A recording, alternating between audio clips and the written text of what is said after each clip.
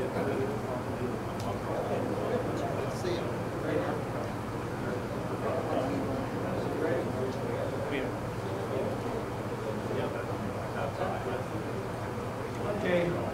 we'll call this session to order. We're here for the interest arbitration for PSCOA in the Commonwealth. My name is Bill Miller. I'm your arbitrator. And with me I have Bill Einhorn and Fred D'Angelo. And I'll let counsel introduce themselves on both sides of the table. I'm going to start with over here. Sure. On behalf of the PSCOA, Eric Stoltenberg. Sitting to my left is Todd Egan, and to my right, Chris Cook. And for the Commonwealth? On behalf of the Commonwealth, Brian Casal and Dave Hackett of Buchanan, Ingersoll, and Maroney, and Brian Knowles with Office of Administration. Okay. And the two gentlemen here? I'm Roy Pinto, the president of the PSCOA. With me is Jason Bloom, vice president. Okay, thank you. We ready to proceed with the presentation? Today we'll be listening to PSCOA. Members of the panel, I just wanted to introduce you to your PSCOA executives that are here on behalf of the Pennsylvania State Corrections Officers Association. Okay. As you've been introduced, President Roy Pinto. You'll also see through the course of our proceedings Timothy Walsh, our executive vice president. Also here seated before you, Jason Bloom, our Western Regional Vice President. Robert Storm, our Eastern Regional Vice President. And John Chernavage, our Secretary Treasurer. These are our elected officials who are now presently serving their second term in each of these positions as we speak. We'll introduce at this time remarks by President Pinto on behalf of the union. We're going to do a little introduction here just so the panel can have an overview of where the PSCOA is coming from and to provide you some background about the association, which is an independent labor organization representing the proud members of the H-1 bargaining unit. Roy, let's begin with some background from you. What part of Pennsylvania are you from? I'm originally from the State College area, a little town called Phillipsburg. All right. And did you go to high school in Phillipsburg? Yes, sir. And after completing high school, what did you do? I entered the United States Air Force, where I served 4 years. Honorable discharge, I assume? Yes, sir. And when you were in the Air Force, did you take any college courses? Yes, sir. Okay. And after you completed your time in the Air Force, what did you do? Did you go into some other form of employment, or did you go right to corrections? I went straight into corrections upon return. Okay. And where did you, what institution did you work at when you entered corrections? SCI Rockview. Okay. For the panel's benefit, since we haven't gotten to that point of the presentation yet, where is SCI Rockview? That is in Bellefonte, PA. All right. And when you went to Rockview and began your career there, what types of jobs did you do? Over the course of my career, I have worked every shift, performed every job inside the institution. All right. And when you were working at Rockview, what was your date of enlistment, if you will, for corrections?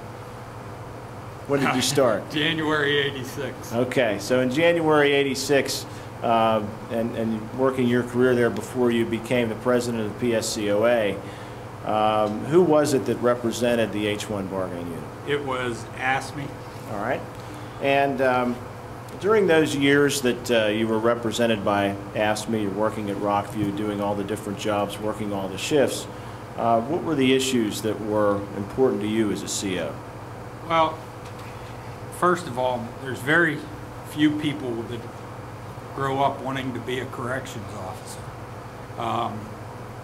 Most of us come to this career for the pay, the benefits, certainly not the working conditions. The issues for us prior to PSCOA was ASME represents roughly in the 80,000 range, a wide variety. At that point, they did what's called pattern bargaining. Pattern bargaining works if you're comparing apples to apples, oranges to oranges. There's no other group out there that can compare with what these men and women do. Their job is very grueling. It's a mental stress as well as a physical stress. They work. One example is they don't get out of work right on 8 hours. Everybody else, they hit a clock, they're done at 8 hours. Most of these guys have been forced, mandated to stay longer than they were scheduled to be there. So there's a lot of things that come into play with corrections that doesn't come into play with other job types. And that really was one of the big factors in the decertification. And when did that occur? When was PSCOA born? 2001. And were you part of that ground floor movement? Yes, sir. All right. What was your role in 2001 when PSCOA was voted in? What office did you hold? I held the Eastern Region Vice President's job. Okay. And how long did you, maybe you can take us through your history. Yeah, I held that position until 2010. 2010, I was elected as president. Okay. And with the birth of PSCOA, what has been the mission in doing the work on behalf of the H-1 bargaining unit?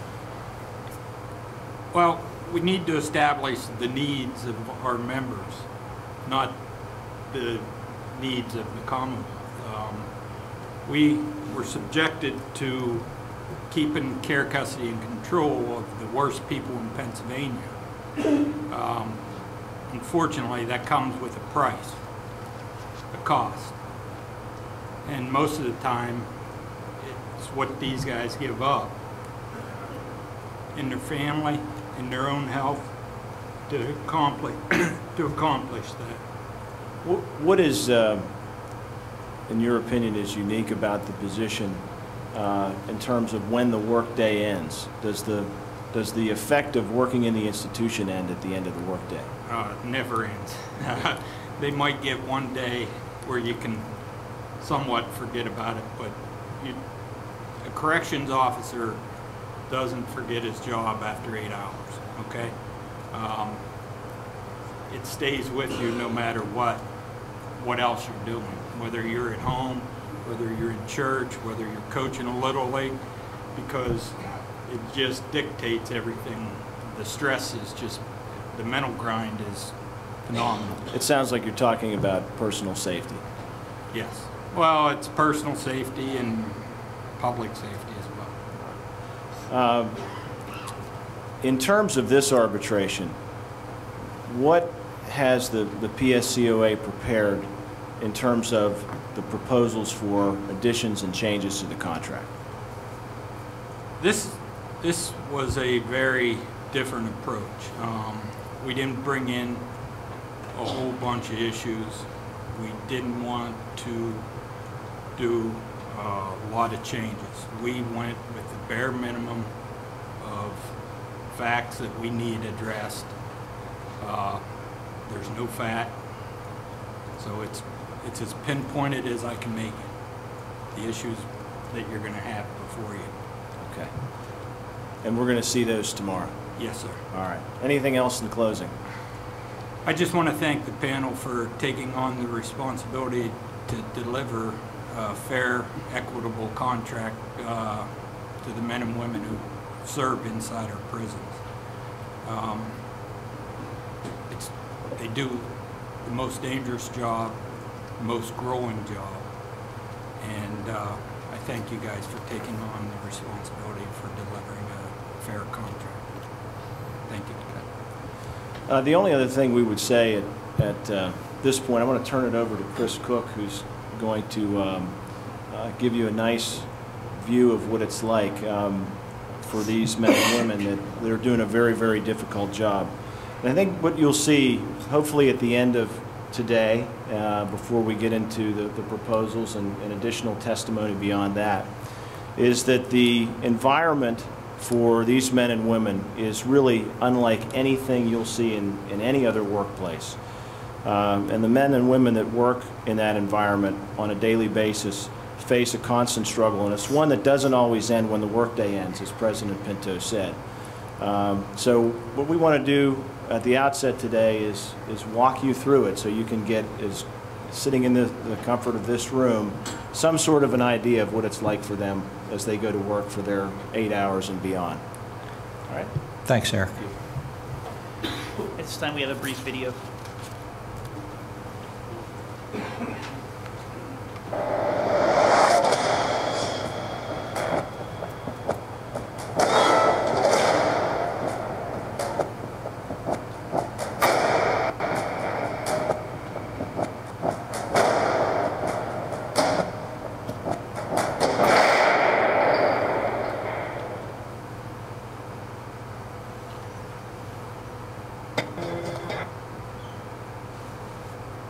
For the last 2 decades, the United States has been engaged in the largest imprisonment program ever attempted by a democratic society. The number of persons incarcerated has soared to levels unknown in American history. There are no signs of the prison surges abating. State prison populations grew 59% in recent years. In state after state, prison capacity is at record highs, but the prison population is even higher.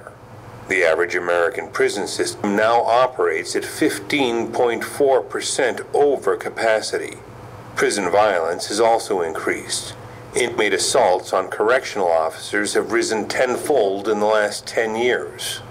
Overcrowding also contributes to inmate assaults on other inmates, as 2 persons with histories of violent assault are placed in a room designed for 1. According to the Pennsylvania Department of Corrections, more than 50,000 individuals are housed in the state's correctional institutions. Over the past couple of years, that number increased by over 4,000. The individuals housed in Pennsylvania correction facilities are some of the most dangerous criminals in our society today. They are often mentally disturbed, violent, and have very little to lose. This is especially true of those inmates who are serving extended or life sentences behind bars with little hope for parole. With so many inmates in such close proximity to those charged with their supervision, it's no surprise that inmate assaults on prison staff average 50 per month. This is a common occurrence, but it is for this reason correction officers require a premium health care program. The job of correctional officers is to supervise, care for, and secure the inmates in the prison. This job is made more difficult by constant prison overcrowding and understaffing.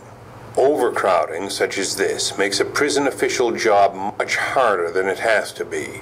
As the number of inmates continues to increase while the number of available cells and beds remains the same, a correction officer's job becomes increasingly more complicated. Inmate fights and collusion among inmates who might plot to harm other groups of inmates or prison staff all increase as the prison population increases. Also making a correction officer's job much more difficult is the attitude and mentality of the average inmate. Very often they're bent on little more than creating unsafe situations and turning order into chaos. Many inmates are masters at inflicting damage and pain on others, and are constantly looking for opportunities under which they may gain the upper hand over the correction officers. Inmates attacking prison officials or groups of inmates plotting organized ambushes on unsuspecting correction officers is not uncommon. Inmates can use brute force to achieve their goals, or they can craft dangerous weapons, often called shanks, from everyday items in their possession. Some common prison weapons are crafted from items like toothbrushes, spoons, and other flatware. Broomstick handles, socks with heavy items in them, pens or pencils sharpened to a razor point. With so many weapons at their disposal and an entire culture based on confrontation, it is no wonder that prison officials have some of the most dangerous jobs in America. Suffering attacks and injuries should not be in anyone's job description. The state should not put their correction officers into dangerous situations without the proper equipment. The number of state and federal prisoners per 100,000 population tripled in the last 2 decades. And the United States now leads the world in the percentage of its population it keeps behind bars, with an incarceration rate of 343 adults per 100,000 population. Expensive as prisons can be, the incarceration of violent criminals is a tremendous bargain. Violent criminals at large can cause hundreds of thousands of dollars in damage each year. When harder to measure costs, such as the pain and suffering of victims, are considered, along with the more quantifiable cost of medical care of victims, funerals, and property destruction, it becomes clear that keeping a violent criminal in prison is an extremely efficient use of tax dollars. Of the 5,434 parolees recommitted to prison, 70% were sent back for violations, according to the Pennsylvania Board of Probation and Parole. Due to the increasing concerns about rising crime and lax judges, voters started demanding tougher sentences. Prison populations in Pennsylvania and nationwide started creeping up. They never stopped. Pennsylvania's inmate population, now more than 51,000, has grown every year since 1976. Murderers account for 21% of state prison inmates, according to statistics from the Department of Corrections. The Department of Corrections manages 25 state correctional institutions, 1 motivational boot camp, 14 community correction centers with a staff of only 15,500 employees. As prison crowding worsens, many public officials are embracing alternatives to incarceration, such as electronic home monitoring, boot camps, and intensive supervised probation. Although those alternatives have their place, their benefits have frequently been overstated. The most effective reform would be to return prisons to their primary mission of incapacitating violent criminals and help the state criminal justice system get back to their basic duty, protecting innocent people. Pennsylvania state correction officers face daily challenges in having to keep order and subdue inmates within correctional facilities. While the occupation is demanding, and the job of correction officer is not for the shy, reserved, or weak, confidence, courage, and the wherewithal to make good decisions and react quickly to any given situation are critical. The Bureau of Labor Statistics reports higher incidence of work injuries than any other career. And inner strength is needed to deal with stress and to separate your personal life and work life. Higher instances of suicide, a rate of 39% above other occupations, occurred in the profession, along with the increasing divorce rates. As far as, if you look at it, you look at the divorce rate as far as the corrections officers, it's really high. I myself went through a divorce it's been about a year now. So, when you think about that, how did the job take a toll? It does take a toll because corrections does change you. You look at things differently, and, everyone else goes to the beach and they're looking at the ocean and they're concentrating on the sound of the waves, and you're looking at the people that are walking up and down the beach and trying to keep track of your kids. When you go to eat in a restaurant, you want to sit towards the door because you want to see who's coming in the restaurant. So it changes you a lot of ways. I think, a better work schedule and a better work shift would definitely make a difference. Honor and integrity are essential to maintain accurate inmate assessments. Infractions of the rules and incidents of misconduct must be reported, and all inmates who are obeying the rules must be treated equally.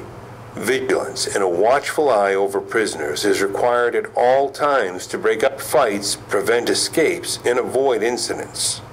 Regular searches of inmates, cells, and visitors are performed. A commanding presence and good communication skills are important, since those who work around cell blocks remain unarmed. Inmates spend the most time around correction officers, so the officer's influence must be strict, yet positive. With proper interpersonal skills, officers can contribute to an inmate's rehabilitation. rehabilitation. No matter what position you're hired for within the department, you'll receive training at the beginning of your employment and throughout your years of service with the agency. New employees responsible for the care, custody, and control of inmates must complete 4 or 5 weeks of basic training, depending on job classification at the department's training academy in Elizabethtown, Lancaster County. A strong work ethic is required. Although officers work 5 days a week and typically 8-hour days and weekends, they are oftentimes required to work overtime and holidays. Inmates must be guarded 24 hours, 7 days a week, so dedication and an understanding of the importance of the job is necessary. Physical strength and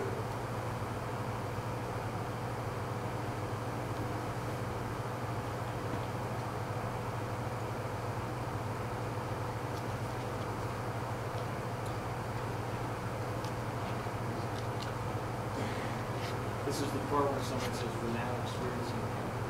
Oh, okay. Pardon.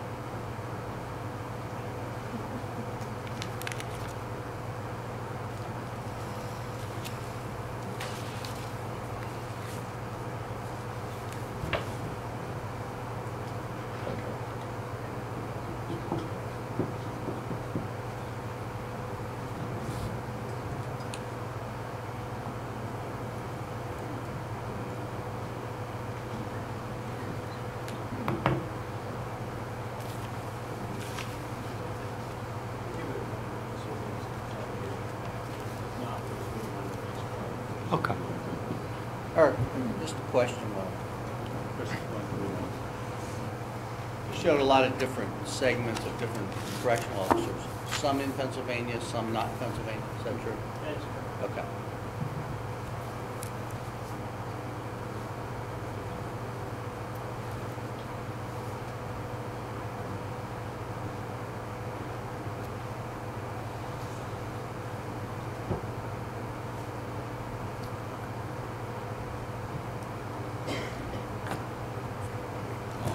Thanks, Brad. Good. Bill, need coffee? Thank you. All right. Is it? You gonna give up, Brad? You're not If gonna. you just, you want to give me 2 minutes? Yeah, we'll give you. Fred, just to, one thing I wanted to. He wants his coffee. No, I know. yeah. One thing I wanted to mention, just in reference to your question, Todd pointed it out, is we don't have the option to film in, here. So that's one of the reasons that what you'll see in terms of some of those attacks, they're from other places. We did a case for Allegheny County Corrections a couple years ago.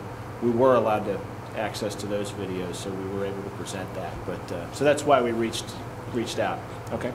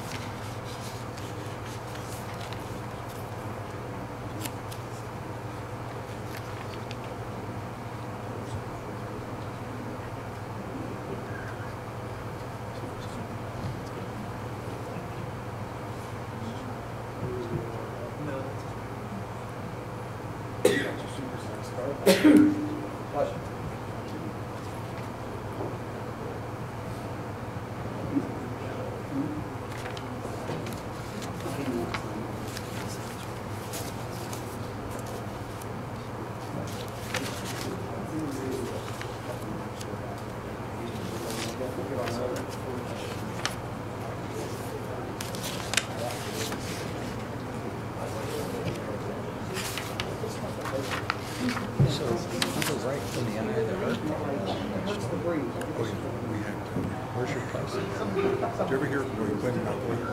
Yeah. Did you ever hear Marvin Gardens? Oh, yeah, Marvin Gardens. Have a house in Marvin Gardens. Is that right in Jersey? It's Absecon Island.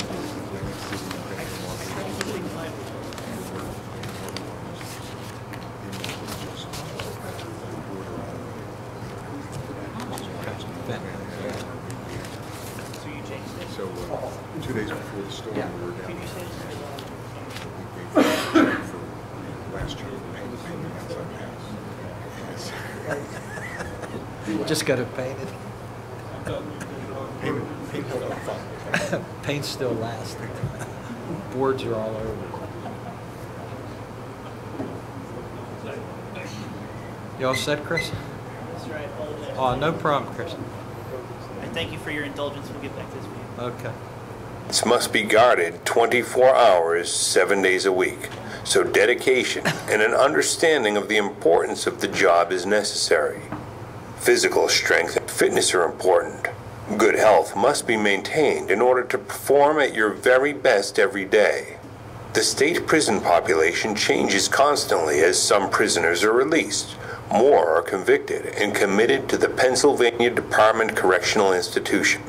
And new offenders are arrested and enter the system. Nearly 51,000 offenders are housed in Pennsylvania facilities at any given time. Regardless of the setting, correction officers maintain order within the institution and enforce rules and regulations to help ensure that inmates are orderly and obey rules. Correction officers monitoring the activities supervise the work assignment of inmates. Oftentimes, officers must search inmates and their living quarters for contraband, like weapons or drugs, settle disputes between inmates, and enforce discipline. Officers also report security breaches, disturbances, violations of rules, and any unusual occurrences. Correction officers cannot show favoritism and must report any inmate who violates the rules. These officers often work in a cell block alone or with another officer among the 50 to 100 inmates who reside there. The officers enforce regulations primarily through their interpersonal communication skills and through the use of progressive sanctions, such as the removal of some privileges. Depending on the offender's security classification, correction officers may have to restrain inmates in handcuffs and leg irons, to safely escort them to and from cells and other areas, and to see authorized visitors. Working in a correctional institution can be stressful and hazardous. Pennsylvania correction officers are oftentimes injured in confrontations with inmates and have one of the highest rates of non-fatal on-the-job injuries. One of the most notable prison riots to take place in Pennsylvania's recent history occurred at the Camp Hill State Correctional Institution, where over 1,000 violent inmates participated in the prison uprising. Numerous prison officials were taken hostage, and prison inmates set afire many of the facilities within the prison grounds, and were responsible for well over $15 million in property during the rampage. After several days, the hostages were freed, and order was swiftly returned to the institution. There were no deaths or escapes. Senate hearings conclude the disturbance occurred as a result of overcrowding, understaffing, and the mixing of violent and non-violent inmates. I ended up with one of the stress-related diseases while I was in there. I still have it to this day. I went out after the riots with hypertension, high blood pressure, as part of the stressors that were inside the jail at the time. That's reversed itself, thank God. I ran our reception area after the riots up until the time that I retired, and I went to the jail, and I'd be in for an hour, 2 hours, maybe 3. I'd end up with headaches and chest pain, and finally the doctor told me, he said, if you don't get out of there, you're going to die. The staff members that were raped, men that were raped, I've talked to a few of them over the years, and it just, they don't want to talk about it. They don't want to hear about it. They're trying to forget it, and they can't. They tell me, hey, we relive those nights day after day after day after day. We need to thank those guys. They did a job. They got messed up because of that job, and they'll never be the same. Many correction officers from this incident develop post-traumatic as well as other psychological disorders. It is essential to have the necessary health care benefits in retirement to meet the needs for these unique men and women who've dedicated their service as correctional officers to this Commonwealth. State corrections agencies have experienced difficulty in attracting and keeping qualified applications, largely because of low salaries and the demanding nature of the job. This situation is expected to continue. Well, when you rotate shifts and rotate your days off, there's just no plan for anything for a home life, for your family and whatnot. You'll go to work, you might be on a set shift, but your days off just continuously change. By establishing a higher quality of life through working conditions and benefits, the Department of Corrections can recruit and retain the necessary individuals to accomplish the thankless job of a corrections officer. It is vitally important to maintain the safety of all Commonwealth citizens. We all owe our debt and gratitude and acknowledge the dedication and commitment from the men and women who serve in our Pennsylvania state correctional institutions.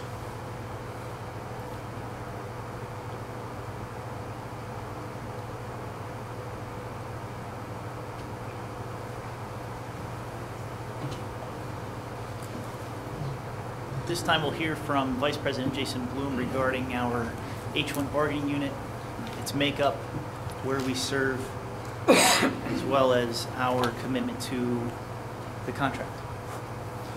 Good morning, I'm Jason Bloom. I am the Western Region Vice President. I was hired in corrections in January of 1992, and I've been with PSCOA in my present position for 4 years.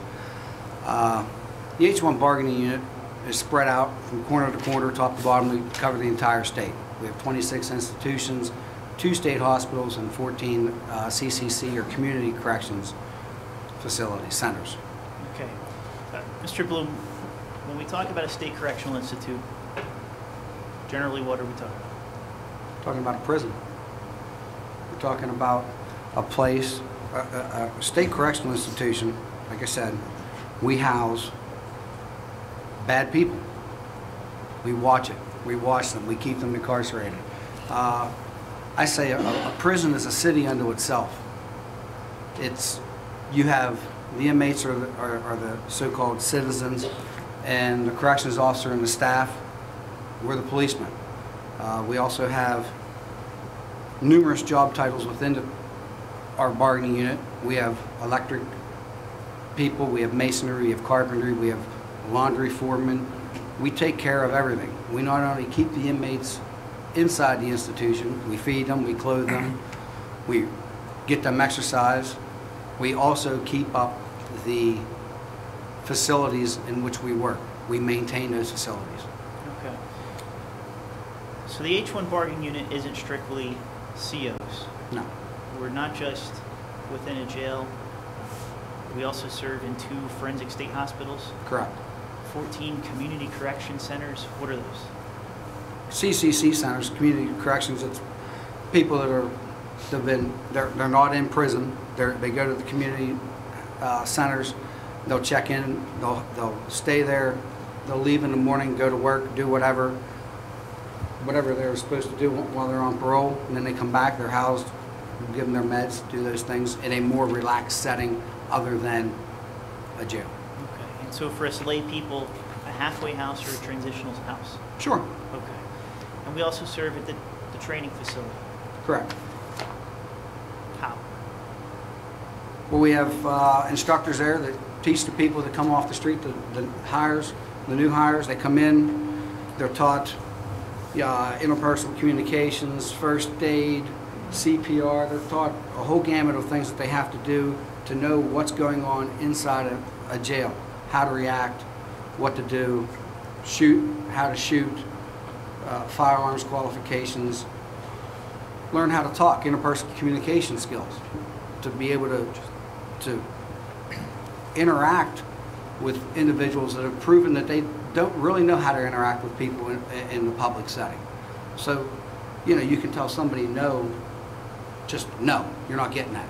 Whereas, no, you can't have that. However, I understand, move on. You got to teach our people how to not escalate a situation that's already a stressful part already in the institution.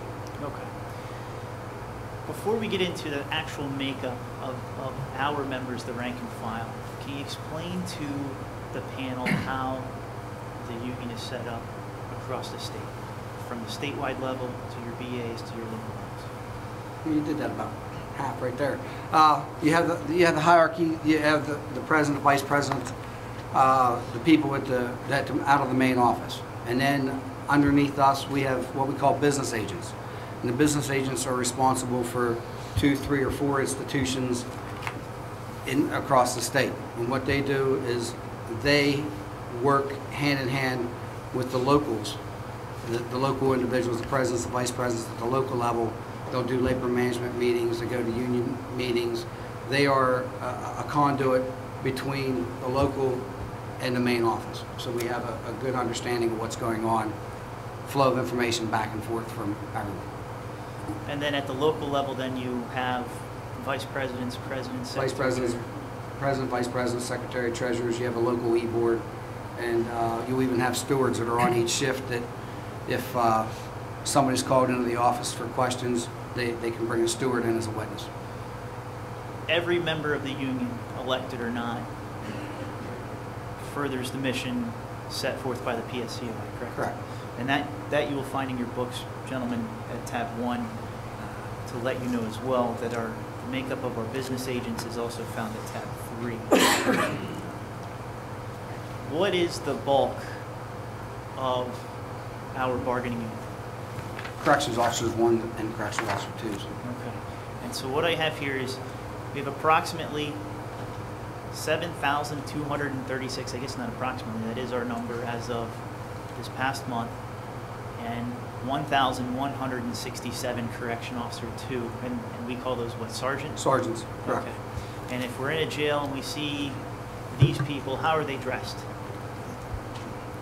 Gray. Okay. And these are the rank and file members of each one of our 26 state institutions? Correct. Okay. We have a little over 1,100 people categorized as maintenance. And members of the panel, you can see these numbers behind tab 4. But what comprises maintenance? Like I said a little bit earlier, you have anywhere from electrical workers, masonry, construction, electronics for defense intrusion systems, a whole gamut, maintenance, repair people.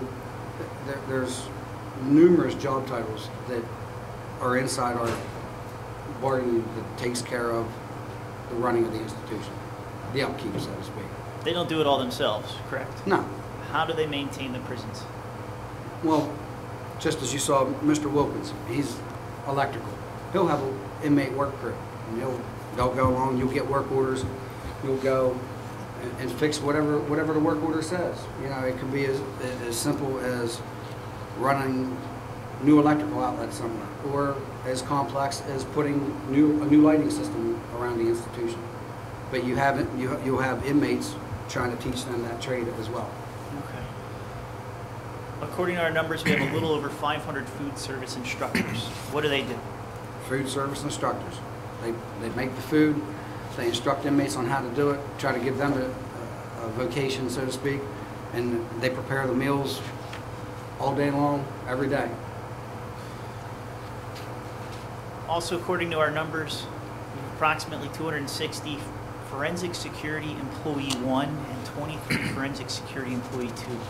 What are those people? They're the state hospitals.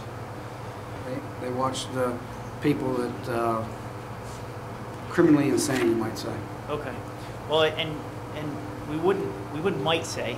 We would say. That the Commonwealth likes to call the folks that we deal with in the state hospitals patients. Now, at each of the hospitals, there are civilian side patients, and then there are those that we deal with. Correct. We're not dealing with anyone who hasn't been committed. We're not dealing with anybody that hasn't committed a crime. Okay. They're violent. They've They're done all something. they're all within the criminal justice system. Correct. Okay. And to make this clear, as opposed to a county level versus a federal level, in order to get into our state prison system, these people must have committed a crime that calls for a sentence in excess of 2 years at the max. Yes. They're not here for singing too loud in Sunday school.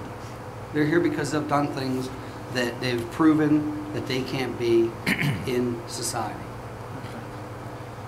Lastly, we have 188 CCC monitors. These are our halfway house monitors. Yes. We'll get into the makeup of those a little bit later. Okay. But a total of 10,571 members in the H-1 bargaining unit. Now, we heard during the video that the DOC operates its facilities with approximately 15,000 people. So we make up 2/3 of the rank and file. Mm-hmm. Okay. So I think what you said was the bulk of our bargaining unit, and represented in the green and the orange, are CO1, CO2. Okay. We have a map here, and it's a little bit hard to see from the table, and what we'll do is we'll either publish this in video format or print it for you at your discretion at the end of the session here. But what I want to show you here, this is the Commonwealth's map of its facilities. Does this fairly and accurately represent where our SCIs are? Yes. Okay. And so you're here, there's a Quehanna, and then Houtsdale. That's where you're from there, in the center of the state? Center of State, Huntington. Okay. A little lower. Sorry. That's all right. It starts with an H. You're close. I apologize. Smithfield and Huntington here. Okay. But these jails, you don't get a good understanding of where these jails are without actually being there. But do they put these jails in our major metropolises? No. No, they're out in the middle of nowhere for the most part. I mean, you have Pittsburgh that's, close to the city, but really it's not in downtown Pittsburgh. These are rural areas. I mean, Houtsdale's in the middle of nowhere. Huntington and Smithfield are pretty close, but that's a small town. Forest is, I mean, you go to nowhere and make a left and you keep on going a little bit and there you run into it. They're not in largely highly populated areas. So you travel to your job. It's because it's not right around the corner. It's not like the elementary school right there. Okay. Let's go through our SCIs so that the panel can really get an understanding here. SCI Albion, and we've gone through them, or we will go through them on an alphabetical level here. SCI Albion, total H1 staff of 360 people, making up that staff in CO1 and CO2, as you can see, 243 and 48. But gentlemen, these numbers are also in tab 4 as well. The capacity and the census being displayed on each one of these tabs, or on each one of these slides, can be found at tab 5. And these are numbers as current through March of 2014, the DOC's monthly population report. So what I'm looking at here, Mr. Bloom, is that if every H1 member in the jail was there, we'd have 360 people, as compared to a census of a little over 2,000 people.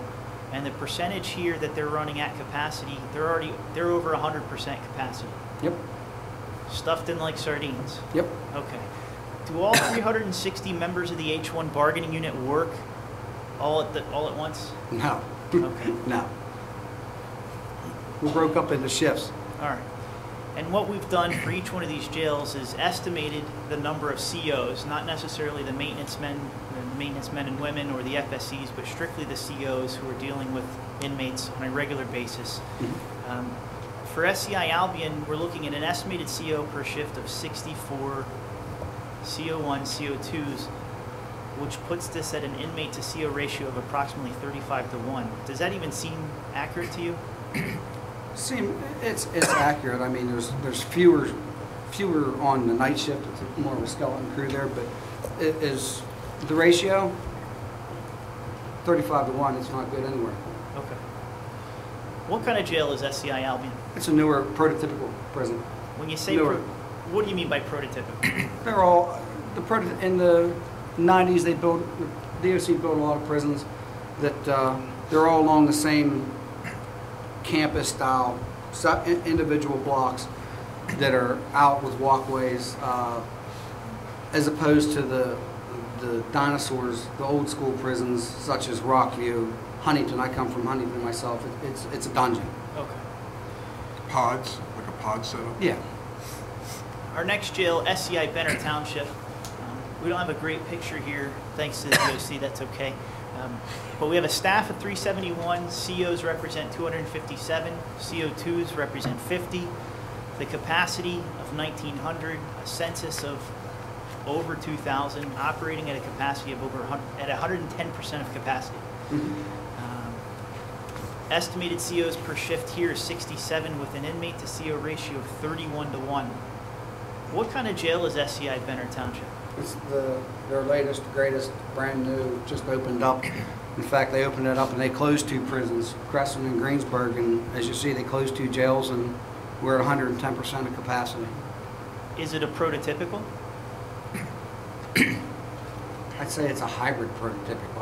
I wouldn't tell you, couldn't put a finger on exactly what it is, but if you were gonna, that's the closest description to it. Okay.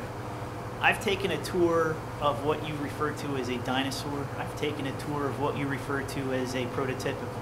I've had a chance to go up to SCI Benner Township, and there was something that I noticed completely different. There's not a keyhole in that place. There's not a keyhole in the joint. Oh. There's not a keyhole. It runs on air, pneumatic, and if something goes wrong and the cell door is shut and I'm in it and there's a fail, there's no hole to put a good old-fashioned key in and open the door. No manual override No. whatsoever. No. Power goes out, doors are stuck open, doors are stuck closed. Yep. You can't manually open any door to save Not one that I'm person. aware of. No. Okay. Something I saw that was kind of unique at SCI Benner, it looked like there was a lot of church vans in the parking lot. Can you explain what those were?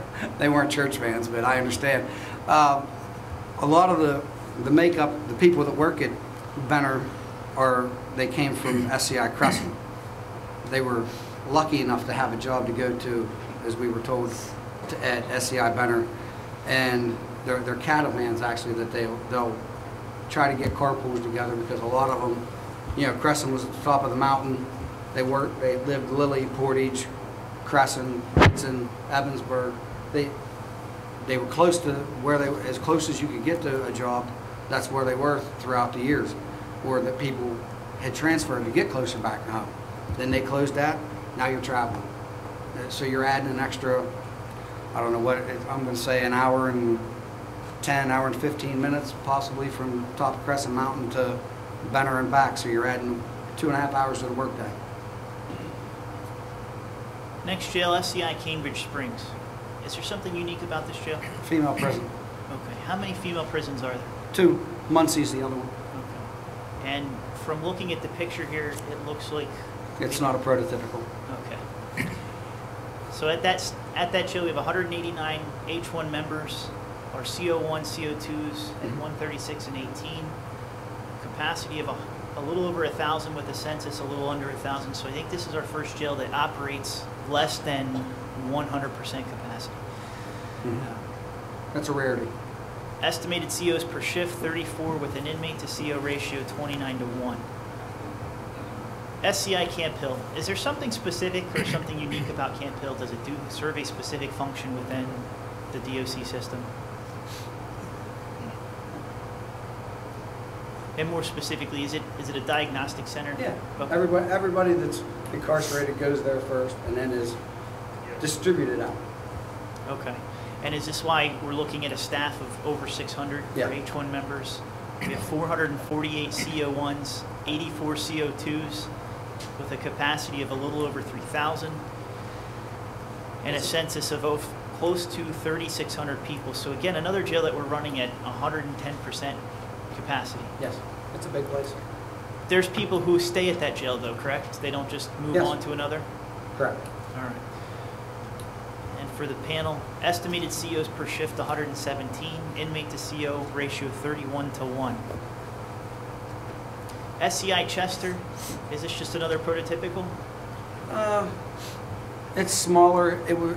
It's more of a, it was for a drug and alcohol treatment type facility, but it's a smaller jail in a smaller land space. Okay, and without belaboring the point though, we have our staff.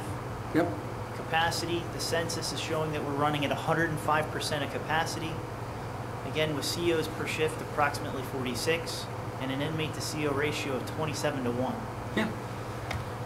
SCI Cole Township. Prototypical. This is our true and true prototypical, is it Yes. not? All right, and we'll hear a little bit more about Cole Township later, Yes, you will. but just want to point out here, one of our prototypicals running at 108% of capacity. We're running approximately 62 COs per shift with an inmate to CO ratio of 37:1. SCI Crescent, where is this jail? Closed. When did that happen? A little over a year ago.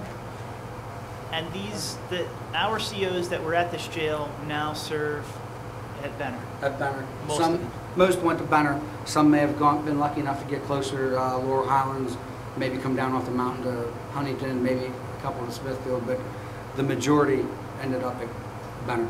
Okay, and these were people that lived, Like I said, Evansburg, Closer. Crescent, Lilly, that area. okay. We'll kind of run through here. SCI Dallas, with the capacity, they're running at 110% of capacity. A CO, inmate to CO ratio of 28:1. Yep. Instead of you testifying, because we're happy to take notice of your truck. Yeah. Well, that's questions.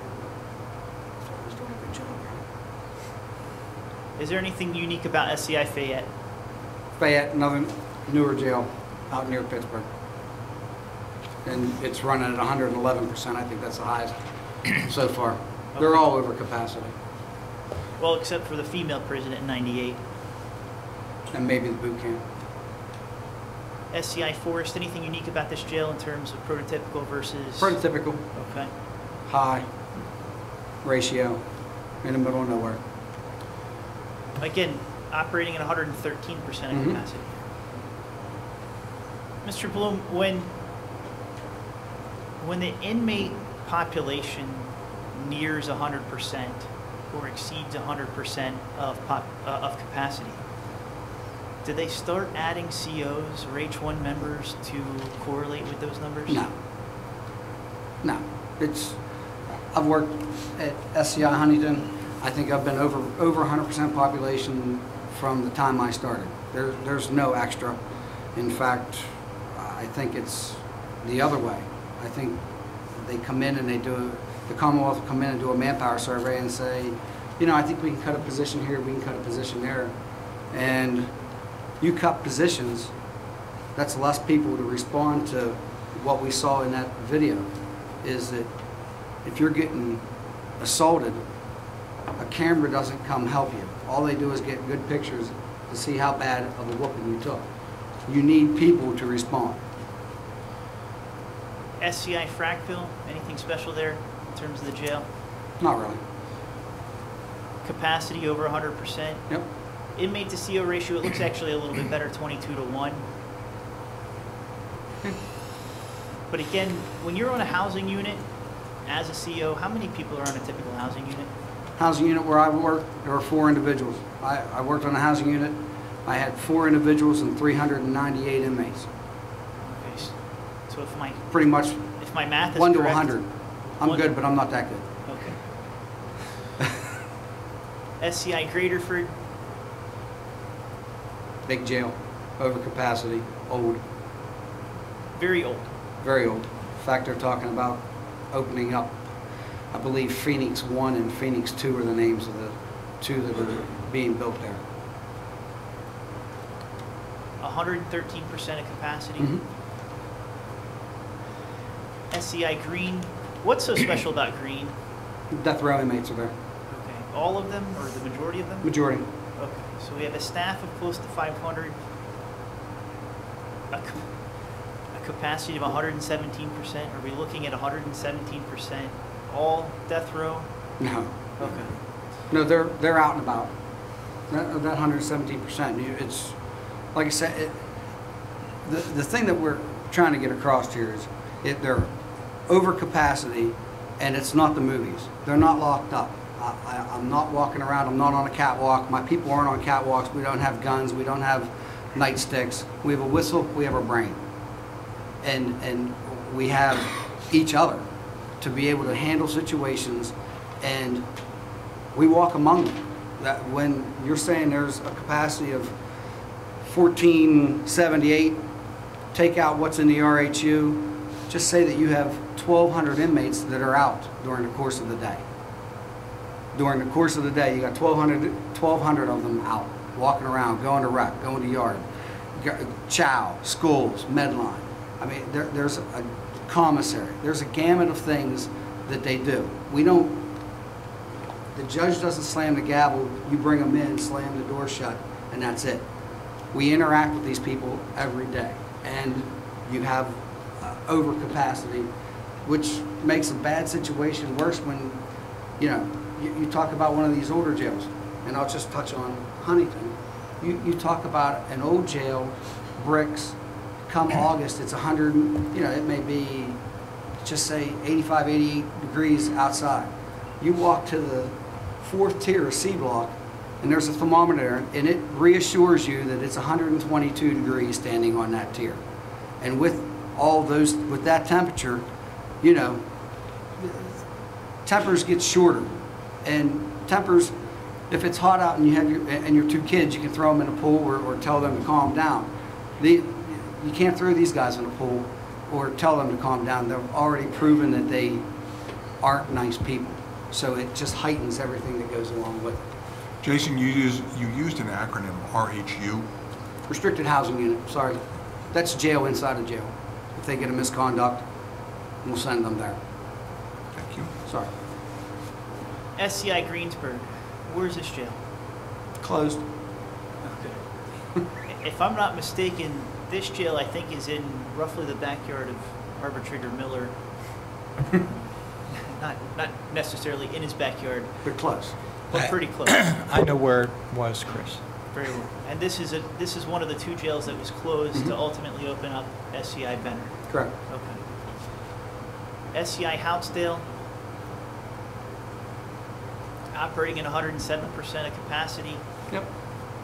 Much higher inmate to CO ratio out there. Yeah. Where is Houtsdale? We used a little pointer right in the middle of the state. Okay. SCI Huntington, this is your jail. That's my jail. And from the picture, it definitely doesn't look like what we call a prototypical. No, it's been around for a long, long, long time. Okay, and looking at the numbers, a staff of 450, COs over 300, CO2 45, capacity 1,800, census There you go. 2105. Now, to this point, alphabetically for the jails, this is the highest capacity jail that we've gone through. I believe. And we have an estimated CO per shift of 80 with an inmate to CO ratio of 26 to 1. Can you take us through your day at SCI Huntington? Well, in Huntington, it's, and this is the same whether it's a prototypical or an older prison. Basically, when you come in, and I'll just say, I'm coming in on 6 to 2 shift. I come in on 6 to 2. I come down. I ask what's going on. I get a report from the night shift officer. What's going on? Anything new? Anything good? The important facts of the day. Nope. Okay. He's relieved. First thing we're going to do is we're going to count. And when I say by count, it's going to go two staff each tier. You're going to count. I'm going to check your count. I'm going to walk right behind you. Boom, boom, boom, boom, boom. We're going to do that. We're going to count. Make sure we haven't lost anybody through the course of the evening, because we're paid for care, custody, and control. We like to have the same number that we started with. Phone that in. Get the count. The count's cleared. Everything's good. Next thing you do is, okay, we're calling chow for A block. Release the hounds, they're out. Boom, pull the tiers. And when I say at Huntington, when I say pull the tiers, it is, we have one long switch bar, and it'll cover all 35, 36 cells, however many cells are on the side of the block. Unlock it, pull the bar, doors come open, and out they come. They may stop at the desk to ask for, can I go to the commissary? I need a roll of toilet paper. You know, where's my pass for school? Go to chow. And what we do at prisons is continuous feeding.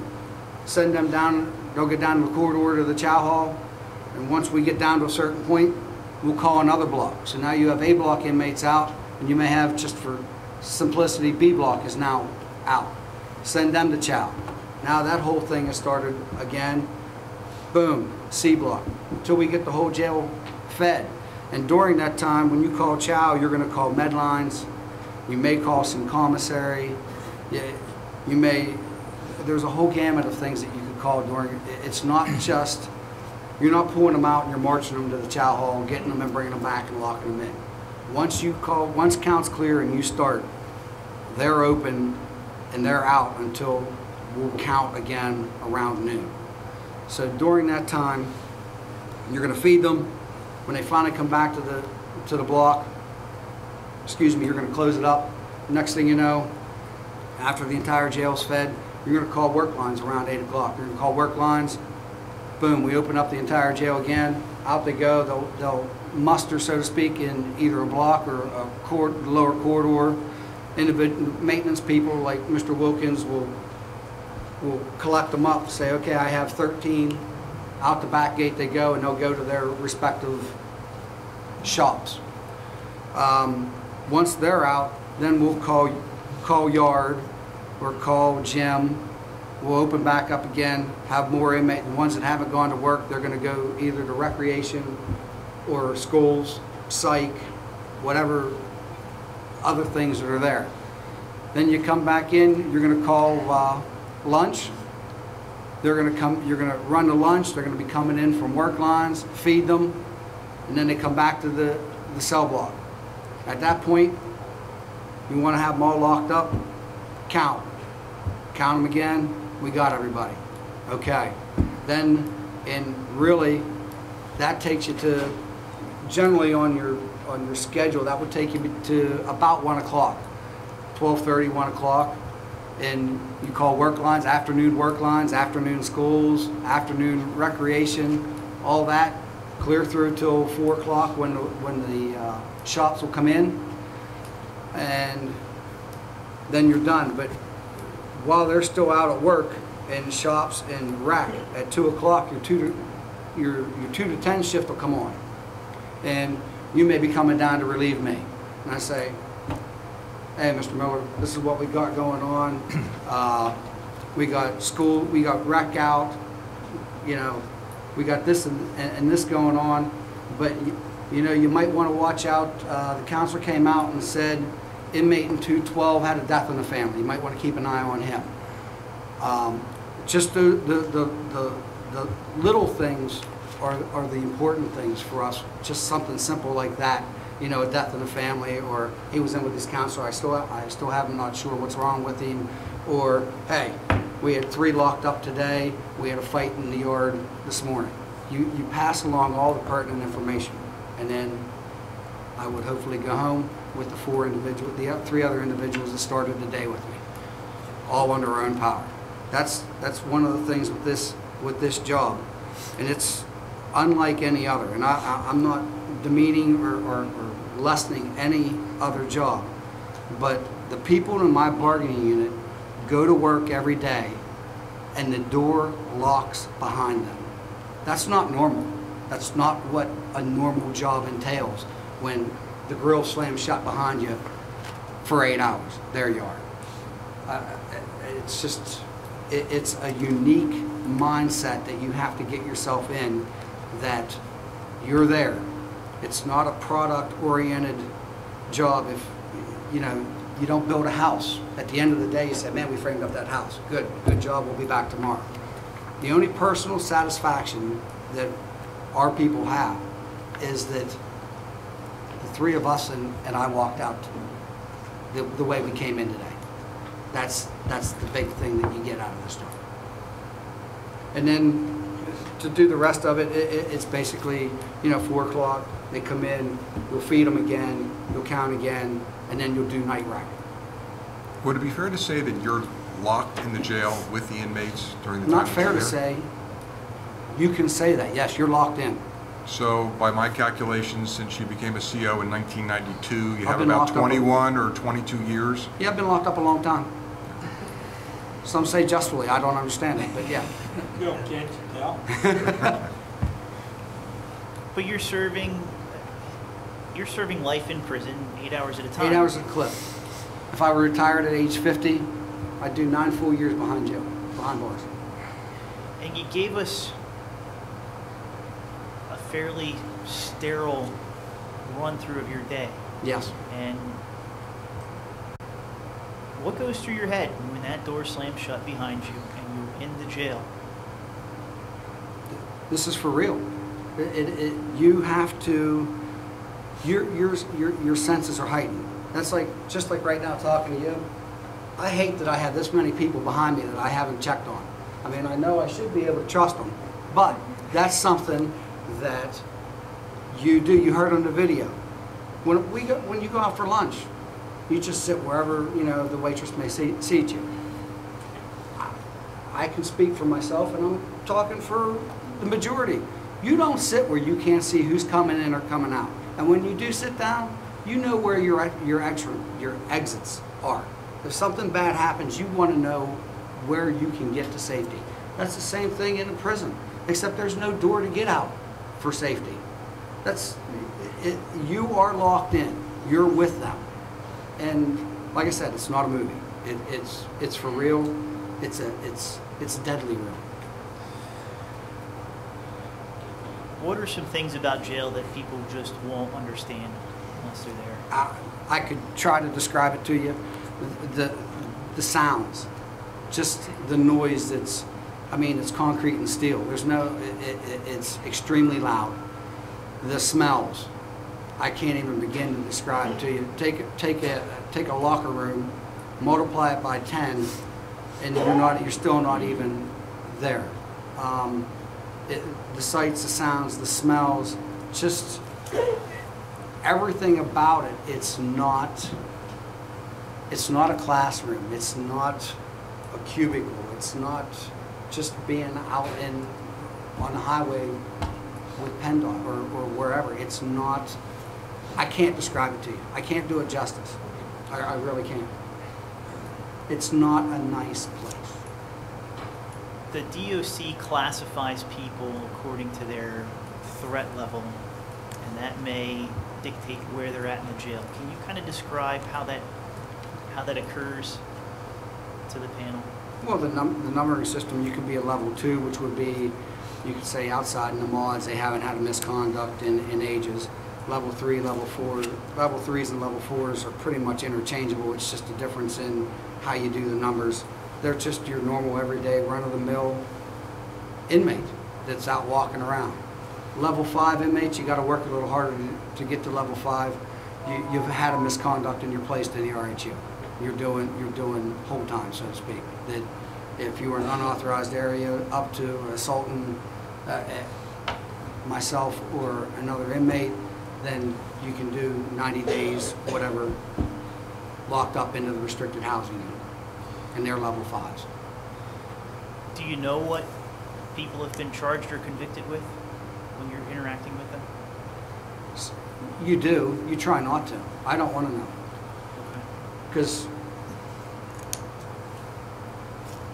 you have to interact with these people all day long, every day, 8 hours a day. On a cell block, you see the same people every day. I don't want to know if he's a rapist or a child molester or a murderer. You just try to deal with it as that's John Smith or Barry Williams. You just deal with them the way they are, so you don't. It's already bad enough where you're at. You don't want to bring more into the game, so to speak, and look upon them less, I would say. Does the level of inmate change how you handle any inmate in that jail? Does the level of inmate, 2, 3, 4, 5, does that numbering system change how you handle and interact with any inmate in that jail? Not really, but a level 5 inmate is a level 5 inmate. He's getting recreation. You got to bring him out of his cell to put him into a secure exercise unit if he wants to go. Whereas a level 2 inmate is, he's in the mods and he's going out to work. He's pretty much one step from being out the door, whereas a level 5 inmate is a jackass. He's just proven that he can't interact anywhere he's at. So yeah, you do treat them differently. Okay. This is from a CO's perspective. We also have maintenance people as well as FSIs in the jail. Correct.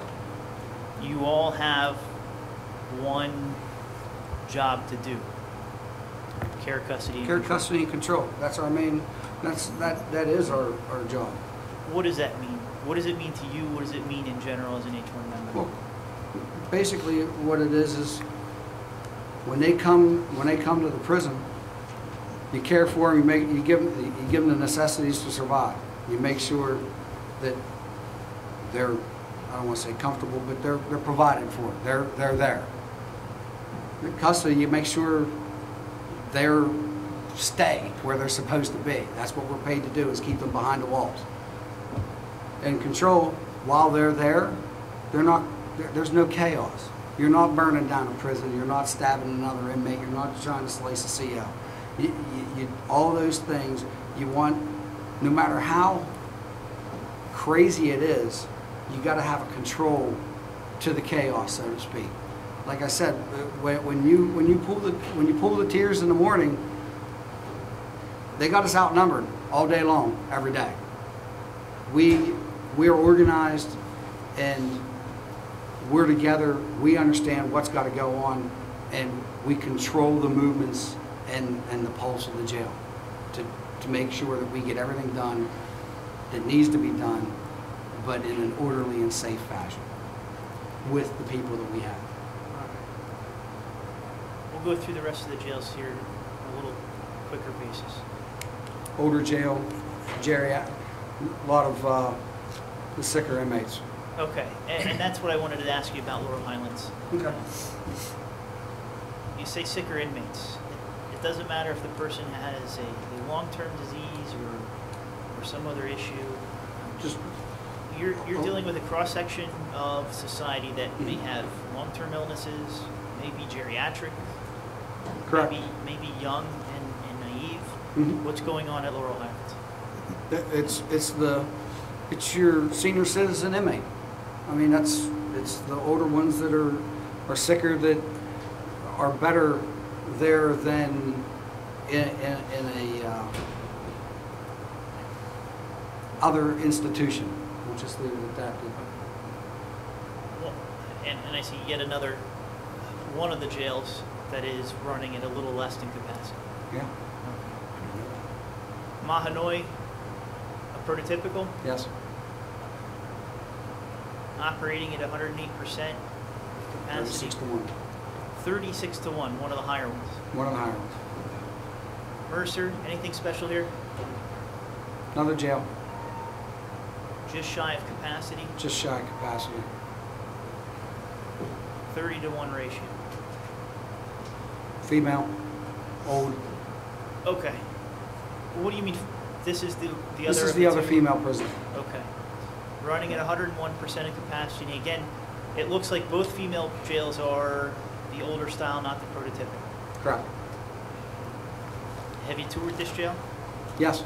Is it not like Huntington? It's old. Okay.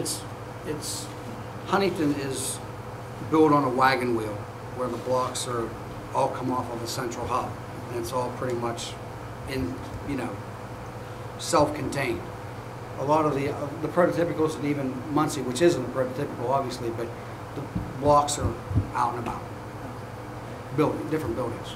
The sun hits this place though and it turns it into a brick oven. Mm-hmm.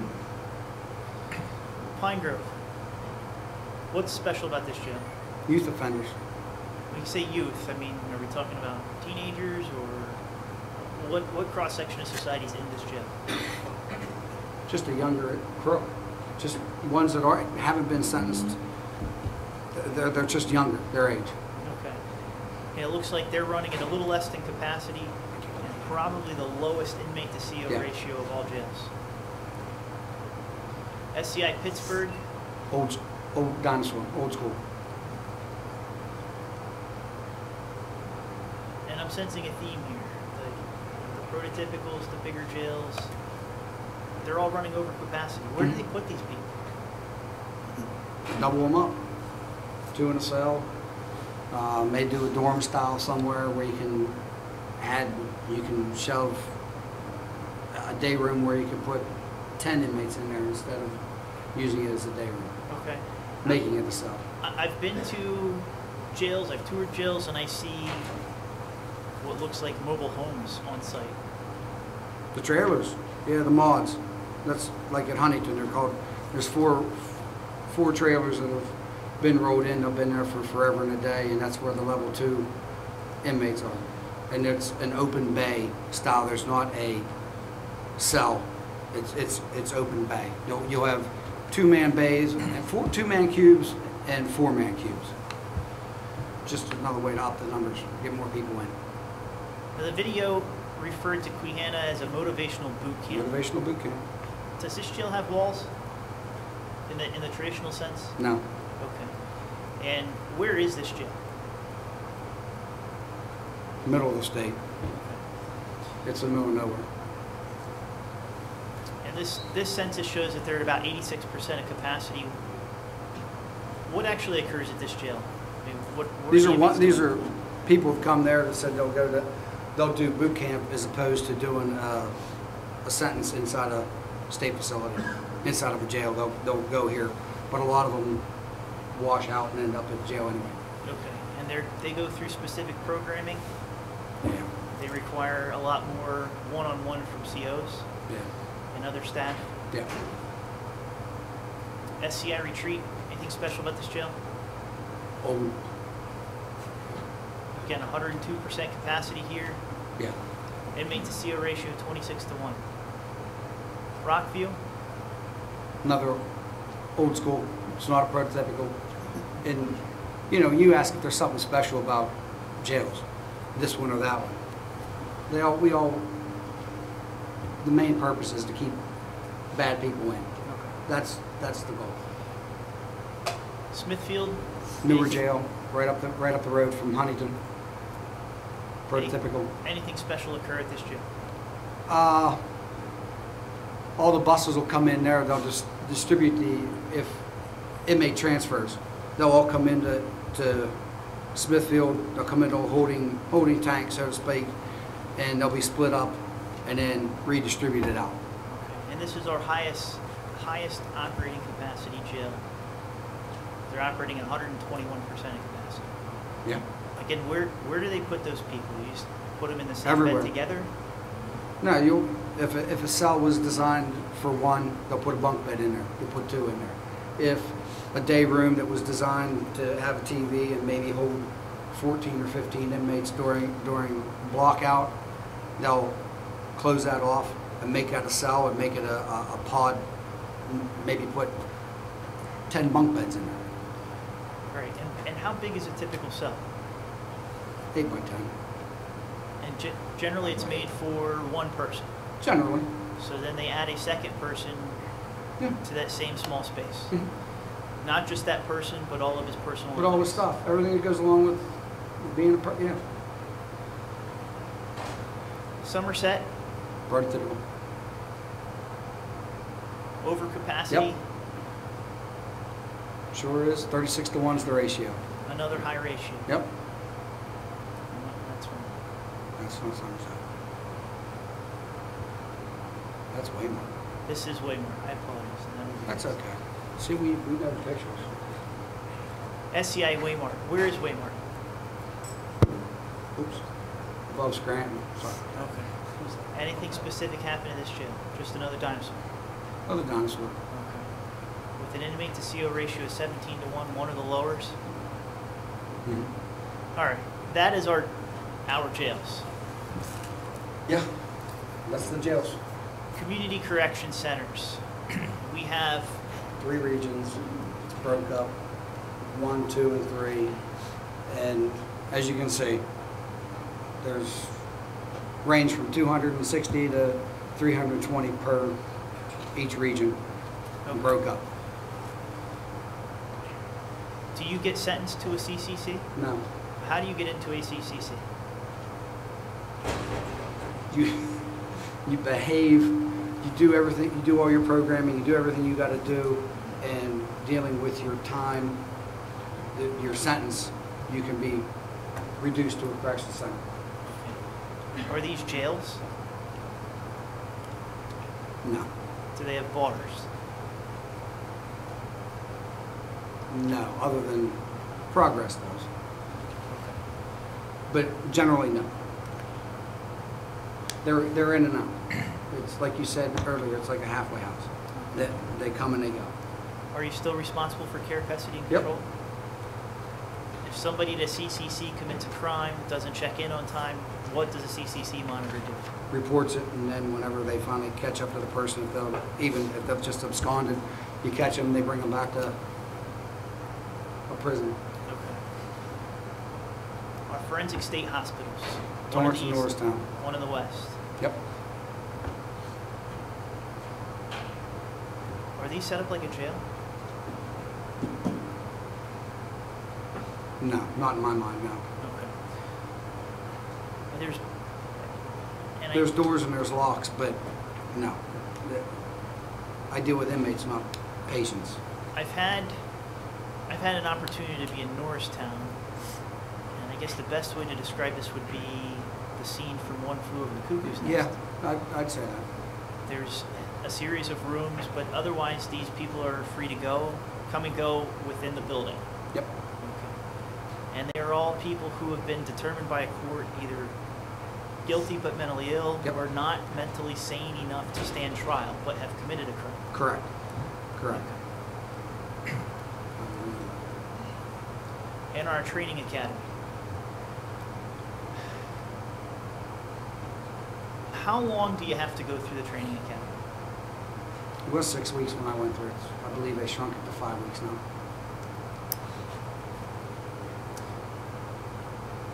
And that's for everyone within the H-1 bargaining unit? Everyone who qualifies with firearms, correct. Okay. Is that the only schooling you get? No. Then you have your 40-hour mandatories that are prescribed every year that you do at the prison. Okay. And But members of firearms is one that you do every year. That's Tab- mandatory every year. Tab number 6 is the listing of the mandatory yearly or every so yearly trainings that are required year or every 2 years or 3 years. But just to get an idea, I mean, what are you training on every year?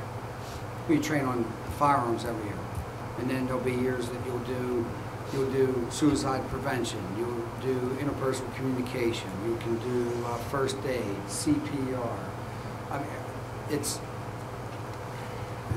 you're trained for different things. It's not throw you in, lock the door, okay, watch them, don't lose anybody, and leave. It's not that simple. There's definitely they're highly trained personnel that do this job.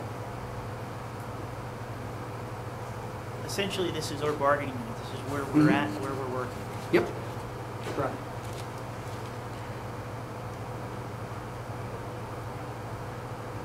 Your job at the state level is to ultimately ensure the terms and conditions, defend your contract, generate a new one. Correct. What did you do, you as a executive body, do to prepare for a successor contract? Well, for this latest contract, what we do is we go out and we tour institutions. We get, we talk to the people, and like I said earlier, we talk to the BAs, get a feel from them. But one of the things that we also did was we sent out and I'll say a survey, but the survey was very generic. It was simply, give me your top 5 things that you'd like to see addressed for the contract, for interest arbitration. And, you know, why everybody works is the two obvious, we're paying benefits. I mean, that's why everybody does what they do. One of the other ones was leave, stressful job, you like some more time off, and pensions, because everybody wants to be able to retire and have a little jingle in their pocket. Okay. So in terms of your survey results, even at the informal level, those were the kind of things that you expected from your members? Correct. As a majority of items? Right. But so everyone's concerned about wages, everyone's concerned about generally benefits,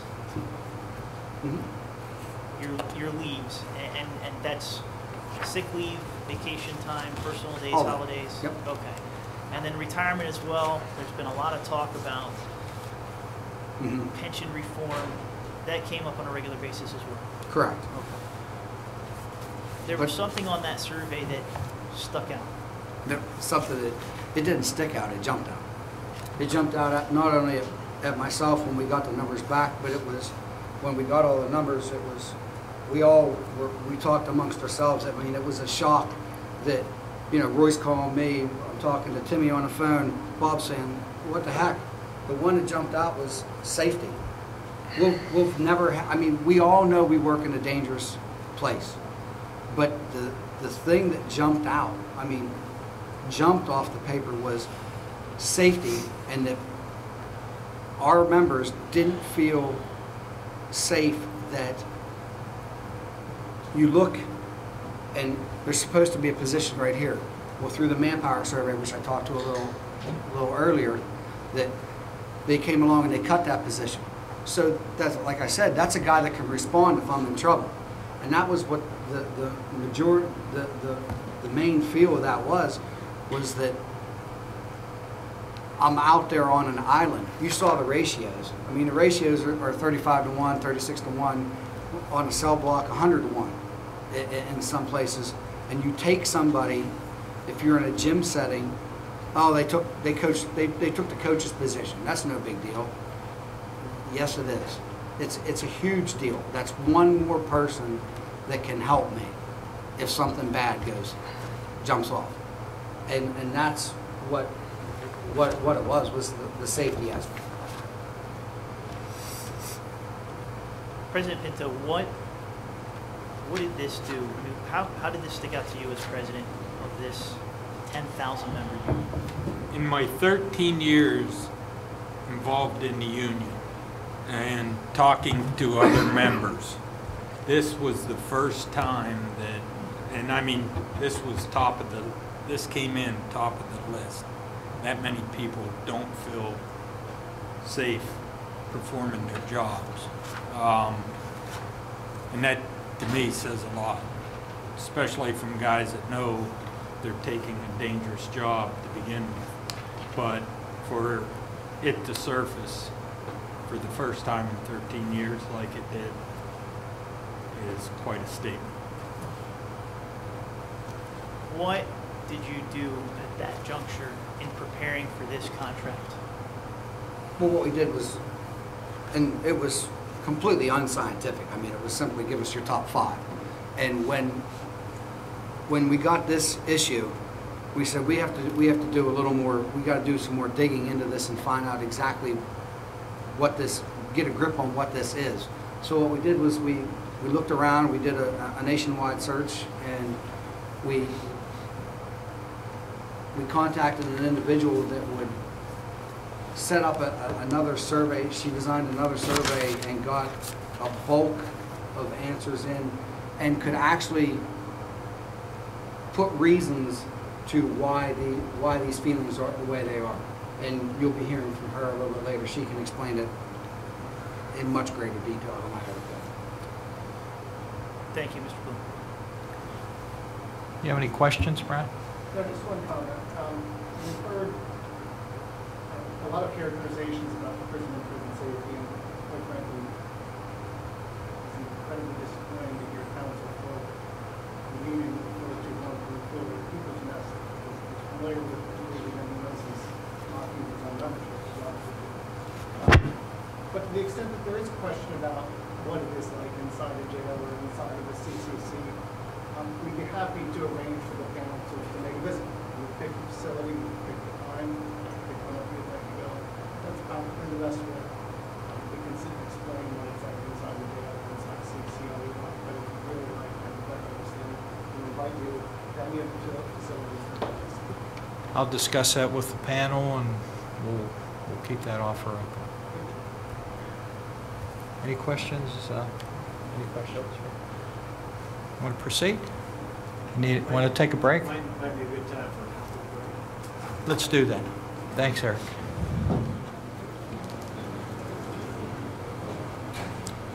You're good to go, Todd? Yes. Okay. Todd, you could proceed.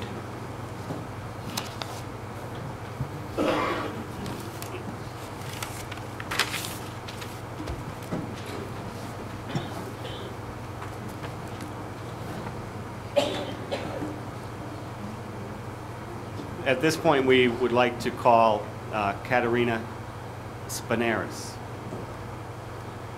Katerina Spinaris, the first thing we'll do, and I think we can get this done before lunch, is we can identify, go through her CV, and maybe get into the testimony a little bit. We'll see how far we can progress. So at this point in time, Katerina, could you please first go through your educational background for the panel? Yes. Good morning. Good morning. I've got earned a Bachelor of Science in Psychology from the University College London in England. And then I got a Master's and a PhD in Psychology from the University of Calgary, Canada. And then I also got a Master's in Counseling Psychology from Leicester College in the United States. Okay. And Doctor, could you tell us your master's that you received? What was the major that you studied to get your master's? You have two different masters. Two different masters, right. And one was on incidental intentional learning. It was memory and learning. And then the second master's that I got did not require a thesis. It was all on counseling psychology treatment aspects. Okay. One was research, one was treatment. And your first master's was received in 1978? Yes. And then your second master's, when was that received? 1993. Okay. You also have a PhD. Could you tell us a little bit more about the PhD Yes, and when that was received? I got a doctorate in psychology, and it was 1981, and on memory and aging and learning from the University of Calgary in Canada. Okay. Now, you have a degree from London, you have a degree from Canada, and a degree from Colorado. Where do you currently reside and practice out of? Colorado. Could you describe how and where you ended up in Colorado? Well, from Canada, I moved to Colorado, Denver, Colorado, where I had a private practice for about 18 years or so, independent practice treating individuals, couples, adults and teenagers, and specializing in the area of post-traumatic stress, trauma-related issues. And then I moved from Denver to Fremont County, which is 2.5 hours outside of Denver. Moved to Fremont County, Colorado, and my purpose was to semi-retire and work 3 days a week and continue my private practice. And it so happened that you can probably ask more about that later. Before we get into that part about it, let's talk about how long you were in private practice and what you did in private practice. When did you start private practice as a counselor? 1984, and I continued, well, till maybe 2011 in private practice, overlapping with Desert Waters correctional outreach work. Okay. So about 24 years in private practice? Yes. Okay. And when you say private practice and counseling, could you just give us a description of what that entailed? I had an office in the community, and people would like to come and receive services. I was not part of a mental health center or a hospital, meaning I did not work as an employee of a mental health center or a hospital. I was self-employed in independent practice, and I would treat people for various issues like mood disorders, some couples issues, like I said, post-traumatic issues, anxiety, etc. Okay. So it was an individual one-on-one? One-on-one or couples, yes. Mostly one-on-one. Okay. Now, you talked about moving your practice to Colorado, and then at a certain point, moving from Denver to No, actually, I started my practice in Colorado, and I moved from Denver to the Canyon City, Florence area in Fremont County, Colorado. Yes. Okay.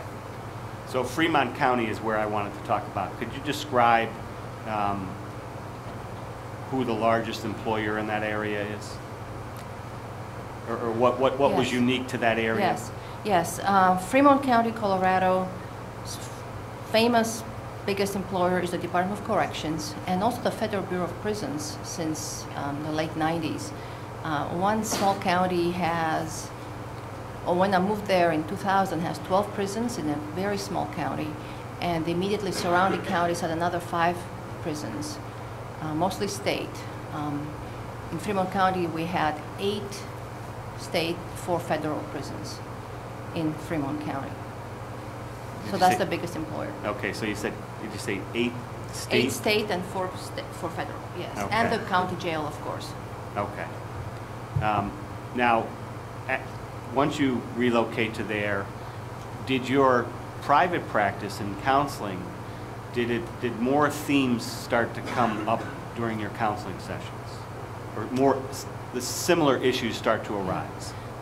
Well, when I set up shop, so to speak, and I started seeing people in Fremont County, I started getting clients that were corrections related, meaning staff corrections related, either current employees or retired employees from corrections, or their family members, former spouses.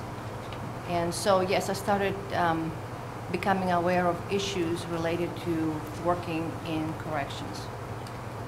Okay, and what are those? What were the general issues that you began to see more and more of?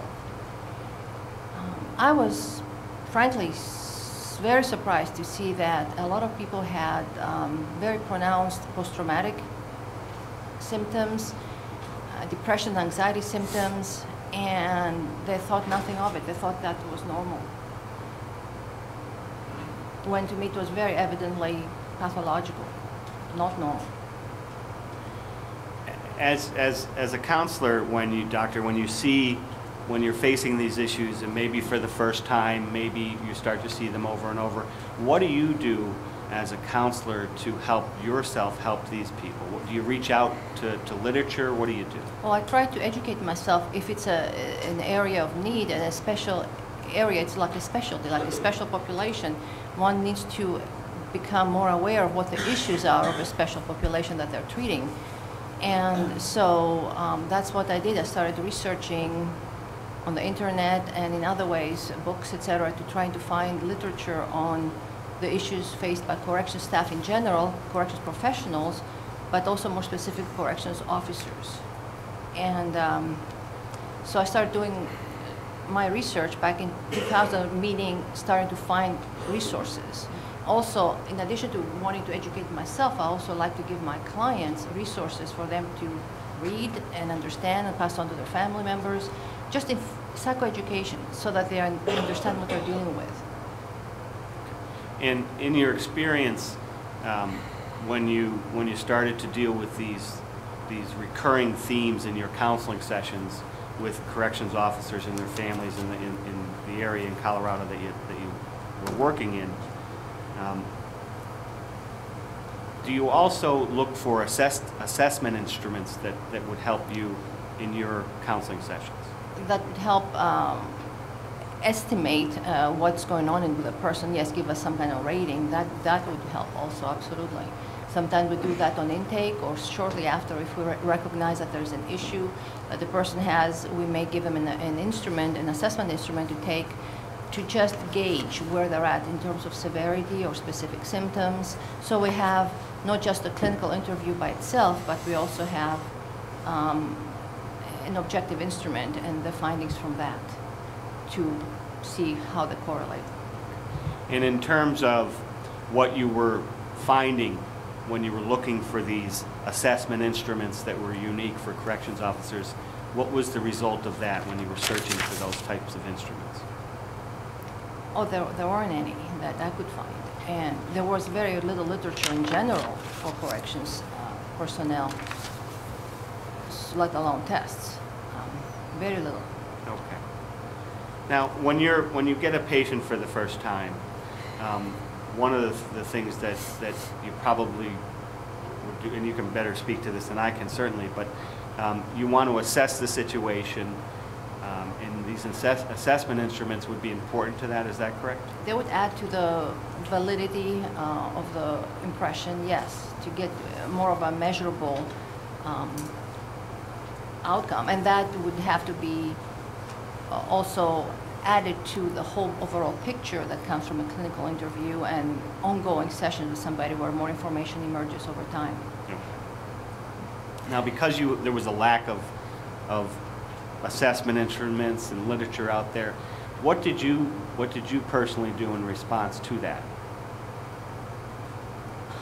Well, I'd gone with the intent to semi-retire, and I kept looking for materials, and I kept finding very little, and I talked to some other therapists in the area, and I realized that corrections personnel were really in the blind spot, meaning people did not really know a lot about them other than maybe what people had seen in movies and maybe a few clients that had patients to treat. And so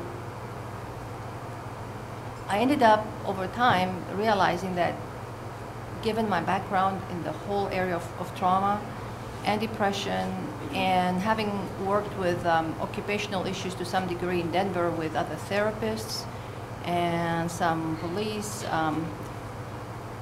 and veterans, that really, given that I saw the need and I had tools, that I needed to start developing materials for these people and specialized for the identification of issues that corrections personnel have, specifically corrections officers, and for interventions and treatment, both at the individual level and, as time went on the systemic level, organizational level. Is that the basis for the creation of Desert Waters, or did that come later on? How did that start? Well, I moved in the year 2000 to the Fremont County area. Desert Waters Correctional Outreach was set up as a 501c3 tax-exempt organization in March 2003. Okay. So Desert Waters starts, and what's the focus, what's the goal of Desert Waters? The occupational, personal, and family well-being of corrections staff and their families. It's entirely focused on corrections personnel, be it if they work in prisons, jails, community corrections, probation and parole, youth, but it's correction staff, people who are holding somebody in or accountable. Yes. And that starts in 2003. You indicated earlier that your private practice, you were still in private practice until. Well, I maintained a very small private practice on the side as I continued developing Desert Waters, where I started seeing also patients through Desert Waters directly. Okay. In Desert Waters, you're the executive director of Desert Yes. Waters. Who else is employed by Desert Waters? We have a psychologist, the director of research, Michael Denhoff, Dr. Michael Denhoff, and we have a training manager who is retired from the Oregon Department of Corrections after 30-some years. And we also have an assistant and some other helpers around the office. And office manager, etc. How, you talked about your private practice and counseling spanning over the 24-year period. How did that help you or bridge you into doing what you do today with Desert Waters? Well, it has given me a lot of experience working with people of different populations, and especially in the area of, like I said, trauma and mood disorders, and has given me appreciation of what issues come into play with those populations. And also it has, while I was having a private practice treating, I also offered trainings for other professionals, psychologists, etc., in Denver. And with Desert Waters, we're doing a lot of trainings and interventions with correction systems, like organizations, like departments of corrections. So they're totally, my past experience totally lends itself to building now with a focus specifically on corrections staff issues and their families. The one-on-one counseling that you did for 24 years, leading up to Desert Waters, you had said to me in private conversations that you believe that Desert Water was more than a job, it was almost a calling to you. Oh, absolutely. I had no intention whatsoever to get involved in something that I knew would be extremely time-consuming and it would take a total focus, a total dedication, because we were outsiders with no reputation, no work in the field of corrections or law enforcement, totally out of left field, like coming in to speak to issues related to the personnel. And so absolutely it was a calling, and which I wasn't very happy about for 2 years, because I wanted to semi-retire and play, and I knew it was going to be a lot of work, and we've never worked as hard as we have in our lives, but it's never been as rewarding and reinforcing and a privilege to be doing this work. It's totally a privilege. We get to do this. I get to do this. So the 3-day work week is out the window? Out the window. It's more like 6-day work week. Yes. Yes. Yes. Yes. It takes a lot of self-discipline to keep the 7th aside to renew myself. But the need is vast throughout the country. It's unbelievable, the amount of need in corrections and how people who work in corrections on all ranks and all disciplines, they've been in the blind spot. They've been totally underestimated and undervalued and really not seen, out of sight, out of mind. And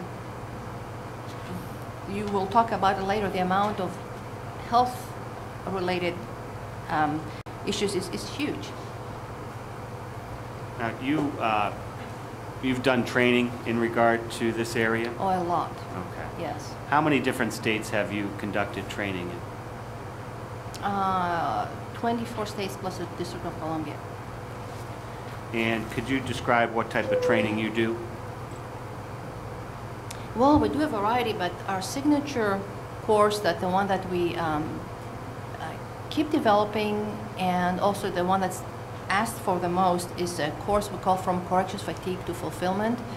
I coined the term corrections fatigue actually back in 2000 when I first moved to the area, and by that we mean the changes that happen in people, both in their personality and also in their health and also in their work environment, meaning the whole culture changing as a result of their exposure to different types of stressors on the job, organizational, operational, traumatic. We can talk more about that later if you wish, or please ask me a question if you need more detail on that.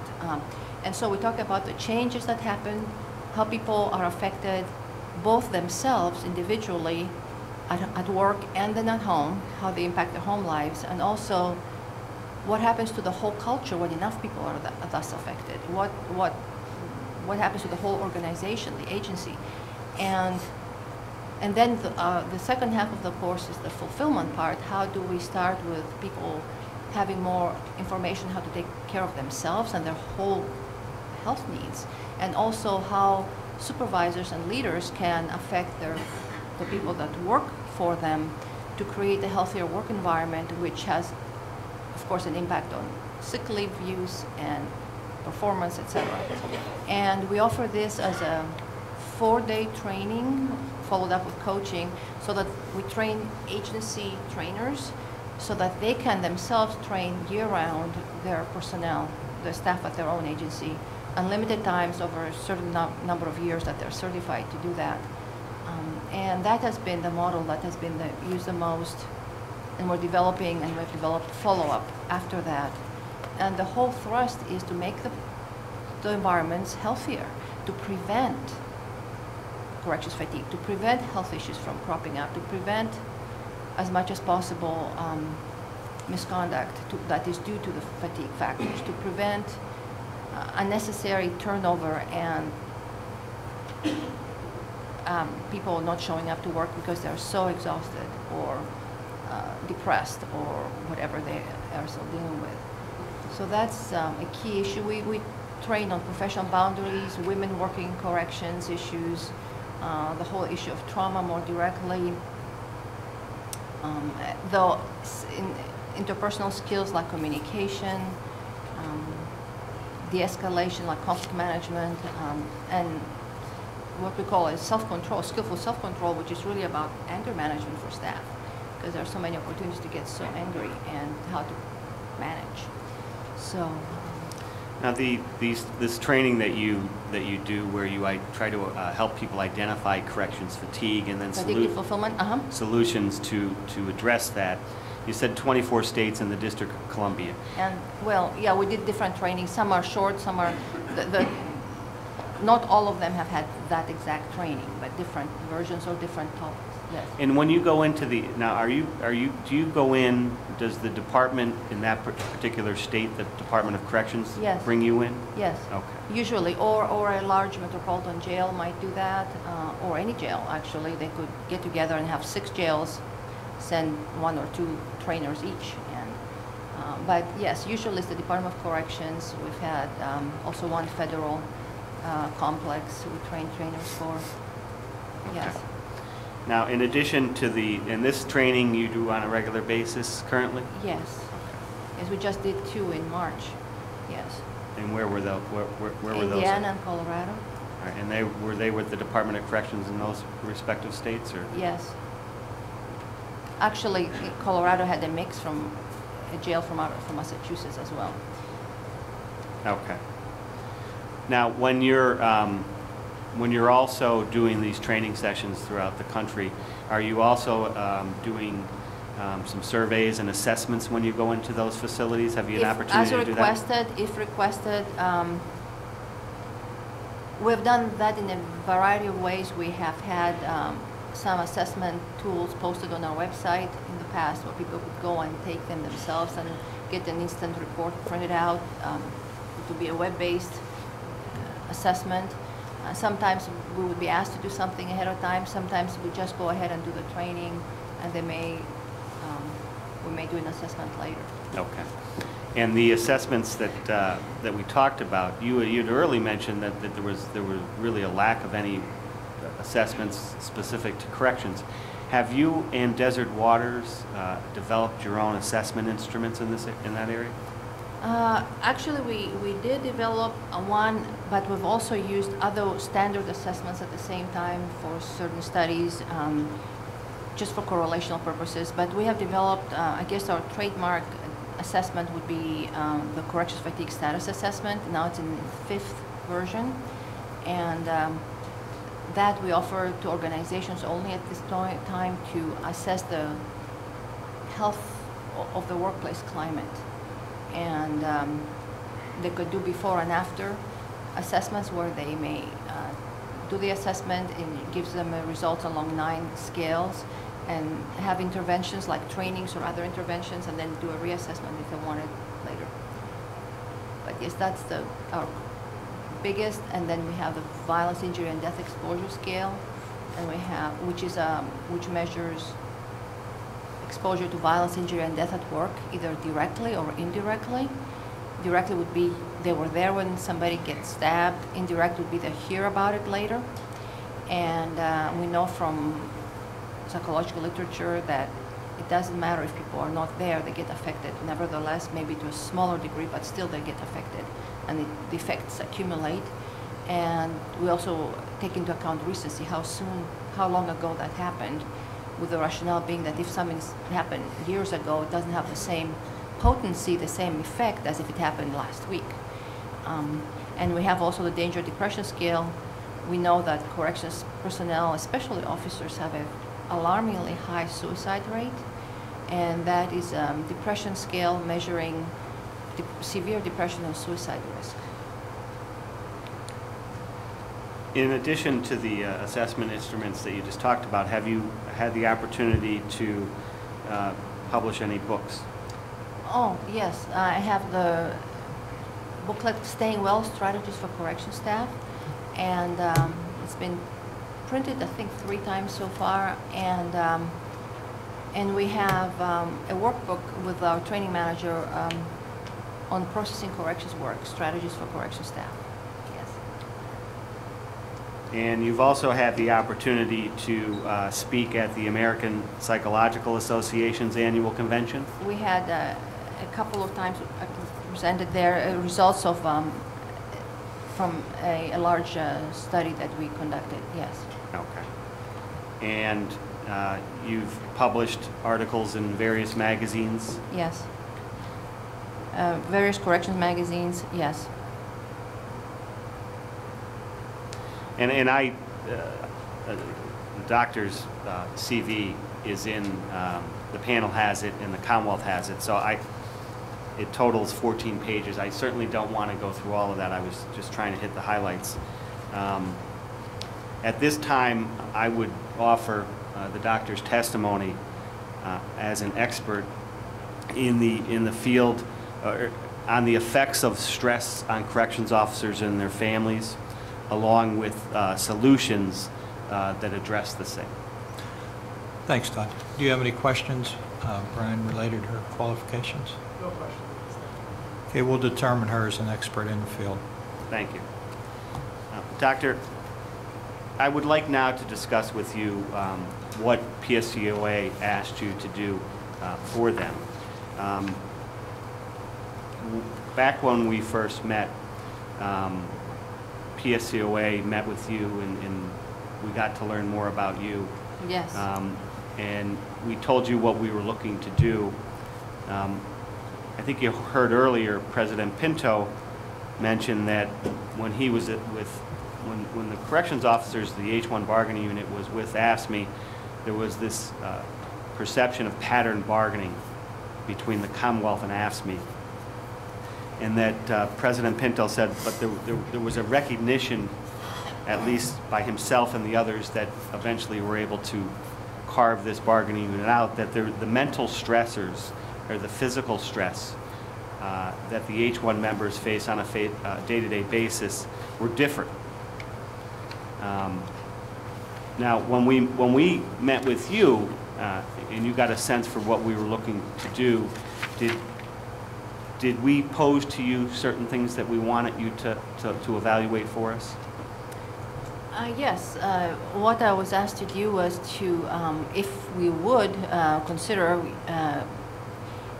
assessing and putting numbers on those impressions to see what is going on, what is the state of the PSCOA's members' health status, physically and psychologically, to get an idea of where they're at, so it's not just impressions and anecdotal information, and also to assess what would be possible reasons that would cause staff to consider leaving this job, either through finding another job or through retiring. So these were the 2 basic targets. In terms of the first target, we wanted you to assess the state of the membership, the mental and physical state of the membership.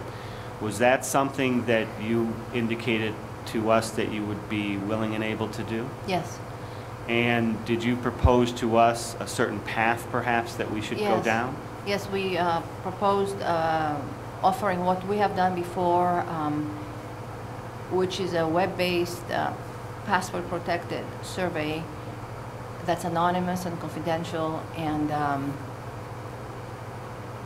where there are several instruments that people will fill out and take, and they would not have the results themselves, only we would have the results. The union would not have the raw data, we would have the raw data, and we would prepare a report with the findings and their interpretation to you. Now, we got into this a little bit when we talked about your credentials. You had talked about working with other Department of Corrections agencies throughout the country and doing certain assessments. Did Desert Waters already have on hand sort of a national database? Yeah, we had done one large study in 2011, and it was quite a large sample, 3,599 staff from across the country. And because it was that large, it allows us to be able to look at different populations, like male corrections officers, for example. And so yes, we had used that before. Okay. Knowing that you had this type of database available to you, did we ask you whether or not, in addition to reviewing the state of the membership, whether or not you could do any comparables or anything regarding how we compare to the rest of the nation? Yes, to the degree that we would be able to, yes, and we said we would do that to the degree that statistically we would be able to make those comparisons, right. We've had asked similar or the same questions.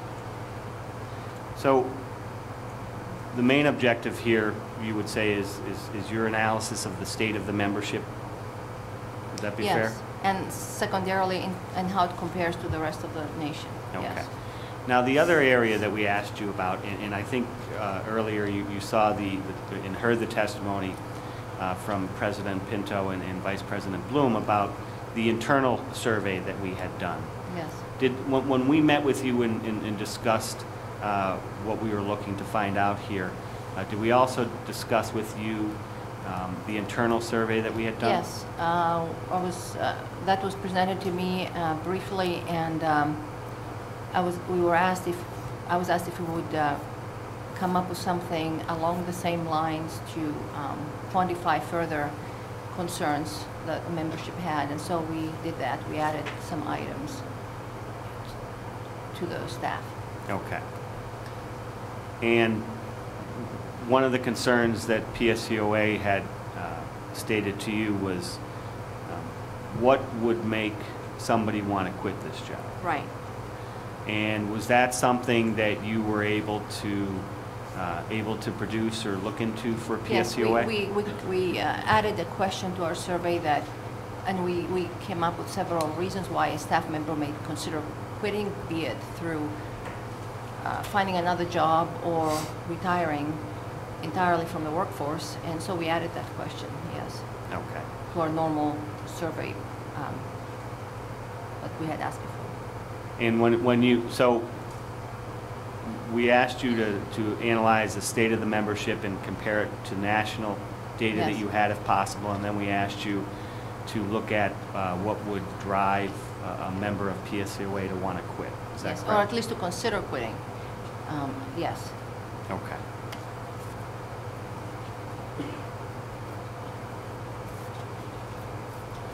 If we could take the lunch break now, I think it might be a good. The next topic we're going to get into is the doctor's report. Could I ask just a couple questions? Sure.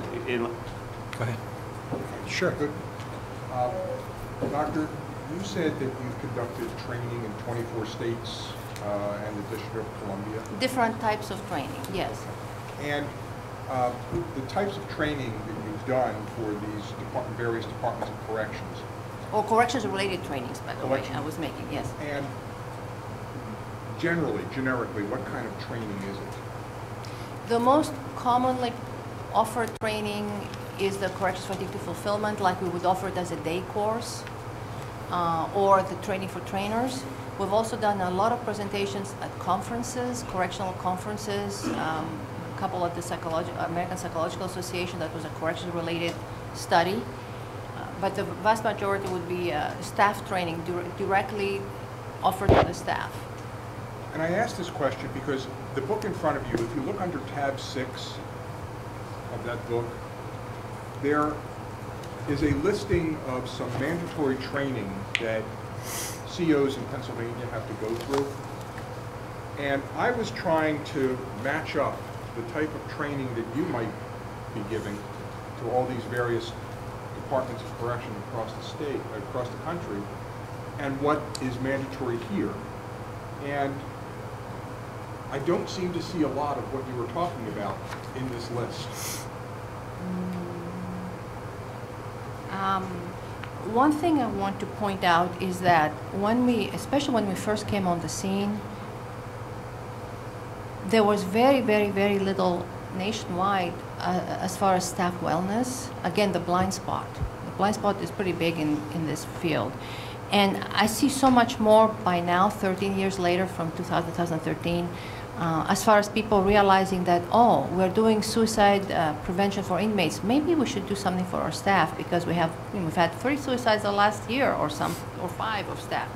And so there is more where people are starting to introduce more like some kind of stress management techniques and such. And ours is much more specialized because it talks about, in great detail, about the effects of trauma and how people change as a result of the job, and not just breathing techniques and whatever imagery techniques to relax, but a lot more detailed and involved approaches. But yes, this is fairly new in a way in the field of corrections, what we're doing. And the truth is that if you look across the country, there isn't really an equivalent organization to ours. Nobody's really doing this as a full-time job at this point. But more and more it is being recognized. That's why we have 2 agreements with the National Institute of Corrections to produce materials for them, and the training from fatigue to fulfillment to be offering it. I mean, I see things like mental health issues. It's for Contact inmates. employees 1 hour once every 2 years. But a lot of times everything one sees is for offenders, and because that has been the focus, and that's a long story, but in a way, and staff traditionally as a culture deny, or up to recently have denied being affected by the job. Part of the culture is to be tough, right? To not show any vulnerability and any weakness. So the staff themselves would be, oh, I'm fine, I'm good. It was just an inmate who hung himself. I don't care. But in the meantime, they wouldn't tell people about the nightmares they're having or other issues they're having, apprehension.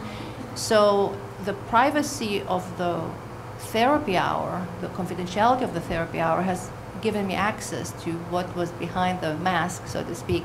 And that's what educated me that people would become vulnerable and let me know what was really going on. And that became the impetus for developing those materials to address those issues that were not very widely acknowledged at any rank, because they thought it would be like a sign of weakness or that they were not fit for the job. Would it be fair to say that in your experience what you have found is that the training that's offered by the departments of correction that you've had contact with was more about the inmate than it was about the CO?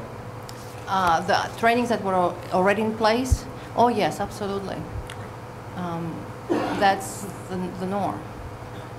Thank you. Yes. Lunchtime? Okay, we'll take a break. We'll be back in an hour around 1 o'clock. Thanks. Here, guys. Okay. You all set, Brian? Okay, we're going to get back on the record. Okay, Todd, you can continue with your examination of this witness. Thank you. Doctor, we talked about your credentials. We talked about what PSCOA asked you to do. Now I'd like to go into what you did for PSCOA, the results, et cetera. So let's talk about the procedure first. You did a survey here of the membership. How was that done?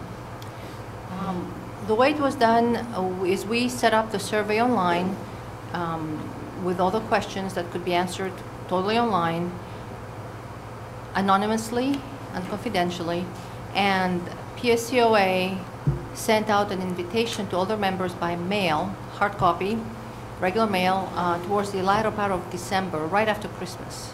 They sent the invitation out. We had the survey open for, I believe, 2 months, and we collected responses. And following that, we closed the survey and we analyzed the data and prepared the report, and we sent you the report. Okay. So you mentioned the confidentiality.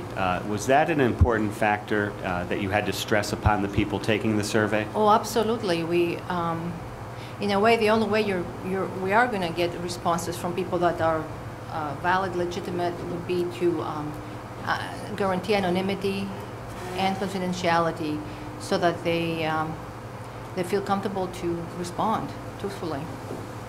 Okay. That we have found to be the case across the board nationally. Nothing unique to Pennsylvania about that. And just for purposes of the arbitration panel, the survey or the report regarding the survey is at tab 16.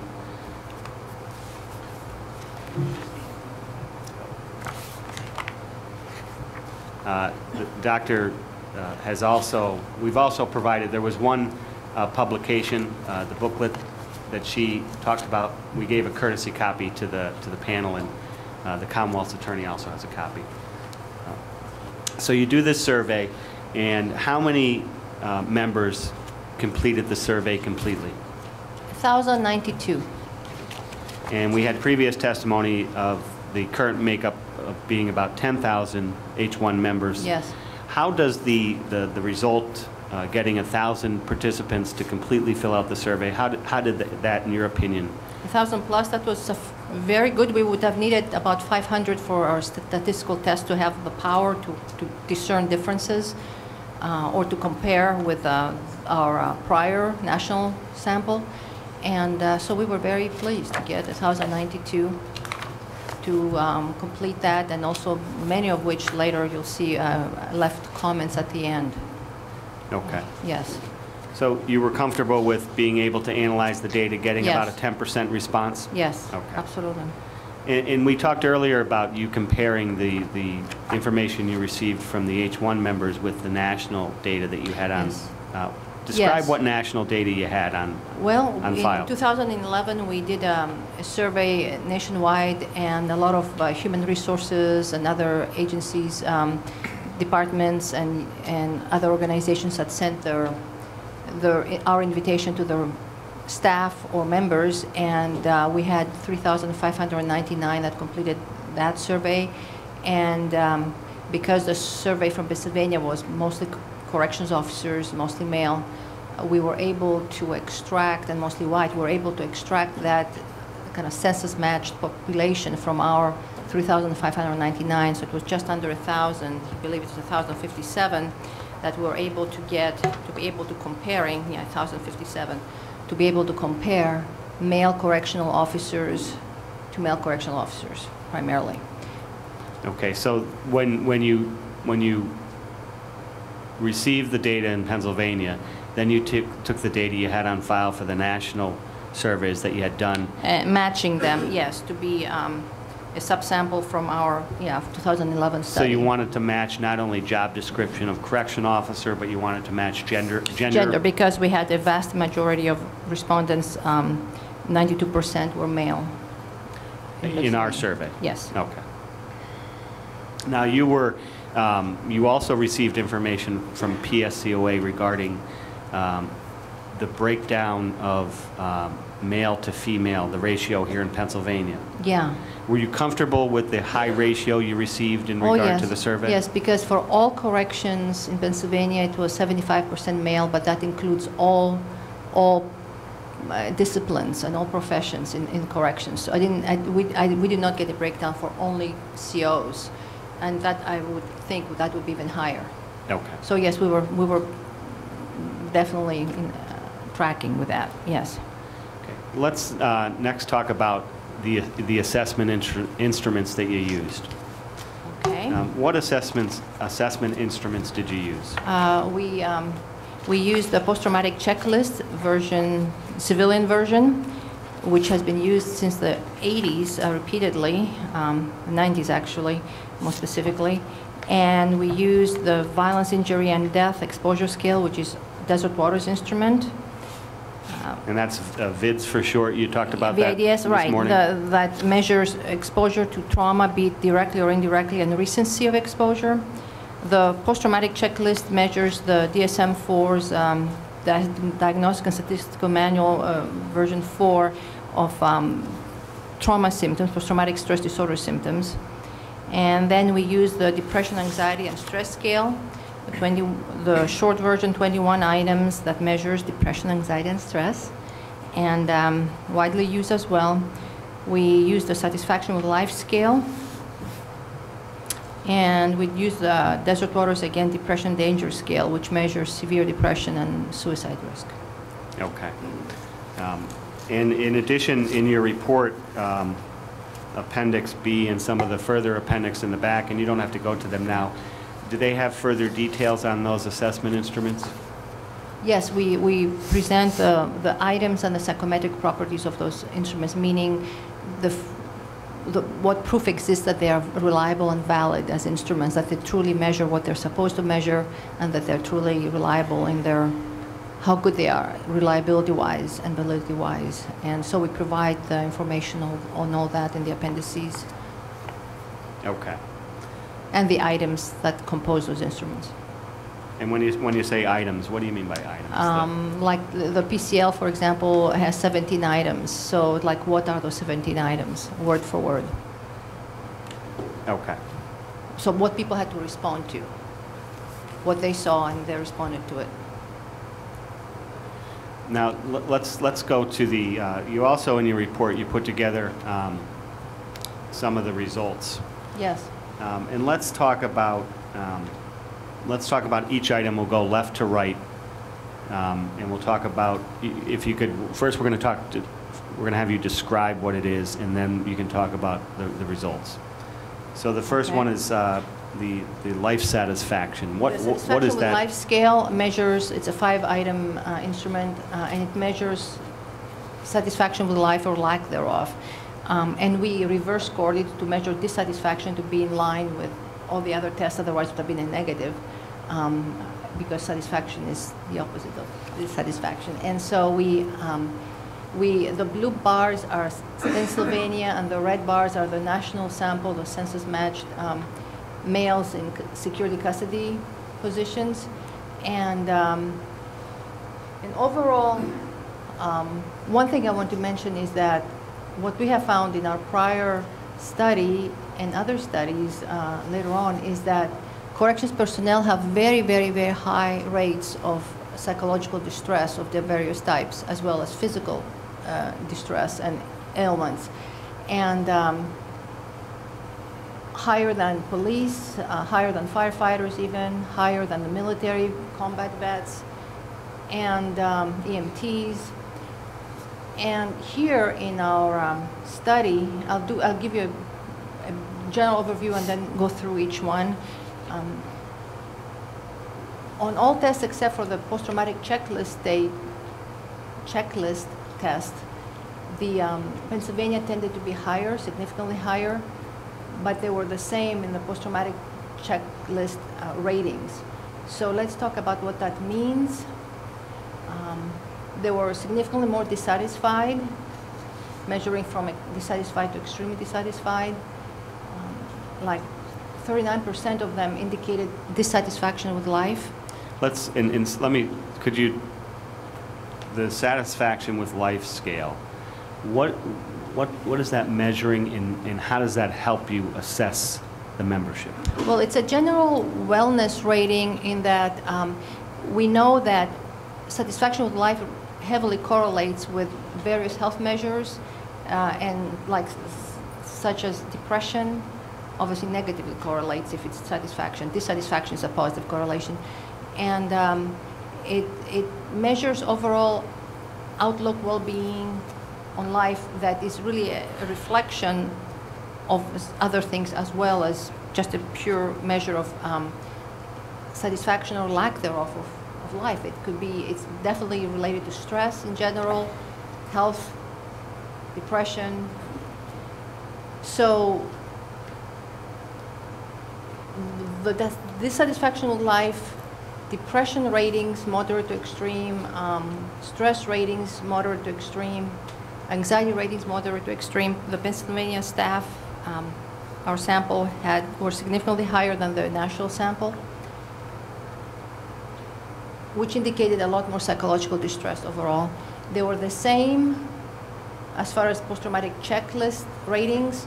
And I want to emphasize that with those tests, we don't do an actual, it's not a diagnosis that we're doing, it's just how many people meet criteria on the test to score, for example, for the PCL, how many people met criteria for post-traumatic stress disorder. Now, they would have to be assessed by a clinician further in an interview to determine if the person has indeed PTSD or not, and how functional they are. But they met criteria on it that have been used for decades now to screen people for PTSD. Let's talk first about the depression, the stress, and the anxiety assessment tools that you used. You talked a little bit about what they're there to measure. What did the results indicate to you here? That, I mean, obviously, as a layperson, we can see that the numbers are higher in Pennsylvania, but what did that indicate to you in doing an assessment of the H-1 membership?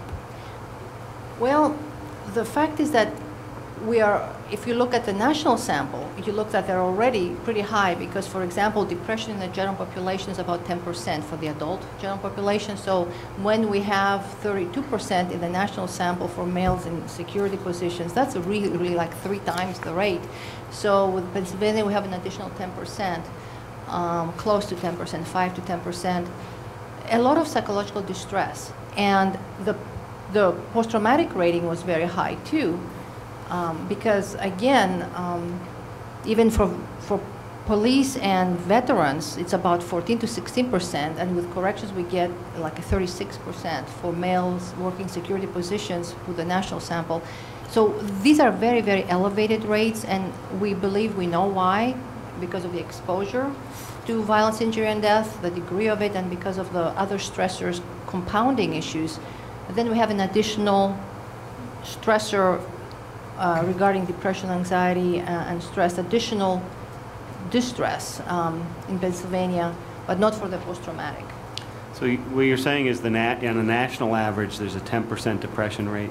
No, in the national average. No, for people in general. General population, yes. General population. And for PTSD, maybe 4 or 5% a year that get diagnosed, and these are symptoms over the last month, and they're so high. So we know that in corrections we have a huge wellness issue. Earlier this morning you talked about a blind spot. Yeah. Remember that testimony? Oh, yes. Is this the blind spot that we're not looking at here? Or is it part of the blind spot? I think so, and I should say internationally, because we have dealt with people from Australia, Western Europe, Canada. It's the same thing. I think it's like, again, out of sight, out of mind. People have not really taken the time to assess and evaluate what the issues are for corrections personnel's wellness. It's like they're invisible. And there was only one other study, for example, for post-traumatic rates in Canada that looked at corrections officers, and it was a very small sample of 200-some people, and it was like 26%. And that, again, is huge compared, and it was for one incident. So we know we have way higher than the general population rate of post-traumatic symptoms, and then depression and anxiety and stress. So we have a population that is really malfunctioning, and they're showing up for work every day, but they're really running not on 8 cylinders. They're really impaired, affected, and they need a lot of help, and they could use a lot of help proactively to prevent issues like you'll see even later, even memory problems that people have, which can be deadly in a prison, to forget something, to forget to lock a door, if you can lock the door. So we have a general malaise, and also you'll see with physical symptoms. So to me, this is crying out for interventions. Now, the PTSD ratings here that you did, the instrument that you used to do the assessment, is that a widely accepted instrument? Very widely, yes. Yes. 17 item, yes, absolutely widely used and repeatedly used. Probably the second most frequently used instrument in the field. Maybe now it's going to become the first. So yes. And the other question I have in regard to that, the PTSD finding, and it's just if you look at everything else, that we're a certain level, at least Pennsylvania, the indicators that you found in the life satisfaction, depression, stress, anxiety, they were all above the national average. Was there any, and then we see PTSD was, About the we same. were a little bit above. But it's not Did that indicate significant, right. anything to you? Well, that to me was definitely a sign that these people were answering truthfully, because if there was a bias to exaggerate, they would have been showing exaggeration across the board for all 5 measures. And they didn't for the PTSD. They did not. They answered about the same as the COs from the national sample, the men COs. And by the way, I want to say that I want to add that in the general sample that we did before, if we included wardens and secretaries and chaplains and parole and probation and community correction staff, the rate was about 27% that met criteria for PTSD. When we looked at security, it was like 31%. When we looked at men working in security positions, it was 36%. So we know that the ones who take the brunt of this job, that the weight is resting on the male COs. And the ones that look the toughest, the hardest, the most courageous, the whatever, most macho, are the ones that are most affected. And that comes up over and over again. And in the general population, women have a lot higher PTSD, like twice the rate of men. But in corrections, men have significantly higher PTSD rates than women. And I think it's because they're exposed to more violence, injury, and death. They are sent in for cell extractions the most. They're the ones who get involved in confrontations the most. So they're the ones that end up with the most injuries, invisible injuries, in addition to the visible injuries, like torn shoulders and knees and such. But the invisible ones are, I think, a lot worse because they don't get addressed as much. So yes, the fact that the rate for Pennsylvania was the same with a general sample tells me that the results, it's an additional check for credibility, that they didn't, if they hadn't been exaggerating, they would have done it all the way across the board. And they didn't here. So that was of interest to me. And it also tells me that even though there are very, very high rates, that they are more stressed in terms of what we call operational and organizational stressors, which are more about shift work, interactions with supervisors, mandatory overtime, staffing issues, both the people aspect of the job and the operational aspect of the job. That was more here, it appears, than that's what our estimates showed than in the general population and in the national sample that we studied. Now, you talked earlier, and you talked about 13 years ago when you started this, it's gotten more progressive in terms of the 24 different states that you did training in the District of Columbia, where more and more Department of Corrections are trying to address this issue. Is that Absolutely. Is that trending in that direction? Absolutely, and more people are. Well, the informal phrase I hear, it's like pay now or pay later. So administrators tell us, we realize that we have this runaway sick leave rate. We have this horrible turnover rate, like 37% or whatever it might be. And we need to do something about it now because we're losing experienced people.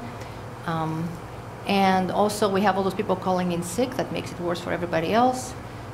People are really dragging, or we have a lot of incidents of misconduct at work or in the community, road rage incidents or DUIs or domestic violence that say we need to do something about our people. They're losing it, basically. And so more and more seeing the fact that there's an occupational hazard we're dealing with here, that it's an inescapable occupational hazard, that you cannot do this kind of work and not be changed and not be affected and not have your thought patterns warped in a way and not have your health affected and not have issues with your emotional control.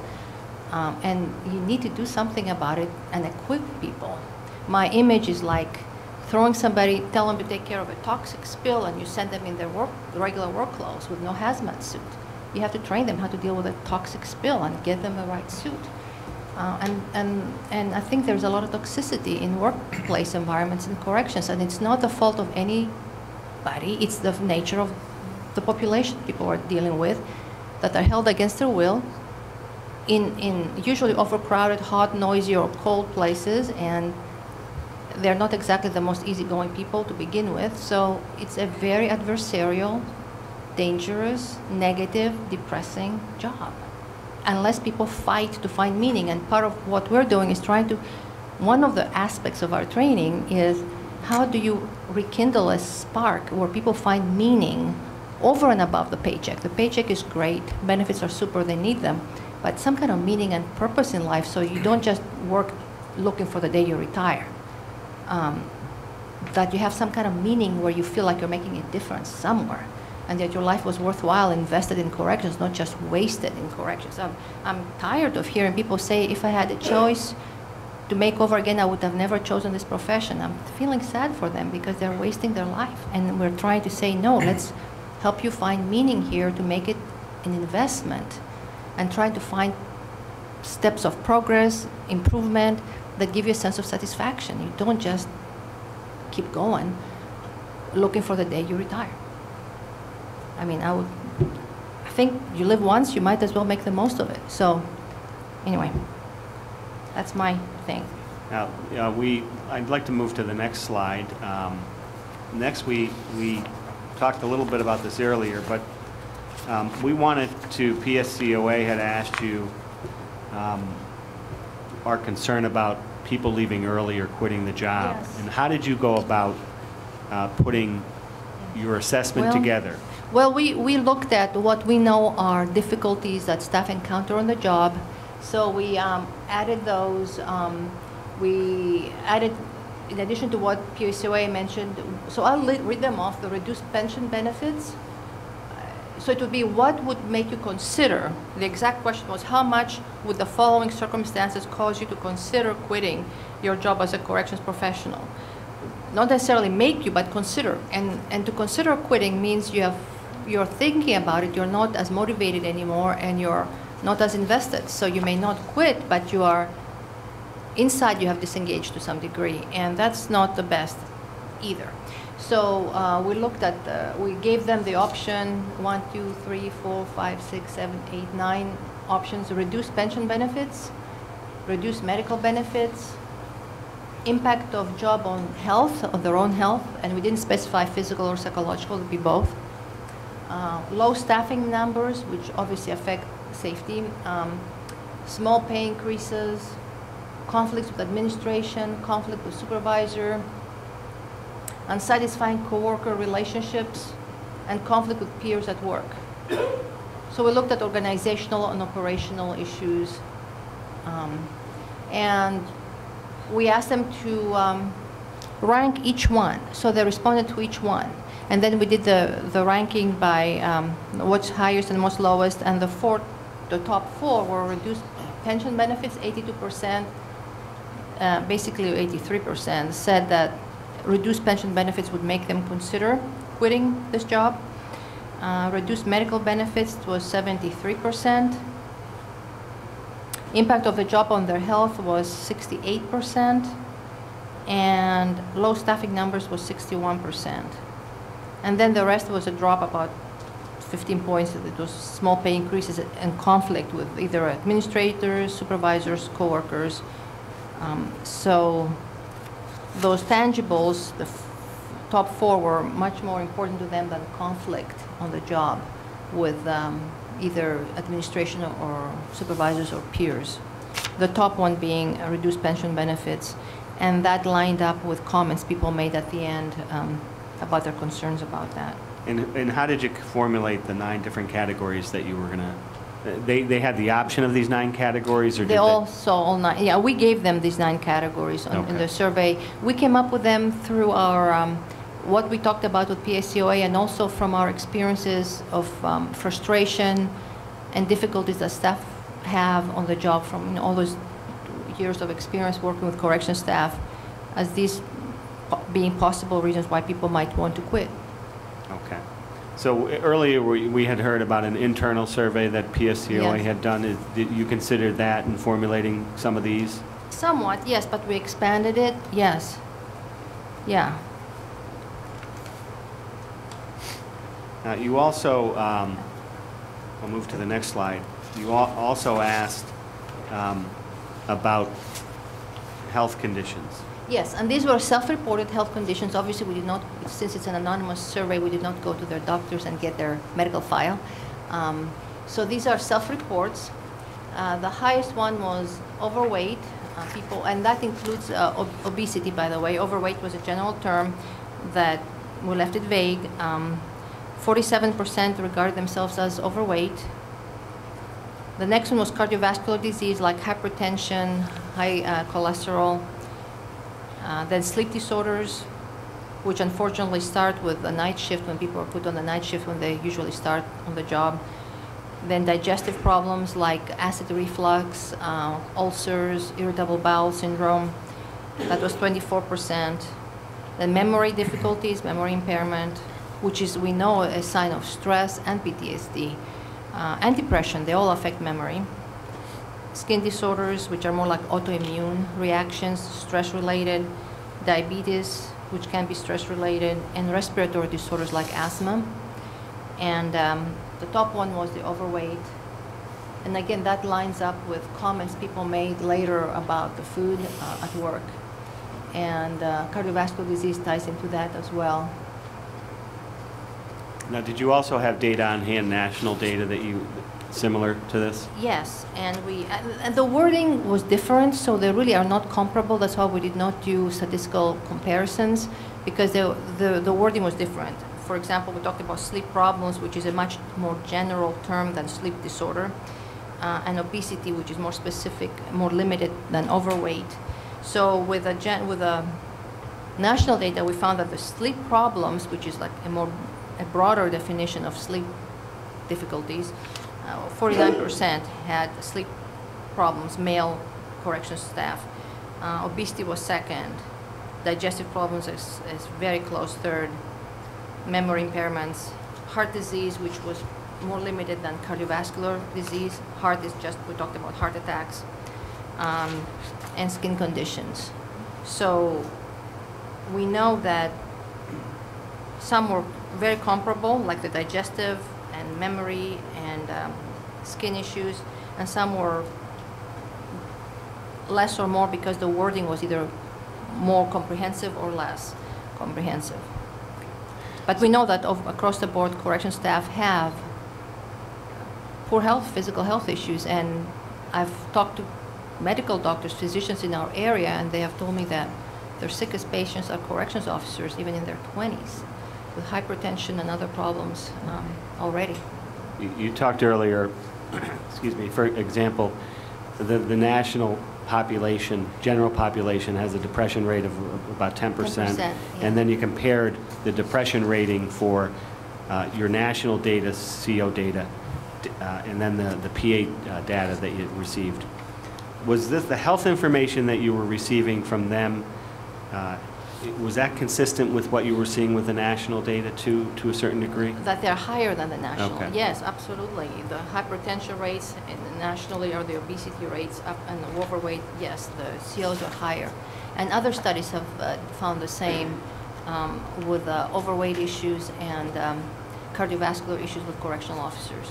So you've seen, did this confirm in your mind that the health issues that, not only the mental issues that, health issues that the COs were confronting, but the physical health issues that the COs in Pennsylvania are confronting are different from the general population, but consistent with the national corrections officers? Yeah, with a tendency to be a little higher than other corrections populations in some cases, but definitely way higher than the general population, way higher, way, way, way higher. And that's consistent as a finding by, like I said, our study and other studies that have looked at physical issues and some depression studies. Now, you talked earlier about the trend in 24 states and the District of Columbia that you've been doing training in and worked in, and that there's a trend there and you termed it as pay now or pay later. To address the training issues now, the psychological issues, is there also a trend now across the country now to address these unique health, physical health problems that COs are facing also? Yes, there is more of that, like in provision of, let's say, workout, like gyms or workout places after work, incentives. We see it here and there, choices for meals, and education. And yeah, education, letting people know what's going on, and so that they can be more responsible for their own health as well. So is it fair to say that there's a recognition, at least from what you've seen in the states you've worked in, that not only the mental aspects of this job, but the physical aspects of this job are unique, and the states are starting to recognize them? Yes. And in a way, the physical maybe had been recognized first because of the visibility of being overweight. To me, the big progress is that the psychological aspect is being recognized, and the two are interrelated. We know that people with post-traumatic stress issues, for example, have poorer physical health, that the distress affects the body. You cannot separate. You cannot separate the body from the psyche, the soul. I mean, one affects the other, and so we know the stress is very toxic. Chronic stress, relentless, chronic, and inescapable stress is perfect recipe for ill health. It manifests in a physical manner very easily? Totally. Yes, the so-called stress response being repeated over and over in the body with heart rate increases, release of cholesterol in the blood and blood sugar elevations, and tensions and in the muscles, etc. Yes, you cannot separate the two. So one brings on the other. Did you also take a look at work days missed, doctor's visits, things of that nature? Yes, we asked them to self-report. Again, we don't go into their files, their HR files, because obviously this is all anonymous. And we asked them to tell us how many days they missed per year, the past 12 months, how many days they missed for workers' comp, and how many times they went to the doctor, physician, the last 12 months. And we compared it. The line you see is the national sample with the male custody security staff, and the blue bars are Pennsylvania PSCOA members. And we found that for the sick leave, they're about the same. They were a little elevated in Pennsylvania, but about the same. Sick days missed, about 11 a year, 11 to 12. They were higher in Pennsylvania for self-reported workers' comp days and doctor visits. They were significantly higher. So, I mean, again, it was interesting to me that if there had been a bias to over-report, they would have reported higher on everything, higher. But the sick days were about the same. So you accepted the data that you received in this regard as credible. Yes. What was the purpose? Why do you want to look into this type of information? Because we want to see the cost that, and we have actually a calculator on our website, the cost to an organization of days missed, sick days missed, that could be averted if people were getting more wellness help, because these are real days. If you have to replace somebody for a time and a half, or if you don't replace them, then you have other issues coming up, like safety issues. So we always want to know how many sick days, and in past studies we correlated 6 days with those who were PTSD positive, and they were those who were PTSD positive, so who had both PTSD and depression, they were had twice the number of sick days than people who were not, who had neither condition. So to me, it's very important to be realizing that those health conditions translate into sick days and into a lot of probably underfunctioning or malfunctioning, because a lot of people, as we know, and our other data shows that with, let's say, PTSD, symptoms increase of alcohol, it comes along. And so we have a lot of other issues that could be cropping up as people are trying to cope in ways that are not the healthiest. So to me, it behooves an organization to address those issues on the front end, starting from the training academy, so that we don't have as much abuse of sick leave just because people are trying to hang on. And they take a day off because they feel like they can't manage one more day. They just avoid. That's their coping technique, avoidance. And they need more than just avoidance. So when we talk about sick days, I think the average person thinks about taking a sick day because of a cold or some type of basic illness they have. You're saying sick days sometimes can relate to or at least show positive to you that there's mental and physical aspects of this job that need to be addressed? Oh yes, and anecdotally, people might tell you, as they have told us, that I was afraid if I went in, then I just couldn't make myself go in. I was afraid if I went in one more day, I would lose it, I would hurt somebody, or they're just too deflated, exhausted, feeling badly, and probably have a hypertensive issue that day. Maybe their blood pressure is way high, and they have terrible headaches.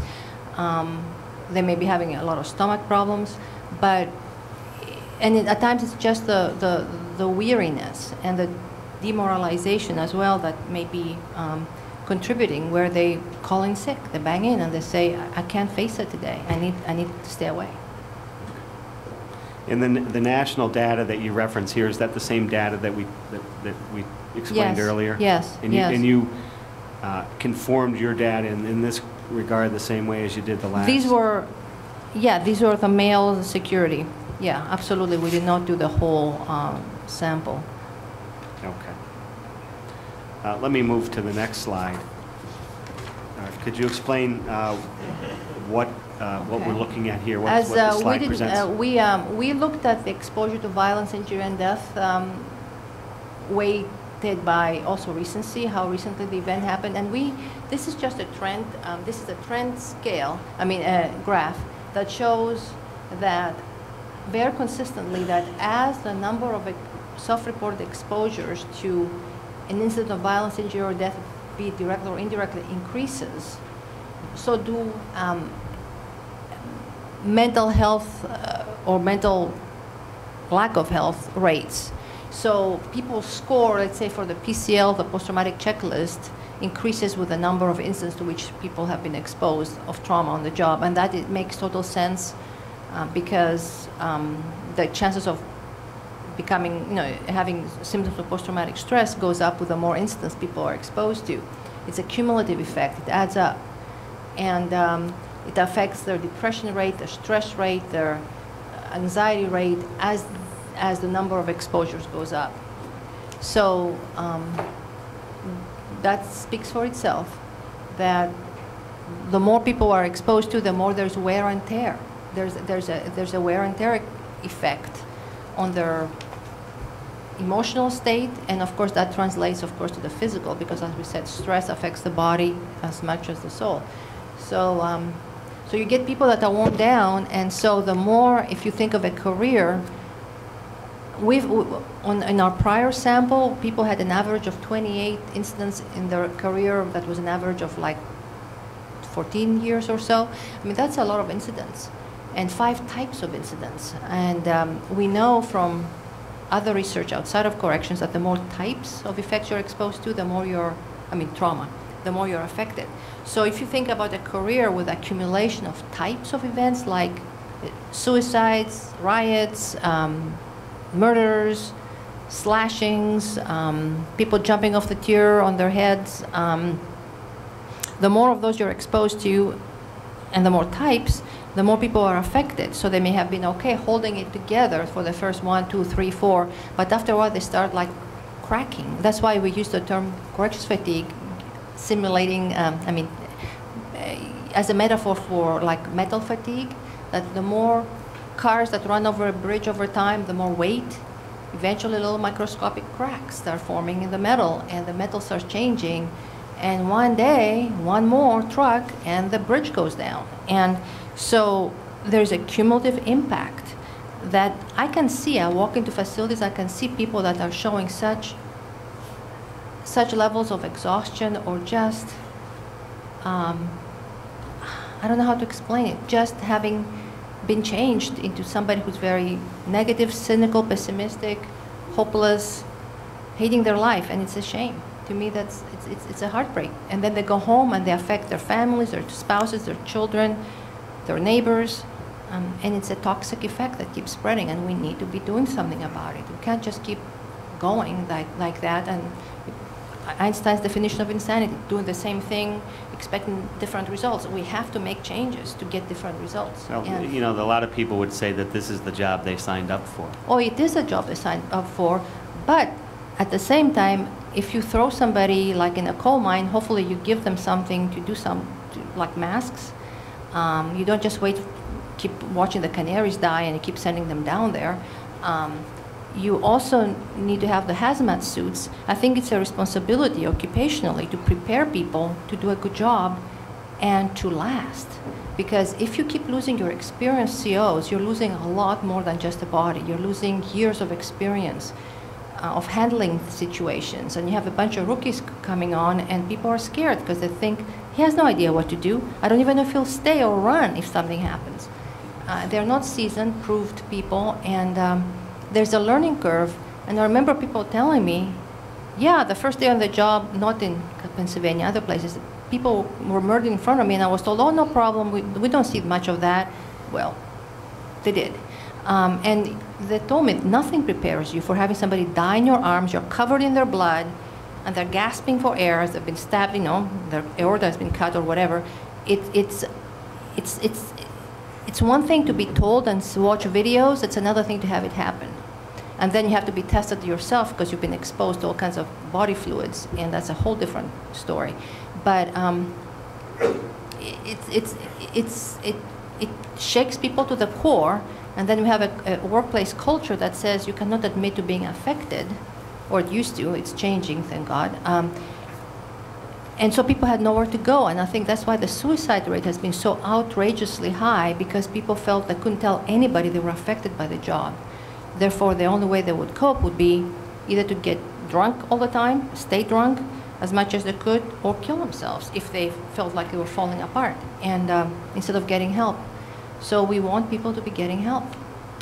Now the graph here, the VID score ranges, and you have numbers below it. This was taken from the survey that you did, so people answered a certain set of questions to come up with your VID scores? Yes, and you have it at the back of the appendix, the exact questions, all of them, direct and indirect exposure. So as their exposure to violence, injury, and death goes up, the other indicators, the assessment tools that you used also went up. What did that confirm in your mind? Cumulative damage. That as to the mental health in this case, that as those numbers, as the exposure goes up over time, people get more depressed, more prone to anxiety, more stressed overall, and more traumatized. And remember, with corrections, it's not just the stress that, oh my gosh, how awful, I had this guy collapse in front of me and die. It's also, I'm under investigation right now about how this was handled. What if I'm found like I did something wrong or whatever, that either if something goes south in the investigation, then they have days on the street or some other kind of discipline. And so they may be just as worried about that as they are horrified about what happened. So that's added stress. In those mental ailments that you speak about, does this confirm also that because they're exposing themselves to those mental illnesses, that they also manifest in the physical injuries that the COs also responded to in their report? Oh, I would think so, yes. I mean, the issue, for example, of overweight, maybe people comforting themselves, eating or drinking too much or whatever. The cardiovascular illness, absolutely stress-related, yes. Digestive issues are totally stress-related. Not 100%, but very intensely stress-related. So yes, again, you cannot separate the two. And then you have we don't have measures of performance, but I can assure you that there'll be functioning issues, like how sharp are they? How fast are they going to move? How fast are they processing? How well are they remembering things? How well are they able to control their temper? If somebody, confronts them one more time with one more issue, they're much more flammable and likely to be maybe make an impulsive move. And that's why sometimes people, like I said, stay home one day because they're afraid they're going to lose their self-control and get themselves in more trouble. So people have limits. Most people have limits. We've gone over a lot of quantifiable data that you've Yes. come up with. But you also, you asked one final open-ended question in your survey, Yes. did you not? Yes, we thought, we may have missed out on things. We want to hear from the people themselves. What do they have to say? And so we added a little field at the end and said, please let us know if there are any other additional issues you would like to comment on regarding your occupational experience and its impact on your health and functioning. And just to give them an open-ended way to speak their mind and say what they want to say at the very end. And so we added that to gather qualitative data, not just quantitative. Okay. Now, you talked earlier there was about 1,000 participants that fully completed the survey. How many open-ended comments did you receive? We got overall a very surprising 41.3%, 451 comments. So almost half the people, 41, almost 42% of the people, no, 41.3%, bothered to stop and leave. Physical health problems that COs are facing also? Yes, there is more of that, like in provision of, let's say, workout, like gyms or workout places after work, incentives. We see it here and there. Choices for meals, and education. And yeah, education, letting people know what's going on and so that they can be more responsible for their own health as well. So is it fair to say that there's a recognition, at least from what you've seen in the states you've worked in, that not only the mental aspects of this job, but the physical aspects of this job are unique, and the states are starting to recognize them? Yes. And in a way, the physical maybe had been recognized first because of the visibility of being overweight. To me, the big progress is that the psychological aspect is being recognized, and the two are interrelated. We know that people with post-traumatic stress issues, for example, have poorer physical health, that the distress affects the body. You cannot separate. You cannot separate the body from the psyche, the soul. I mean, one affects the other. And so we know the stress is very toxic. Chronic stress, relentless, chronic, and inescapable stress is perfect recipe for ill health.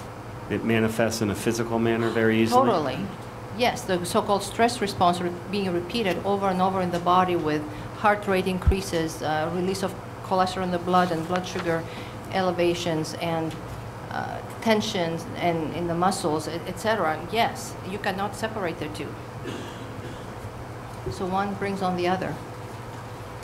Did you also take a look at work days missed, doctor's visits, things of that nature? Yes, we asked them to self-report. Again, we don't go into their files, their HR files, because obviously this is all anonymous.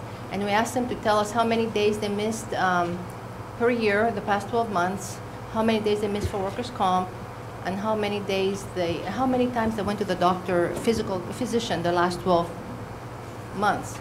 And we compared it. The line you see is the national sample with the male custody security staff, and the blue bars are Pennsylvania PSCOA members.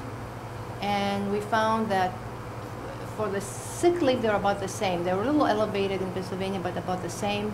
Sick days missed, about 11 a year, 11 to 12. They were higher in Pennsylvania for self-reported workers' comp days and doctor visits. They were significantly higher. So, I mean, again, it was interesting to me that if there had been a bias to over-report, they would have reported higher on everything, higher. But the sick days were about the same. So you accepted the data that you received in this regard as credible? Yes. What was the purpose? Why do you want to look into this type of information? Because we want to see the cost that, and we have actually a calculator on our website, the cost to an organization of days missed, sick days missed, that could be averted if people were getting more wellness help, because these are real days. If you have to replace somebody for a time and a half, or if you don't replace them, then you have other issues coming up, like safety issues. So we always want to know how many sick days, and in past studies we correlated 6 days with those who were PTSD positive. And they were those who were PTSD positive, or who had both PTSD and depression, they were had twice the number of sick days than people who were not, who had neither condition. So to me, it's very important to be realizing that those health conditions translate into sick days, and into a lot of probably underfunctioning or malfunctioning, because a lot of people, as we know, and our other data shows that with, let's say, PTSD, symptoms, increase of alcohol, it comes along. And so we have a lot of other issues that could be cropping up as people are trying to cope in ways that are not the healthiest. So to me, it behooves an organization to address those issues on the front end, starting from the training academy, so that we don't have as much abuse of sick leave just because people are trying to hang on. And they take a day off because they feel like they can't manage one more day. They just avoid. That's their coping technique, avoidance. And they need more than just avoidance. So when we talk about sick days, I think the average person thinks about taking a sick day because of a cold or some type of basic illness they have. You're saying sick days sometimes can relate to or at least show positive to you that there's mental and physical aspects of this job that need to be addressed? Oh yes, and anecdotally, people might tell you, as they have told us, that I was afraid if I went in, then I just couldn't make myself go in. I was afraid if I went in one more day, I would lose it, I would hurt somebody. Or they're just too deflated, exhausted, feeling badly. And probably have a hypertensive issue that day. Maybe their blood pressure is way high and they have terrible headaches. They may be having a lot of stomach problems, at times it's just the weariness and the demoralization as well that may be contributing, where they call in sick, they bang in and they say, I can't face it today, I need to stay away. And then the national data that you reference here, is that the same data that we explained earlier? Yes, and you conformed your data in this regard the same way as you did the last? These were the male security. Yeah, absolutely. We did not do the whole sample. Okay. Let me move to the next slide. Could you explain what we're looking at here? What the slide presents? We looked at the exposure to violence, injury, and death weighted by also recency, how recently the event happened. And this is just a trend. This is a trend scale, a graph that shows that very consistently that as the number of self-reported exposures to an incident of violence, injury, or death, be it directly or indirectly, increases, so do mental health or mental lack of health rates. So people score, let's say, for the PCL, the post-traumatic checklist, increases with the number of incidents to which people have been exposed of trauma on the job. And that it makes total sense because the chances of becoming, having symptoms of post-traumatic stress goes up with the more incidents people are exposed to.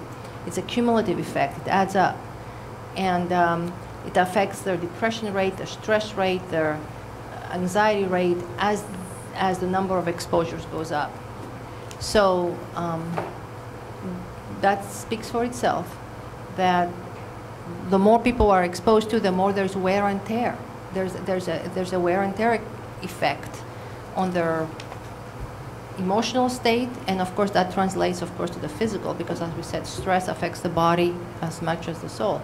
So so you get people that are worn down, and so the more, if you think of a career, in our prior sample, people had an average of 28 incidents in their career. That was an average of 14 years or so.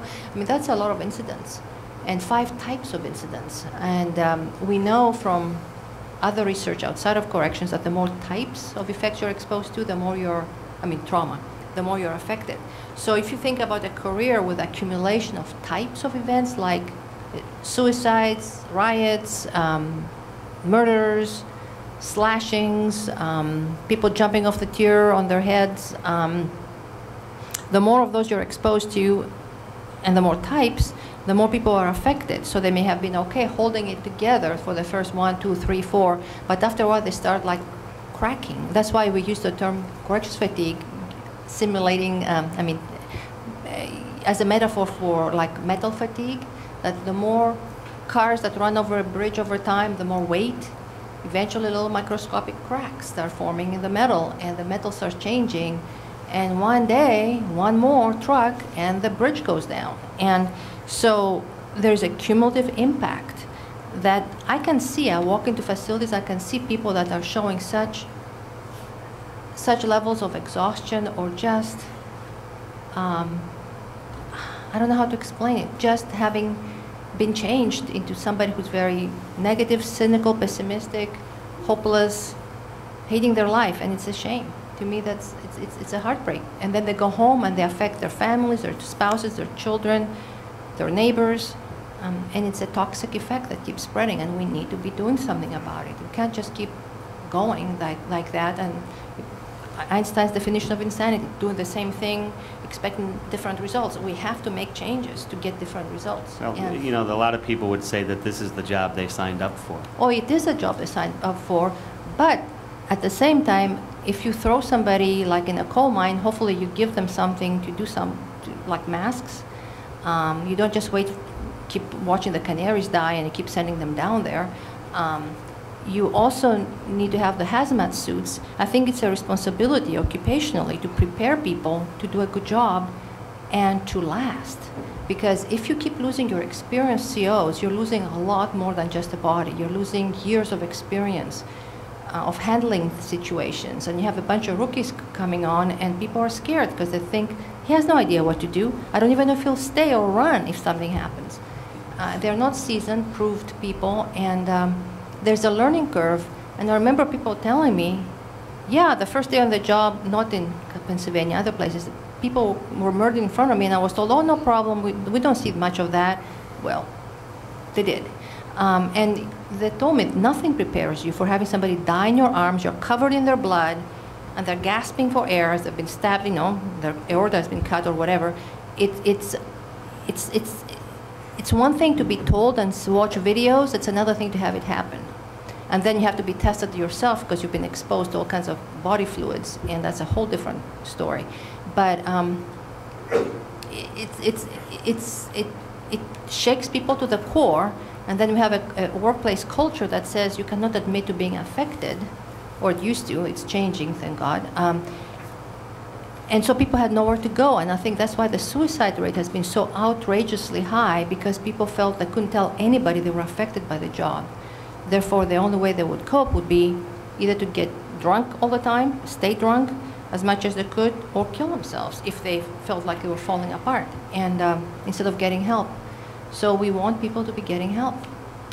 Now the graph here, the VID score ranges, and you have numbers below it. This was taken from the survey that you did, so people answered a certain set of questions to come up with your VID scores? Yes, and you have it at the back of the appendix, the exact questions, all of them, direct and indirect exposure. So as their exposure to violence, injury, and death goes up, the other indicators, the assessment tools that you used also went up. What did that confirm in your mind?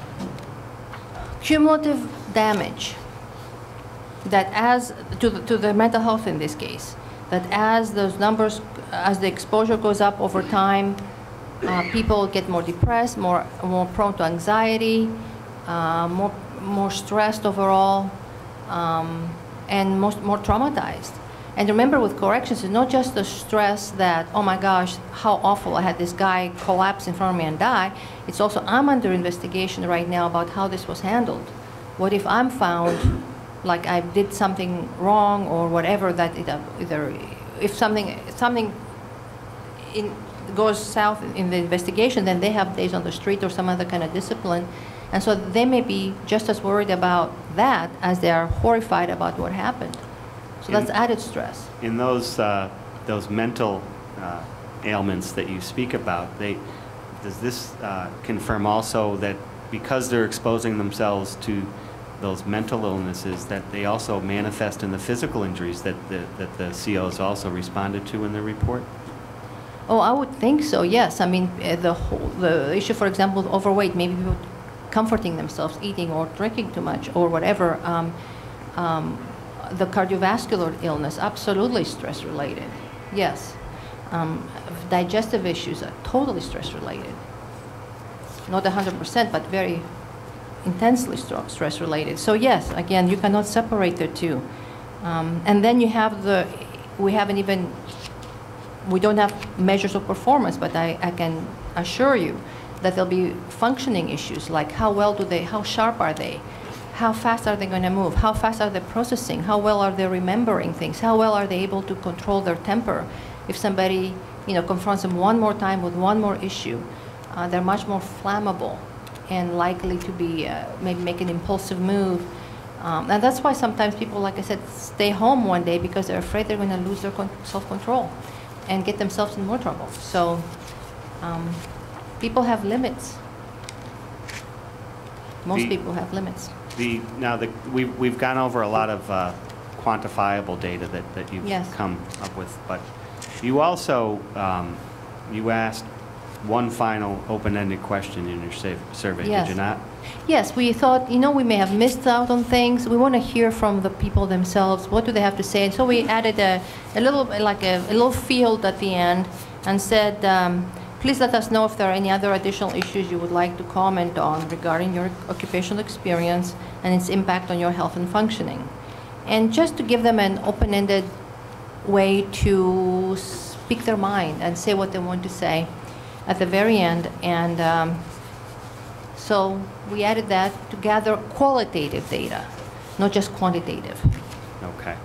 Now, you talked earlier there was about 1,000 participants that fully completed the survey. How many open-ended comments did you receive? We got overall a very surprising 41.3%, 451 comments. So almost half the people, 41, almost 42% of the people, 41.3%, bothered to stop and leave a comment. And that shows a lot of motivation on their part to do that. And we collected most of them and included them in the report, the most descriptive ones. But they really tied into the quantitative data by giving us a little more of an understanding of what people's work experience is like. Did you decide to include some of those comments in your report? Oh, yes. Why? Because they were so, what's the word I'm looking for, graphic or powerful, so genuine, so heartrending, so sad. There were such descriptions of corrections fatigue to a T in a lot of cases. The changes in their personality, in their social life, in their health, they were really painful. And to read, it's like we had to read a few of them and stop. They were so depressing. And I'm thinking these people really need some help because their lives are dark and they see no hope. And so, and we let the data speak as to what was being addressed, and we grouped them in categories, and 6 themes emerged from the data. We did not have any themes in mind. We didn't know if anybody would leave a comment when we first set it out. So, so we had 6 themes that maybe you'll show. Sure. Here. Let me ask you one thing. So, I mean, we've heard your your experience in 24 states, the District of Columbia. You're dealing with now corrections officers from across the country. Yeah. And as you indicated earlier, normally you'll put the data in the forms that we already saw, but you felt compelled in this instance to include their comments. Oh yeah, because they are, like I said, they it says exemplify they almost put faces to the numbers, or they give stories to the numbers, and they let us hear somebody's heart's cry, how they will talk to you when their name and face is not on the line, when they feel safe enough to talk to you, when they feel comfortable enough to talk to you, when they feel safe enough to And with the identified data, for example, we any mention of how many years they've been on the job, what facility they work in has been removed. Anything else that could have made them be identified was removed, just to make sure that we are not violating any anonymities for their own safety. But we wanted their voices to be heard, because I think they're one of the least heard populations in the country of employees. So we wanted people to hear from them and to know what it's like, and to see the degree of bewilderment and the degree of hopelessness and the fact that they feel totally ill-equipped for dealing with any of this that's coming at them. And like there's a Mack truck coming and they're a 3-year-old in the way, and they don't know at this point exactly what to do. They don't know what's hitting them even. They don't understand what's hitting them. And that's what I saw in 2000 when I started talking to correction staff. They had no idea that what they were experiencing with was, let's say, a traumatic situation that affects most human beings unless they're made out of steel. They had no idea, no grid for interpretation. And this, as you said before, it was all confidential. Everything was de-identified in terms of... Absolutely. Okay. And you felt in that was important so that people could be open? Oh, yes. And absolutely. We don't want to violate anybody's trust and confidentiality, but then we want them to also be heard. So we put these in six you then took your comments and you put them in, they six emerged. categories. They my training manager and I did that, and they emerged. We put them in clusters that were the closest to each other, and they emerged 6 different themes overall. And I was especially pleased by the fact that you'll see the 6th of them, because that was a very hopeful thing to me. But the first theme was that they were describing the job impact on their emotional health and the off-duty functioning, and these are like corrections fatigue stories in spades from people. And the next one was, do you want me to read them, or do you want somebody else? Why don't we read them? We picked out a couple. In your report, I think you have between 10 and 20 in each category, but we picked out a couple. Yeah, and they were really hard to pick from because they were all good. They were really hard to pick from. And you picked out a couple, and was there a reason that you picked out a couple for this Maybe they were kind of panel? more representative, or captured the theme of the rest of that category, but they were really hard to pick from because they were all competing for number 1, so to speak. And do you want me to read that? Sure. Okay. My attitude on life has changed over the years. I have become distant from people. I have given up a lot of recreational activities I used to enjoy. I hardly socialize with my friends and try to find any excuse not to attend social gatherings. And that's the social isolation, the withdrawal, the mistrust of people, the deep dislike of people, and feeling unsafe around people. I also just sit and watch television all the time and have given up going to gym and have gained a considerable amount of weight. I also sleep a lot and have had bouts with insomnia and not sleep for days. The extremes of sleeping a lot due to exhaustion or on having a lot of insomnia, which we saw as a sleep disorders earlier. Then since working in the PA Department of Corrections for over X number of years, myself and my family have noticed many negative changes about me. And that's the part where the family says, hey, there's something wrong with you. And usually the staff become defensive and they deny it, but the family knows them. They know they're right on. It has made me cold-hearted, distant, untrusting, alienated, judgmental, callous, unsympathetic, and pretty much generally a miserable person. I hate my job. I hate the Department of Corrections. And I'm thinking, boy, we need to help. That's not a good way to live. No matter how hard you try, a little bit of work comes home with you every day. After years of bringing things home, tend to make everything at home bad. Cumulative again. I always thought that would never happen to me. It has happened. I am now divorced. This job sucks your soul dry and leaves you a zombie. And I'm not surprised. I mean, we've heard things like that over the years, and the divorce rate is pretty bad, and relationship breakup rate. So let's, and we don't have to read them all because the report's in the binder. So we'll go through the categories, and then we can talk about each category briefly, and you can describe how that either confirmed the data that you were receiving or what it told you in what your it told survey. me. Okay, so the first one definitely confirmed the data. Then physical health, people talked a lot about the overweight issue, food, the food served at work, and that the fact that they're not allowed to bring their own meals with them, that they have to eat usually high starch, high fatty food, and complicating factors, and also how, again, high blood pressure issues. And these are interacting. Anxiety, like we said, drives blood pressure up, and overtime, mandatory overtime, affects sleep, affects eating, affects health. There were several comments on mandatory overtime affecting people's physical health, and that is an operational factor, and we absolutely off stress. We totally agree that, yeah, it affects things. So physical health and related complications was one. So that was the second major theme that was coming out of the comments? Yes, that emerged, right. We'll move to the third major theme. What was that? Administrative and supervisor management and support.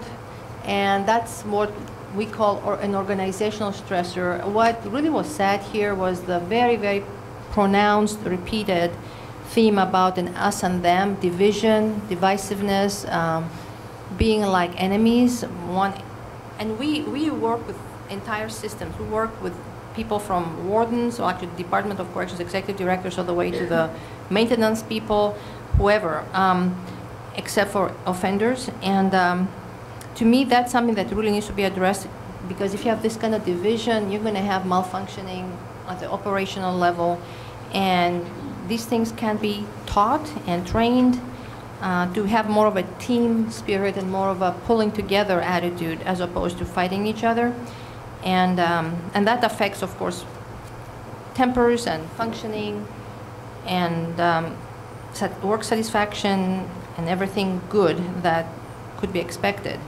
So that was a third issue. Okay.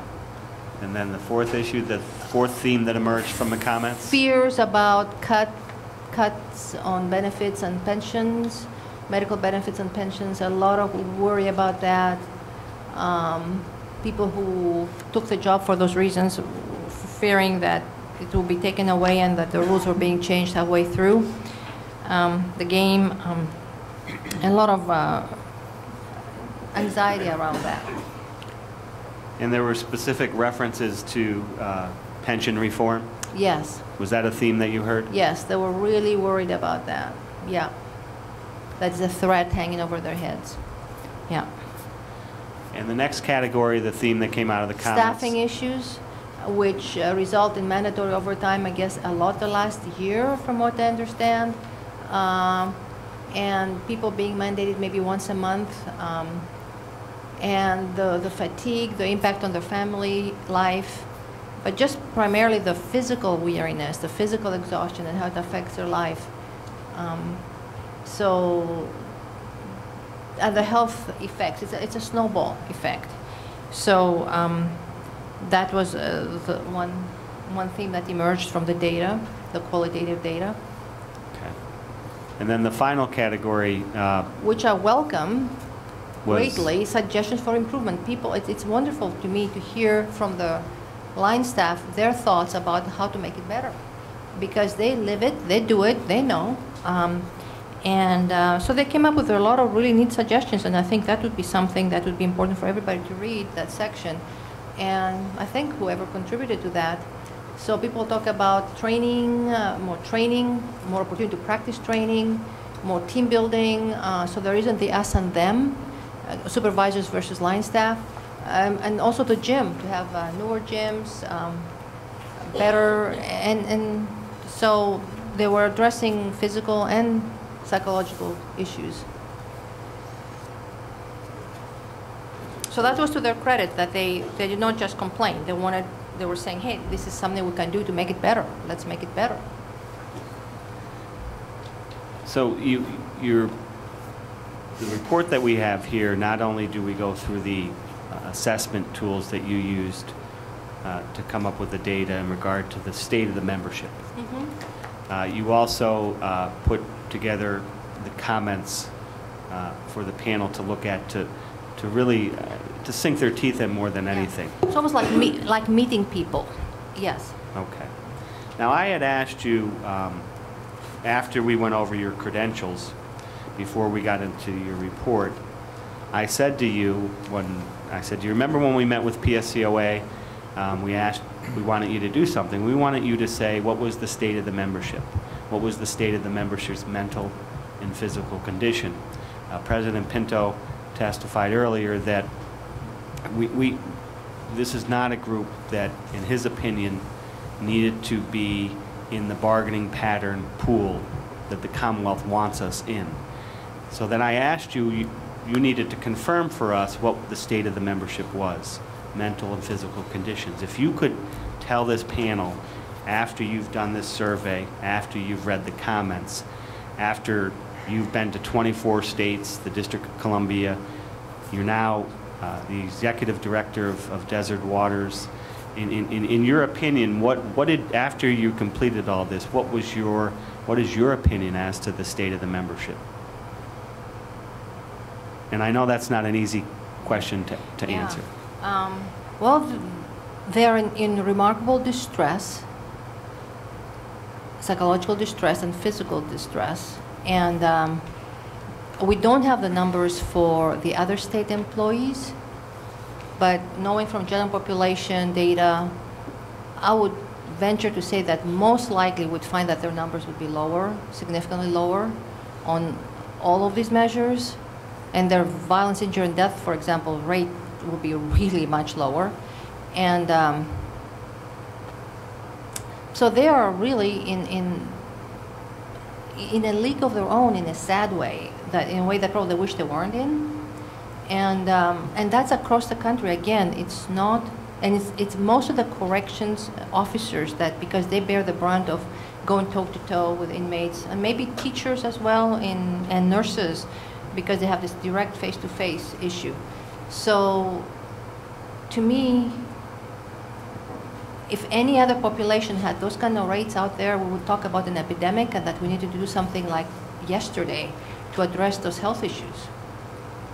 It's of epidemic proportions. I mean, when you have over a third of the population meeting criteria for PTSD, and we know that these guys tend to, if anything, sometimes underreport because they're too macho to acknowledge that, yeah, I'm having all those problems. So I think we need to do something about it. That's a responsibility.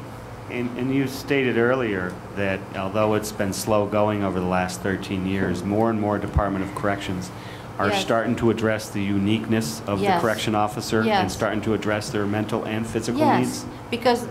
Yes, and there's more acknowledgement of also extreme behavior, and they're realizing that their staff are engaging in extreme behaviors, and one of the traits for PTSD is impulsive and reckless behavior. Like just yesterday, I got an email about a man in Chicago, Cook County Jail, shot his wife and himself. He had a road rage incident, and he shot his wife after that and himself, killed himself. And extreme behaviors like that are not rare in corrections. It's pretty sad. In addition to all the DUIs and domestic violence and road rage incidents and incidents on the job. So there are reasons for that. They don't just happen. It's a cumulative effect of all those exposures and no resolution, no processing, no relief, no support. When I asked the panel to... Or minimal support, I shouldn't say no, minimal. When I asked the panel to recognize you as an expert, I asked the panel to recognize you as an expert in not only evaluating the effects of stress on the COs and their families, but I also asked them to recognize you as an expert in providing solutions to address those particular problems. You would agree with me that not only assessing the issues out there, but addressing those, that's just as important. But if otherwise it's like diagnosing somebody, tell them, oh, you have cancer, or you leave them to their own devices. I mean, you need to me, it's an ethical issue, it's a compassion issue. As a human being to a human being, to see people unraveling in front of you, it's hard. I mean, I've seen supervisors, and they told me, I see people, training directors, training managers at the academy say, 6 months into it, those people's, the light has gone out from their eyes. They're not the new recruit anymore. They're like now in an automatic pilot zone, and we need to be doing something about that. It doesn't have to be like that. And it's not going to be easy either, because the stressors are so relentless and multiple and co-occurring that it takes a lot of work. To me, it's like the swimming upstream, the salmon swimming upstream. It's work. But I think it's better to have tried and won a little bit than not to have tried at all. And to me, all the progress, all the solutions are still in their infancy. We're moving forward. Validation and acknowledgement are huge. I mean, I see people's light come back on in their eyes when they get validated that you're not insane, you're not weak, you're not a failure. This is just the effect over time. And they need that kind of encouragement, that they're not the only one, because everybody thinks that they're the only one who has those issues. And then they find out, no, you're the vast majority of the population working in those situations. And we need at least to start with acknowledgement, validation, and then provision of training, and then maintenance of things. Because a one-time training even once a year is not going to be enough. You need repetition, repetition. That's our thing, that for real learning to transfer to real life, you need repetition and exposure, and you need humane interactions among staff, horizontally and vertically, and a concerted effort, which takes time, energy, and money. In addressing the physical health of the COs is also an important factor? Oh, huge. I can't tell you how many times we get emails that people ran to an emergency, did a cell extraction, had a heart attack right in the middle of it. So the staff had to stop the cell extraction, cuff up the inmate or whatever they had to do, shut him back in the cell, and do CPR on their coworker. And so I had the stress, the overweight, the heart disease issues, whatever, high cholesterol, and then extra stress of that moment of responding. And you have people having health issues or calling in sick because they're not doing well, or bleeds, stomach bleeds, like ulcers. And yes, it's like, to me, it's like you have a toolbox and you're using your tools. I don't have a toolbox, but my husband does. And I know if you use your tools over and over again, they're going to get chipped and cracked and bent and broken, and you have to maintain your tools. You have to maintain your vehicle, and you got to maintain your people, because they break and chip and get bent and crack and go off the deep end, or self-destruct. And we need to maintain our people. Thank you very much, Doctor. Okay. Have any questions? Frank? Yes, just a few. First, thank you. It was very informative and helpful in a way that people like myself can understand, who I don't work inside of a jail. And okay. While it makes sense to me that everything you talked about is true, and I would even go so far as to say I don't think there's anyone in this room that looks at the COs and suggests that they don't have an incredibly difficult job, and that the vast majority of them don't do an incredible job day in and day out. So I hope you understand that this is not about us suggesting that they're not good at what they do, or that they're not subjected to really horrible conditions every day of their lives if they're inside of a jail. But what I do think it's important to understand is what the Commonwealth already does. And I heard you compile a lot of information and you did a survey that suggests a lot of things about this group of people, but what I haven't seen is an analysis of the outlets that are already available to the COs. Have you conducted an analysis of the outlets that do exist today for COs? As the arbitrator pointed out, no, we did look at the courses. I don't think there is any implementation of any stress, addressing stress over time in the training for the staff, either at the training academy or later on. I know there is a Get Healthy program, which is voluntary. People can opt in or not, right? And I think that's a great, great, great step. I think overall the whole country is lagging. It's not Pennsylvania only, in terms of looking at the psychological issues. Have you done an analysis of the fact that every CO is entitled to 6 psychological visits per year, and whether or not they avail themselves? I'm aware of that, and some people also said, though, that to get permission to get that, they have to show up somewhere and ask for that. They have to request so that everybody gets identified, so they feel like there is no confidentiality, which is a huge issue. because a lot of them will not use it. The other thing I want to say is that with a correctional officer, what? Oh, okay, I'll repeat. What I was saying is that to get those 6, I assume it's Employee Assistance Program visits, EAP visits. No, they psychological examiner, psychiatrist visits. Yeah, they have to request them, so therefore they don't feel like they are anonymous.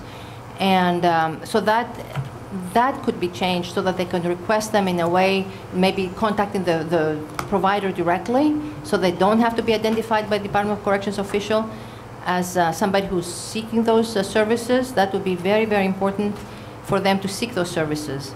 But you would agree with me that even anonymity doesn't increase participation necessarily. It helps. I believe it helps. The other thing And I'll give you your report as an example, or your study as an example. This was a study prepared by you, correct? And it was a study disseminated by the union, correct? And it was a study that they were advised it would be completely anonymous if they responded, correct? And out of the almost 11,000 correction officers, only 1,000 responded. Almost 1,100. Almost yes. 1,100. And again, we know that, I'm not surprised, we know that correction staff are mistrusting. If they're really distressed, they don't want to be bothered, they don't want to address anything, they don't want to be reminded of things. They're angry, miserable, they don't want to be participating and making an effort. So I was not really surprised. I was pleased that we got that 10%. I understand you were pleased for the study purposes, but you would have to agree with me that part of the problem is getting them to participate. Forget this, what you needed to do in order to say it was a statistically significant pool, because I'm not really concerned about a statistically significant pool if there are 45 COs out there who are tying a knot in a rope. What I'm concerned about is participation and incentivizing those individuals to participate. And I think you would agree with me that while it's good for your statistics, 1,100 out of 11,000 isn't the best result.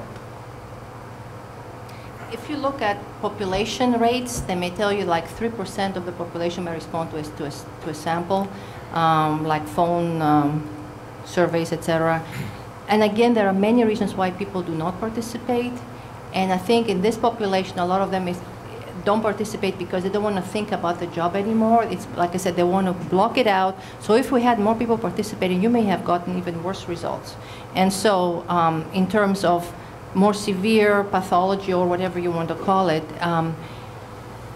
and we got the representative version, and it totally ties into the qualitative. I mean, the qualitative ties into and backs the quantitative data. And remember, it was the first snapshot of the membership. The other thing I want to say is that in terms of therapy, of treatment, people like correctional officers are very mistrusting, and they're feeling very alienated, separate. So it may take them 6 sessions to even start breaking the ice with somebody, to connect with them and start building any form of trust. And then they're going to have to pay out of pocket, and some of them stop going because they don't either they live paycheck to paycheck, or that they don't have the money But available. the overwhelming majority don't even go for the first one. Right.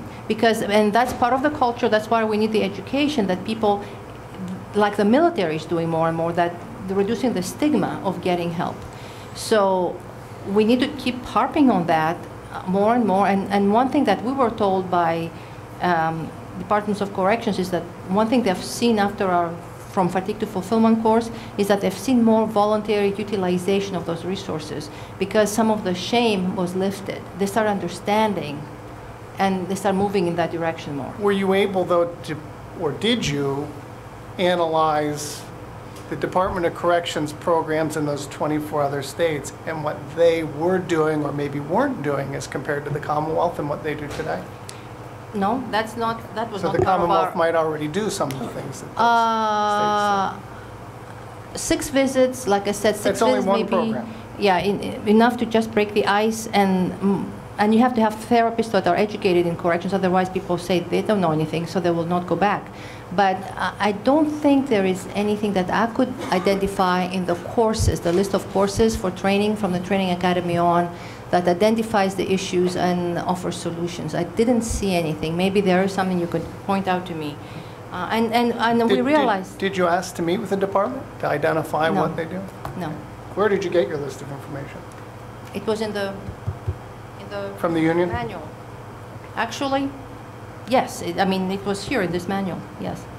And we would be very, very willing and interested in helping in any way we can. The only other question I have, and I apologize, we only received a report when we walked in from lunch, so I can't ask you a whole lot more without taking the time, because there's a lot of information here. But the numbers that you used for your national comparison, you used 1,057 male corrections officers, correct? Yes. Out of how many did you actually solicit responses? I guess this is in 2010, 11? is that 2011? Oh, that was sent nationally. We sent invitations to all DOCs and some jails, some unions, some other organizations, associations, and then they chose or not chose to disseminate to their members or their staff. And we had a total of 3,599 that included also females and other disciplines like probation, parole, chaplains, wardens, whatever, all possible jobs. Of the men, since that's what you used to compare, do you know how many of the 1,057, how many different departments does that comprise? 5 different states, 1 state, 1 county? Oh, no, they were like close to, I think there was like 49, and I have to look exactly, but for the whole sample, it was like 49 states. We had to represent from 49 states. The responses, I'm sorry, just the responses. Yeah, I understand think you was sent it out, about- you tried to get responses from probably hundreds of For thousands. the whole 3,599, it was like 49 states and a couple territories or something. Okay. And it's in, we have, on our website, we have 2 papers that present information on those 2. We wrote, this was a massive study, and we still have data that we haven't even written up yet. But we have 2 papers, one on PTSD, the prevalence of PTSD, as we estimated it, and then the depression on PTSD. Sure. And so there's that information there. But then we extracted for this purpose only the male working custody security to make it more comparable to the sample we had here. Otherwise, it would have been even showing Pennsylvania way higher rates because it would have been with other jobs too. So we wanted to keep it comparable.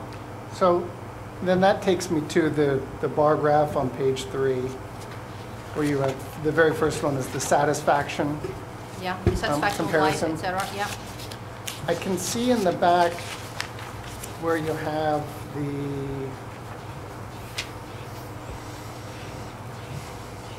The items? yeah, you have, for example, the PTSD checklist. Yes. Which I presume that's what you sent out in order to create your PTSD response. Yes. And then I see the DAS 21. Yes. Which correlates to the 2 DAS 21s, or the 3 DAS. Is there a questionnaire that went out for the how did you? Oh, the What'd 5 you use? items? Oh, we Yeah. did. Well, actually, if we didn't include it, I can send you that. It's very simple. It's a 5-item questionnaire. Like, I'm satisfied with my life. If there was nothing, there would be nothing I would change if I had the chance to live my life over again. Let me see. Content items. We have PCL, DAS, 21, VIDS. Depression Danger Scale. Whoops, I think actually, yes, we did not include the satisfaction with life scale. We'll be happy to send it to you and you can forward it. Yeah, well, it's a 5-item thing. I will be happy to send you that, yes. We included the psychometric properties on it, but we didn't include the items, but we'll be happy to. Thank No you, I problem. appreciate that. Yeah. And thank you very much. It was You're very, very welcome. helpful. Thank you. Anything further, Todd? Not for this witness, no. Okay. Thank you very much. Oh, wait a minute, Fred got a question. Just a few. I just have some questions about your samples. Did the respondents identify what facilities No. in which they were? So we don't know whether we have a cross-section from different facilities or not. No, we did not, because we tried to make it as anonymous as possible in case they got worried that they could be somehow identified. So we did not, no. So where you only got a 10%, and I'm not using this pejoratively when I say only, but you got a 10% response, they could have been concentrated at a couple of facilities. Could have. Could be, but Did you ask in your survey questions whether they had been in the military? not in this one. In our big 3,599, we did ask about that. But not in the PA one? No, we would try to not make it too long, and but yeah, we did do that, and we found with our prior study that people who had prior military experience had significantly higher PTSD rates and depression rates. I would think so. Yeah, That like would be 7% higher PTSD, 5% higher depression, but that was not. No, we did not ask that. My only point in asking is if you had a sample that was disproportionately heavy with people with military experience, you would expect those higher numbers, correct? Yes and no, but we look at the PTSD rates were the same for the national and the Pennsylvania, but they were higher for the others. So I would not pin it on that. I would say that would be stretching it to think that. But even if it was 5% higher, still these are very, very disturbingly high rates. And to have over a third of your population affected to that degree, that's considerable. Even if you reduce it by 5 or even 10%, still this is a huge percentage of people that are not functioning very well. On your chart dealing with sick days and Yes. workers' comp days, did you request that the union ask for department information so you could see if that was representative of the No, department? because we didn't know who was, we could not match a person.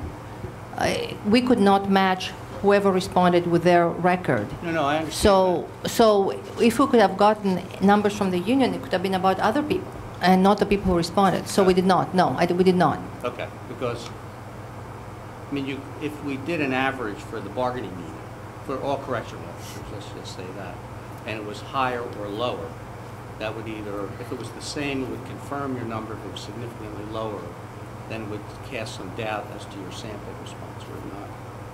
Again, it would depend on who was responding. And no, we did not, we chose not to get into actual data, actual documentation. It was self-report. My last question is, you read a comment about someone who said they like to sit on the they just want to sit on the couch and watch television. Did Gary Lightman respond to this survey? Who? Sitting behind you. Do you have anything, Bill? Thank you very much. Thank you. I don't think he works in corrections, but anyway. Yes. Sure. We'll take a short recess. Oh, we're ready to go. Okay, we're going to get back together here to finish up.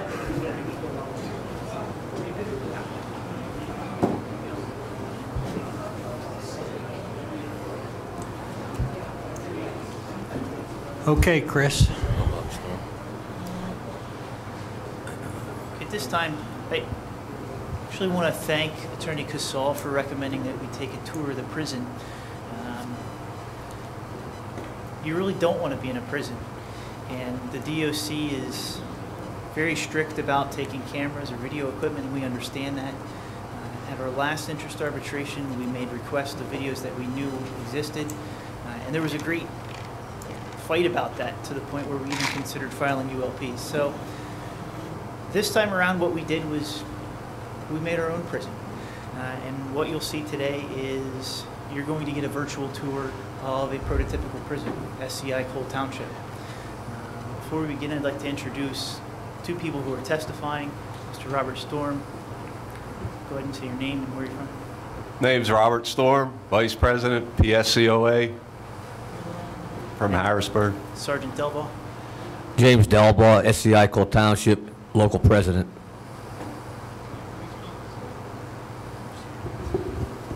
Very well.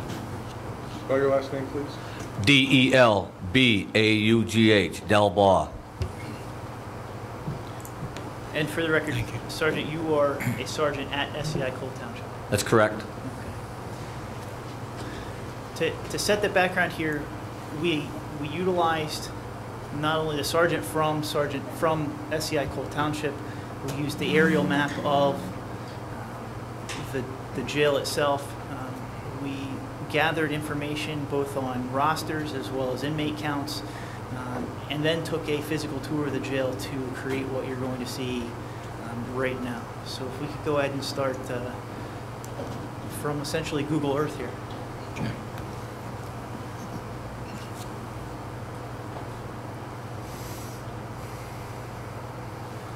This is the overhead view, the Google Earth view of SCI Cole Township. And our jail that we've created for you, which is a little dark, I apologize. Go ahead.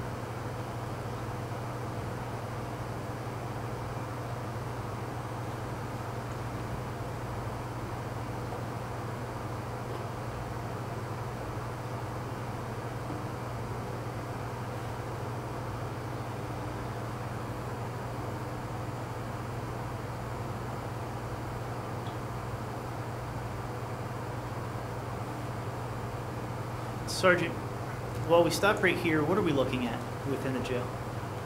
Inmate dining hall. How many dining halls are there at SCI Cole Township? 3. And so within one dining hall, approximately how many people sit in that dining hall at any one time? Approximately 180. Okay. And how many COs are in there guaranteed? 3. Are 3 COs all the time, or does it go down to 2? Does it go up to 4? Or are you guaranteed 3 at all times? 3 correctional officers, 1 and 1 sergeant. Okay. Let's keep moving.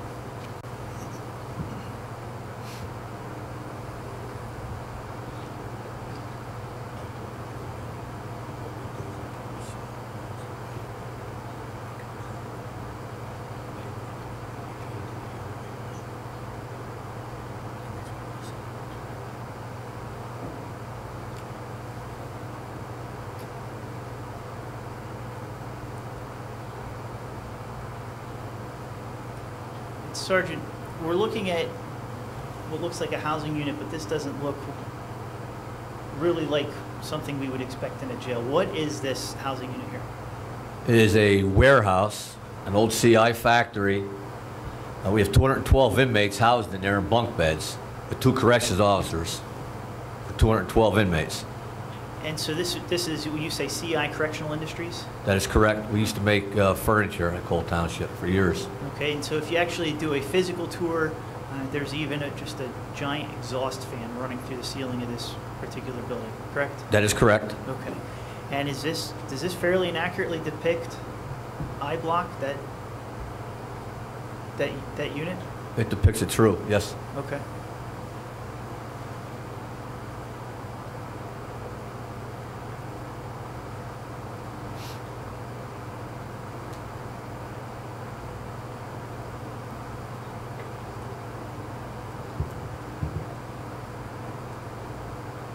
And how many COs are in this building? 2 corrections officers. Do they have somewhere to hide? No, sir. I mean, that sounds silly, but he's on the opposite wall of this building, or opposite of the door? The CO is? No, COs are on the floor with the inmates, sir. Okay. And so there's 2 COs and over 200 inmates? 212. Okay. And there's no way, there's no secured room to lock themselves in? They're out there with those inmates? That is correct. Okay.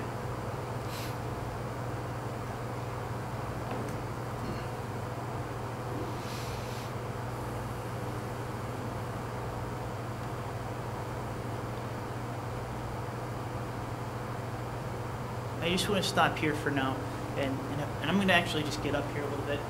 Sergeant, where do you come into jail at? The far left. Over here. That's correct. Okay. Or is it? Far left. We're talking That's about correct top right left there. corner. Okay. So what is this here? Administration building. Okay. And so you go from the administration building into another, I assume this is a corridor here? That's a long hallway. That's correct. Okay. And then what is the first building that you go into? Security services. Well, the control center security services area. Okay. And what is this area back here? That's called a restricted housing unit. It's a level 5 housing unit. Okay. And what are these things out here on the outer edges that we would see? They are yard pens, exercise pens. Like dog kennels? That's correct. Okay, so how many people can go into each one of those? One inmate. Okay, and how many people are in the RHU? Staff-wise, Yes. there's 4 pod officers, because there's 4 pods, and we also have an exercise crew, Monday through Friday. The rest of the time, it's only 4, from 4 o'clock on, and on the weekends and holidays, there's 4 corrections officers. When you say exercise crew, are we talking about somebody who comes in and teaches a class? Negative, sir. These individuals are tasked with stripping, restraining, taking the inmates either to shower or to rec, stripping them back in, taking restraints off of them, and securing them in their cells. Everywhere the inmates go in that unit, they're restrained from the back. And they strictly go from their cells into those pens, individualized pens, and then back into their cells? That is correct. And they have their own showers all contained in this building here? That is correct, sir. Their food is brought to them here? Yes, it is. CEOs bring it to them. What reason would an inmate leave the RHU? Say again? What reason would an inmate leave the RHU? Medical, emergency, transfer to another facility.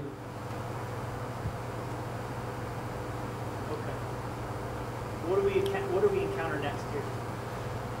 We go right into the medical department.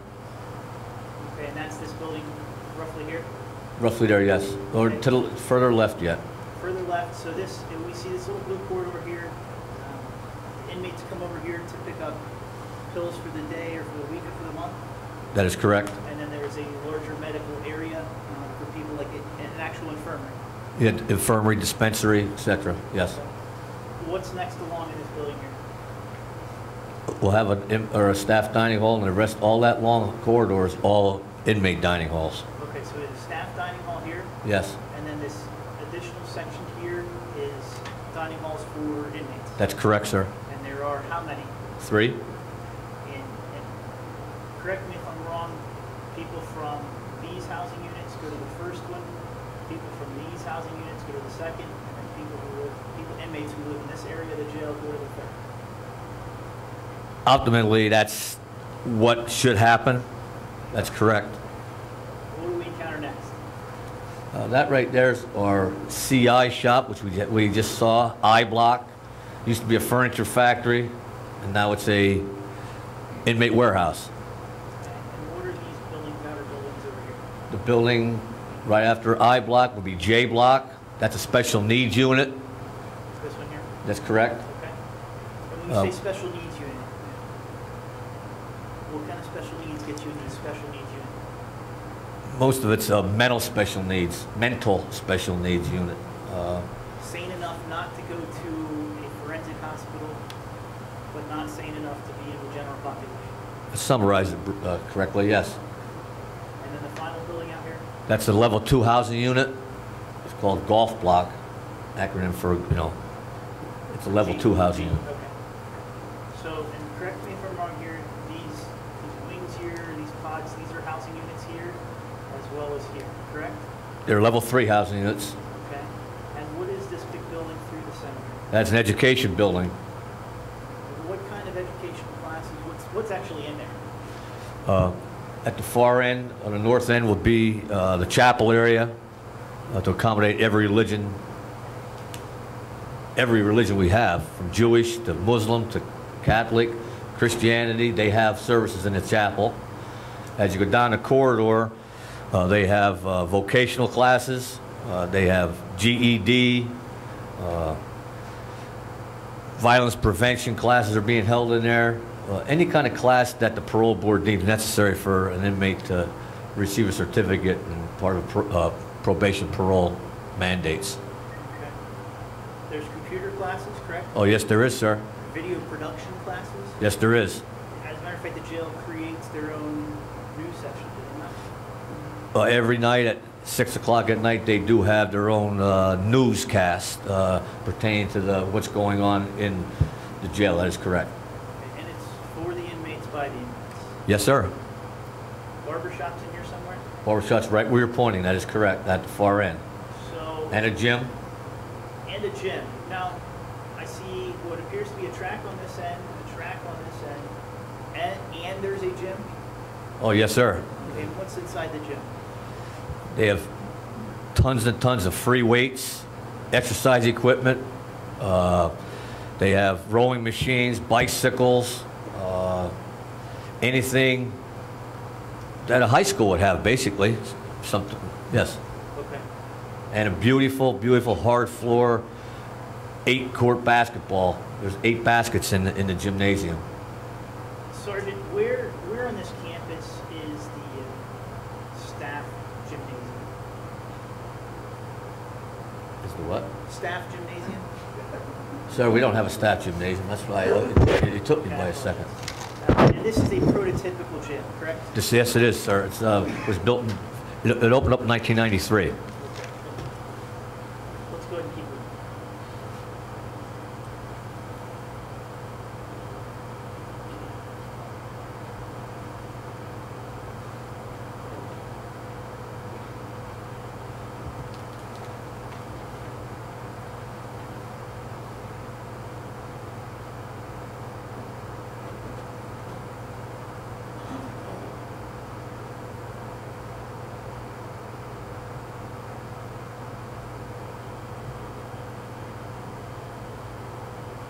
Sergeant, what are we looking at here?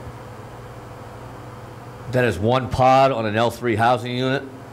Anywhere from 128 to 135 inmates live in them units.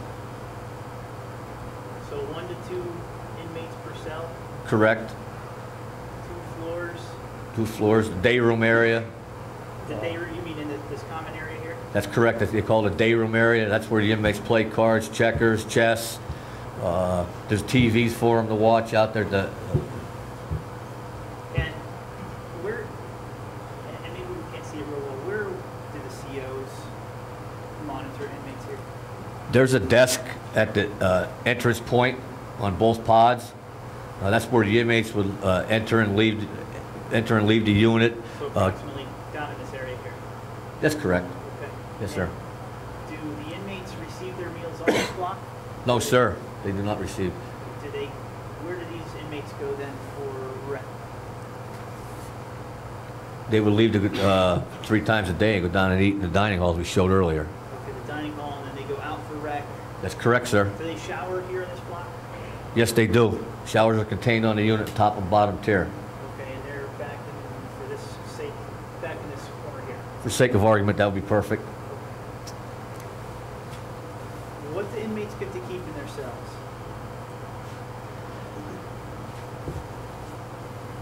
A lot of stuff. I mean, it changes all the time. They're allowed to keep up to $85 worth of commissary a week. Numerous personal items, electronic items, from keyboards to guitars, typewriters. Okay. Let's go ahead and keep moving.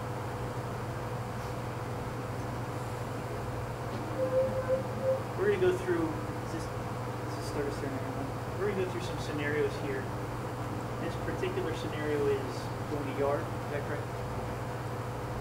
We'll be go into yard, and who gets to go to yard at the prison?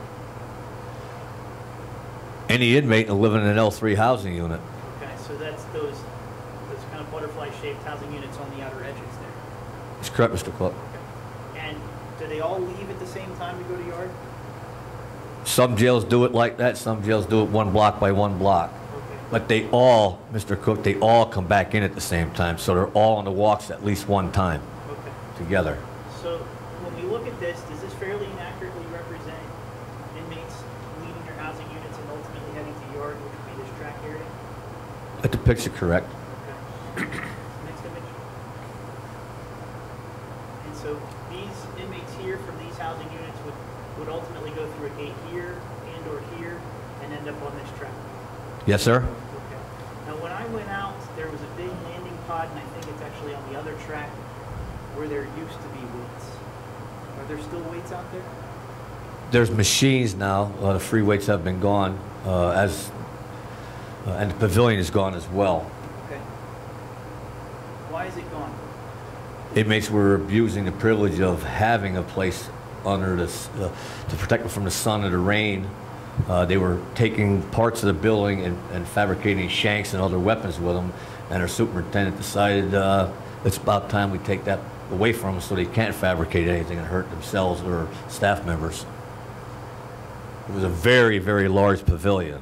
Vice President Storm, what jail do you work at? SCI Monoy, And have you had an opportunity to, is that a prototypical or not? that is same as Cole Township. Okay. And have you had an opportunity to tour other facilities, other prototypicals? Yes. This idea where the pavilion has been taken down and the weights have been taken away, has that occurred at all of the jails? No, the only one I know is SCI Cole Township. So how do they do it at Montanoy? I mean, what's out there? They have a nice, pretty pavilion. Keep them out of the rain. Weights. A lot of machines. Okay, next image. Sergeant, what we've done is identified with yellow dots COs. At any given time, what's the max number of inmates out here on this track or this yard area? Mr. Cook, as I alluded to on Saturday, we had 803 inmates in that 1 yard you're looking at right there, 803 inmates. Just this past Saturday? That's correct. Okay, and is there ever more than 3 COs out here during that period of time? Only a sergeant. Only a sergeant? That's correct. And so I guess your backup would be cameras on this side of the building facing the track? That's our backup, would be a camera, that is correct. Next image. Does this view fairly and accurately represent a CO's view while out in the yard? Yes, it does. Next image. How about this? Yes, sir. Do you have fights out on the yard? Yes, sir. We just recently went 7 straight days with 7 straight fights in the yard. All with just 3 COs out there? Yes, sir. Okay. Now, I think I got a snicker here, so let's clarify. All of your inmates at SCI Cole Township are not red-headed white males? That's correct, sir. Okay. Next image.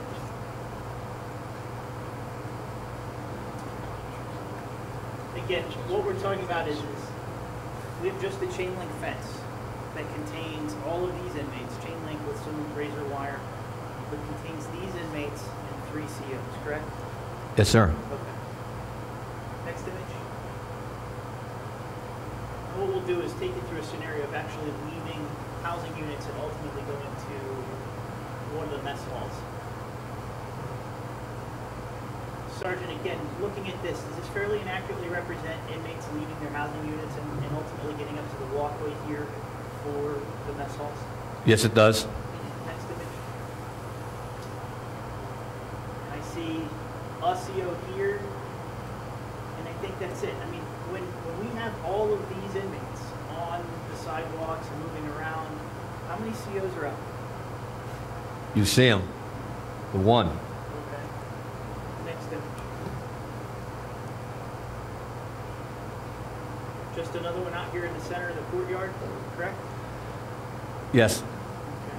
And these most of these inmates then would be hitting one of these dining halls here. Yes, sir. Okay, next image. So just for the sake here again, these housing units here are traveling along the sidewalks and up to the Dining hall number 1, yes, sir. Okay. Yep. Next image. What we've done for the sake of SCI Cole Township itself is that during one meal period for the one dining hall, you're looking at approximately 790 inmates filtering through one mess hall, being controlled by 3 COs. But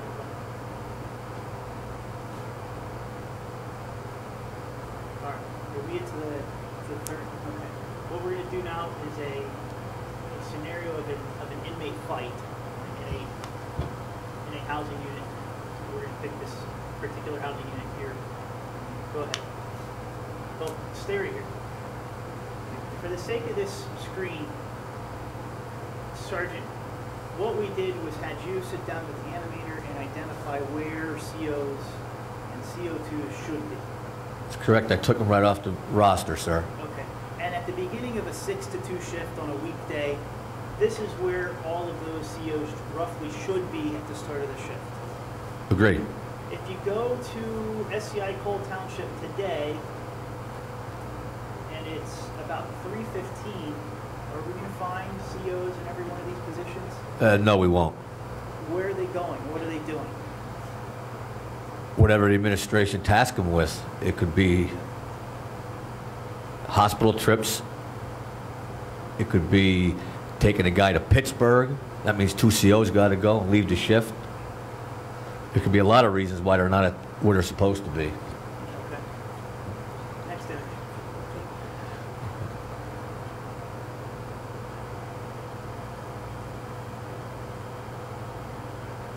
Sergeant, are inmates allowed out in this area like this? That's the day room area, yes, sir. Okay, and how often does that happen during the day? 3 times a day.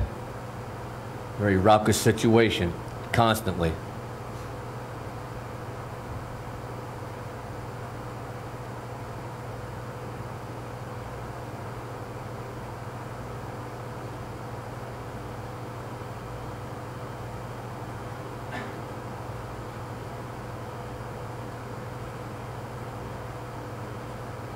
Sergeant, when you have a fight, and where do you actually work within the jail? I work at a housing unit. Okay, so you see the housing units just like this. Yes, sir. And how often do we see fights in the day room? Pretty often. And when a fight starts like that, do the inmates crowd around like this, or do they disperse and go hide back in their cells? They form a circle.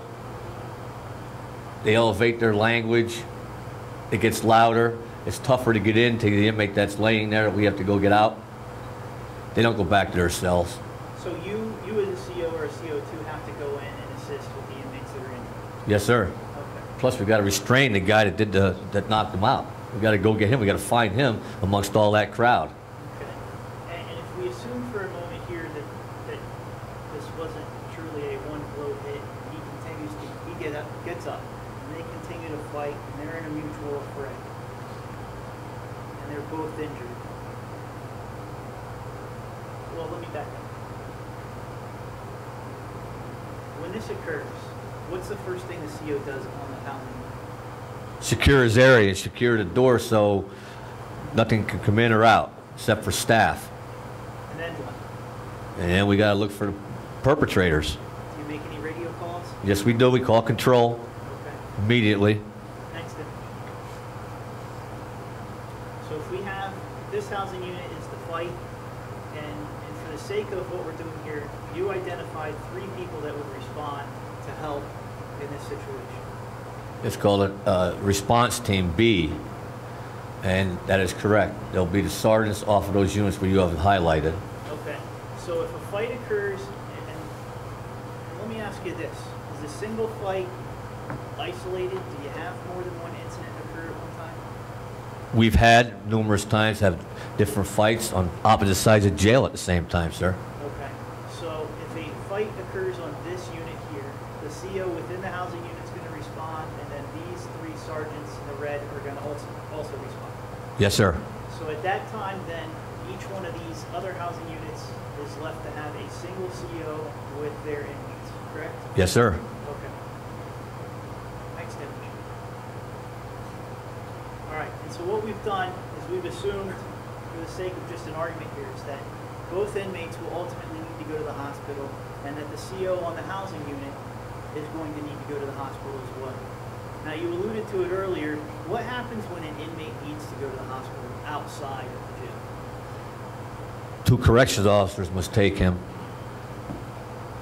Okay. Do they call somebody in off the street for overtime for that? No, they take the staff that are present, Okay. pull them from their post, assign them the duty of hospital transport, and send them on their merry way. Is there a building or a room somewhere on these grounds where there are COs on the standby to backfill these positions? No, sir, there's none. So if we have 2 COs for each one of these inmates, we're losing 4 COs. We've lost the 5th CO on the housing unit. And would you send a CO with your own guy into the hospital if needed be? Most of the time, they send a lieutenant with him. Okay. So where do we pull COs then to backfill positions? Wherever they can, wherever management picks. I'm here to tell you that all them other housing units are still running full complement day room. There's still 60, 70 inmates out in every other housing unit at this time. They don't stop anything just because one inmate fight.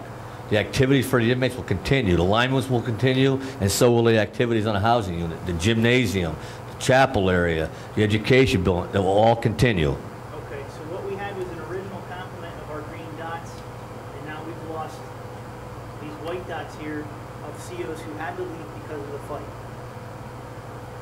Yes, sir. What happens when you have another fight? Same thing that happened in the first fight.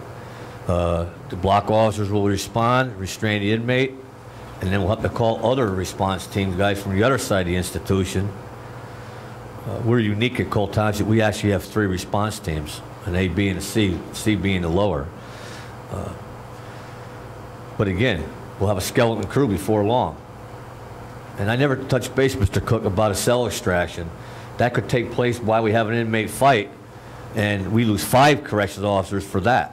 Because it takes 5 off the complement. Well, and I'm going to thank you very much for leading us through this and actually giving us a kind of a springboard to a cell extraction. One thing that we do have the benefit of watching is a cell extraction. So if I can have you play that.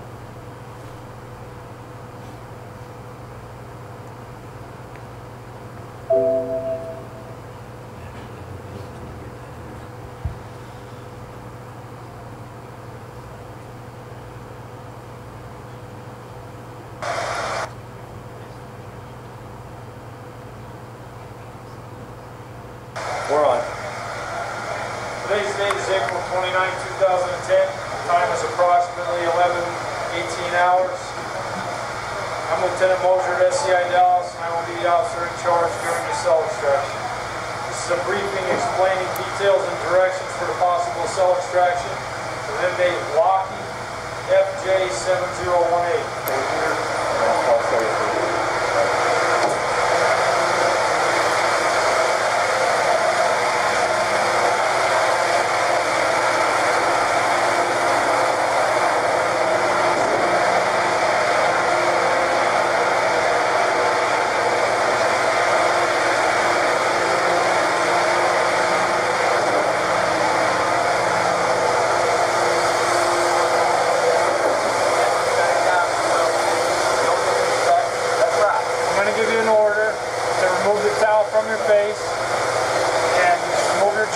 So we conduct a strip search.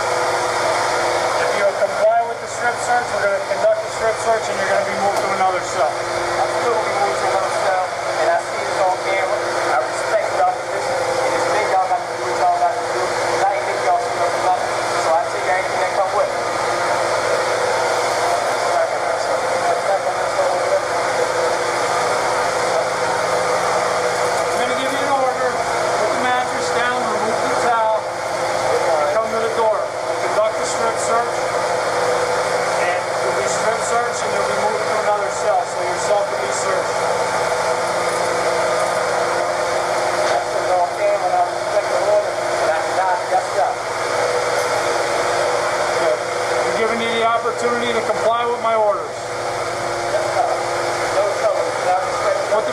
face down, take the towel off.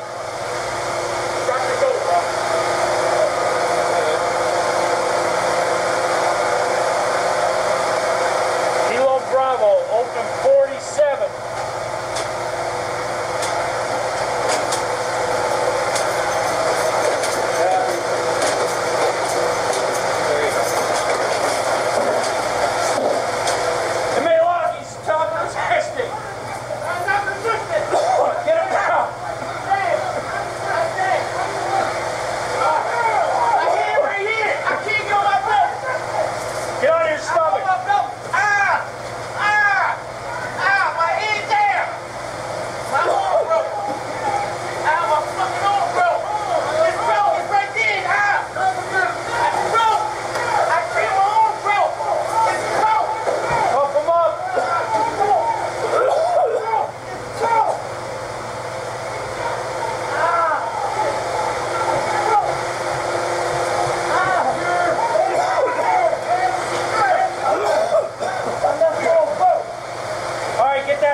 Around his face.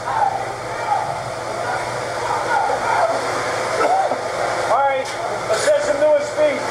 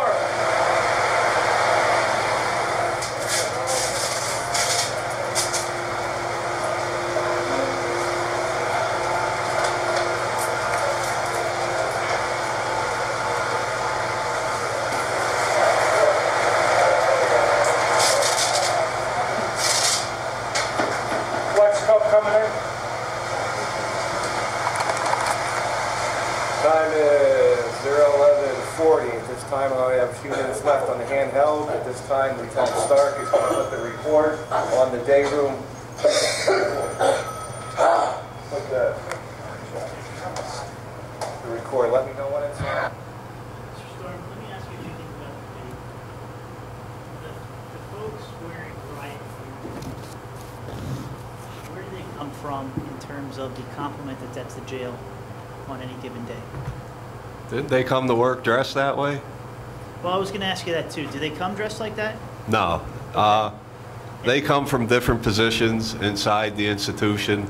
When an incident occurs and control is notified, the control lieutenant, whoever's in charge and control, has to go through the roster, see what manpower he has, and he goes through and he'll call 6 individuals, 5 to 6 individuals to come up, report, and once they've reported to, we call it the muster room, then those individuals have to prepare, put the turtle suits on, and wait for direction. Okay, so there's not 5 or 6 guys out doing their normal, basically having a good day off with a pager ready to spring into action. These are people who are already on the job at the institution. They're being pulled from their posts.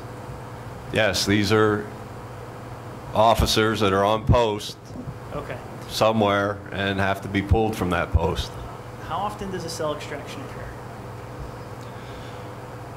It could occur anytime. You can't pinpoint a time numerous times. You know, you could have one a day, one a week. I mean, you just can't put a number on it. It can happen anytime.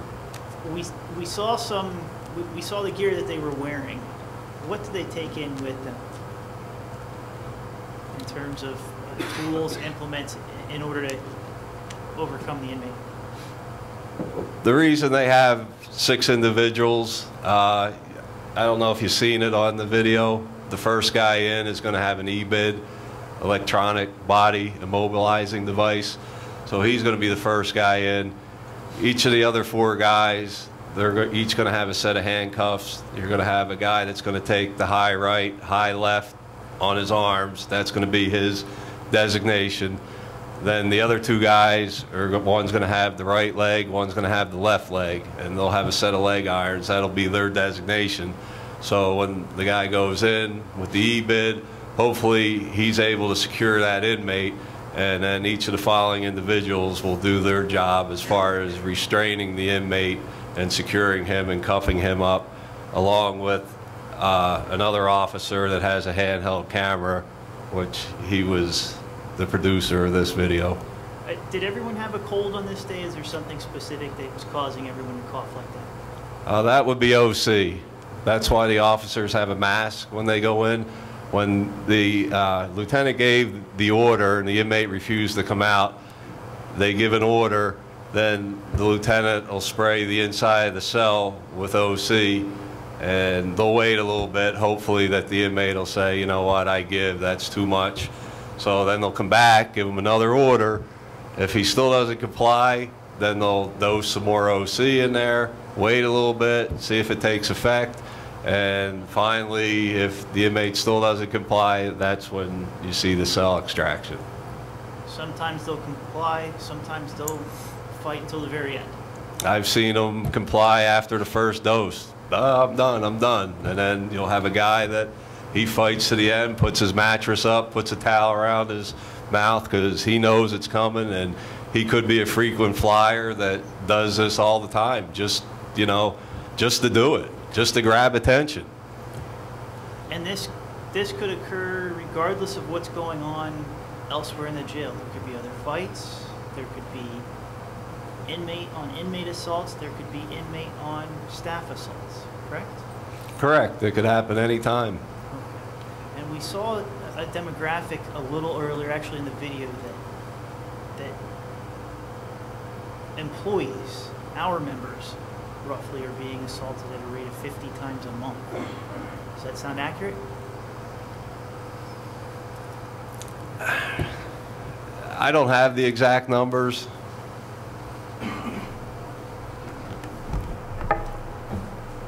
Mr. Storm, there was actually an assault as we were finalizing preparation here. Was there not? Yes. And what jail did that occur? SCI Dallas. When did that occur?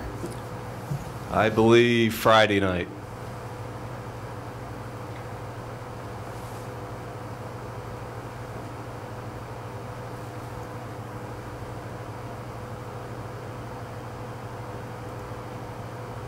We'll see you in a bit, Brittany. Thanks. The lockdown has been lifted at the state prison near Dallas, and some of the personnel aren't too happy about it. It has only been a day and a half since an inmate attacked and injured a corrections officer at the facility in Luzerne County. Newswatch 16's Suzanne Goldklang has more. Just in time for Easter weekend, corrections officers say the lockdown at the state prison near Dallas was lifted. About 36 hours earlier, convicted killer Joel Perez allegedly used this weapon, crafted from a toothbrush and razor, to slash Officer Francis Petrowski in the face.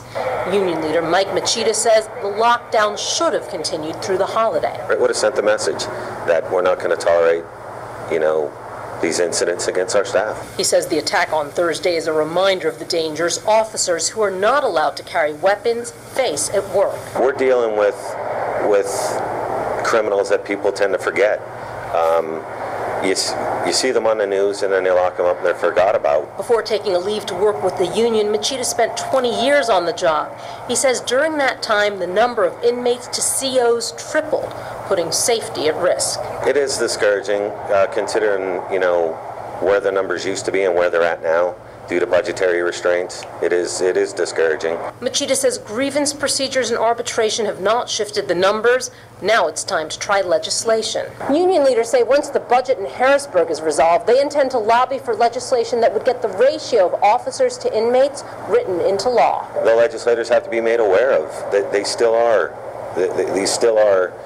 in some cases, vicious people that have to be dealt with. Now, in the federal prison system, Senator Bob Casey recently announced the expansion of a pilot program that would allow some staff to carry pepper spray. But on the state level, there are no plans for anything like that at this time.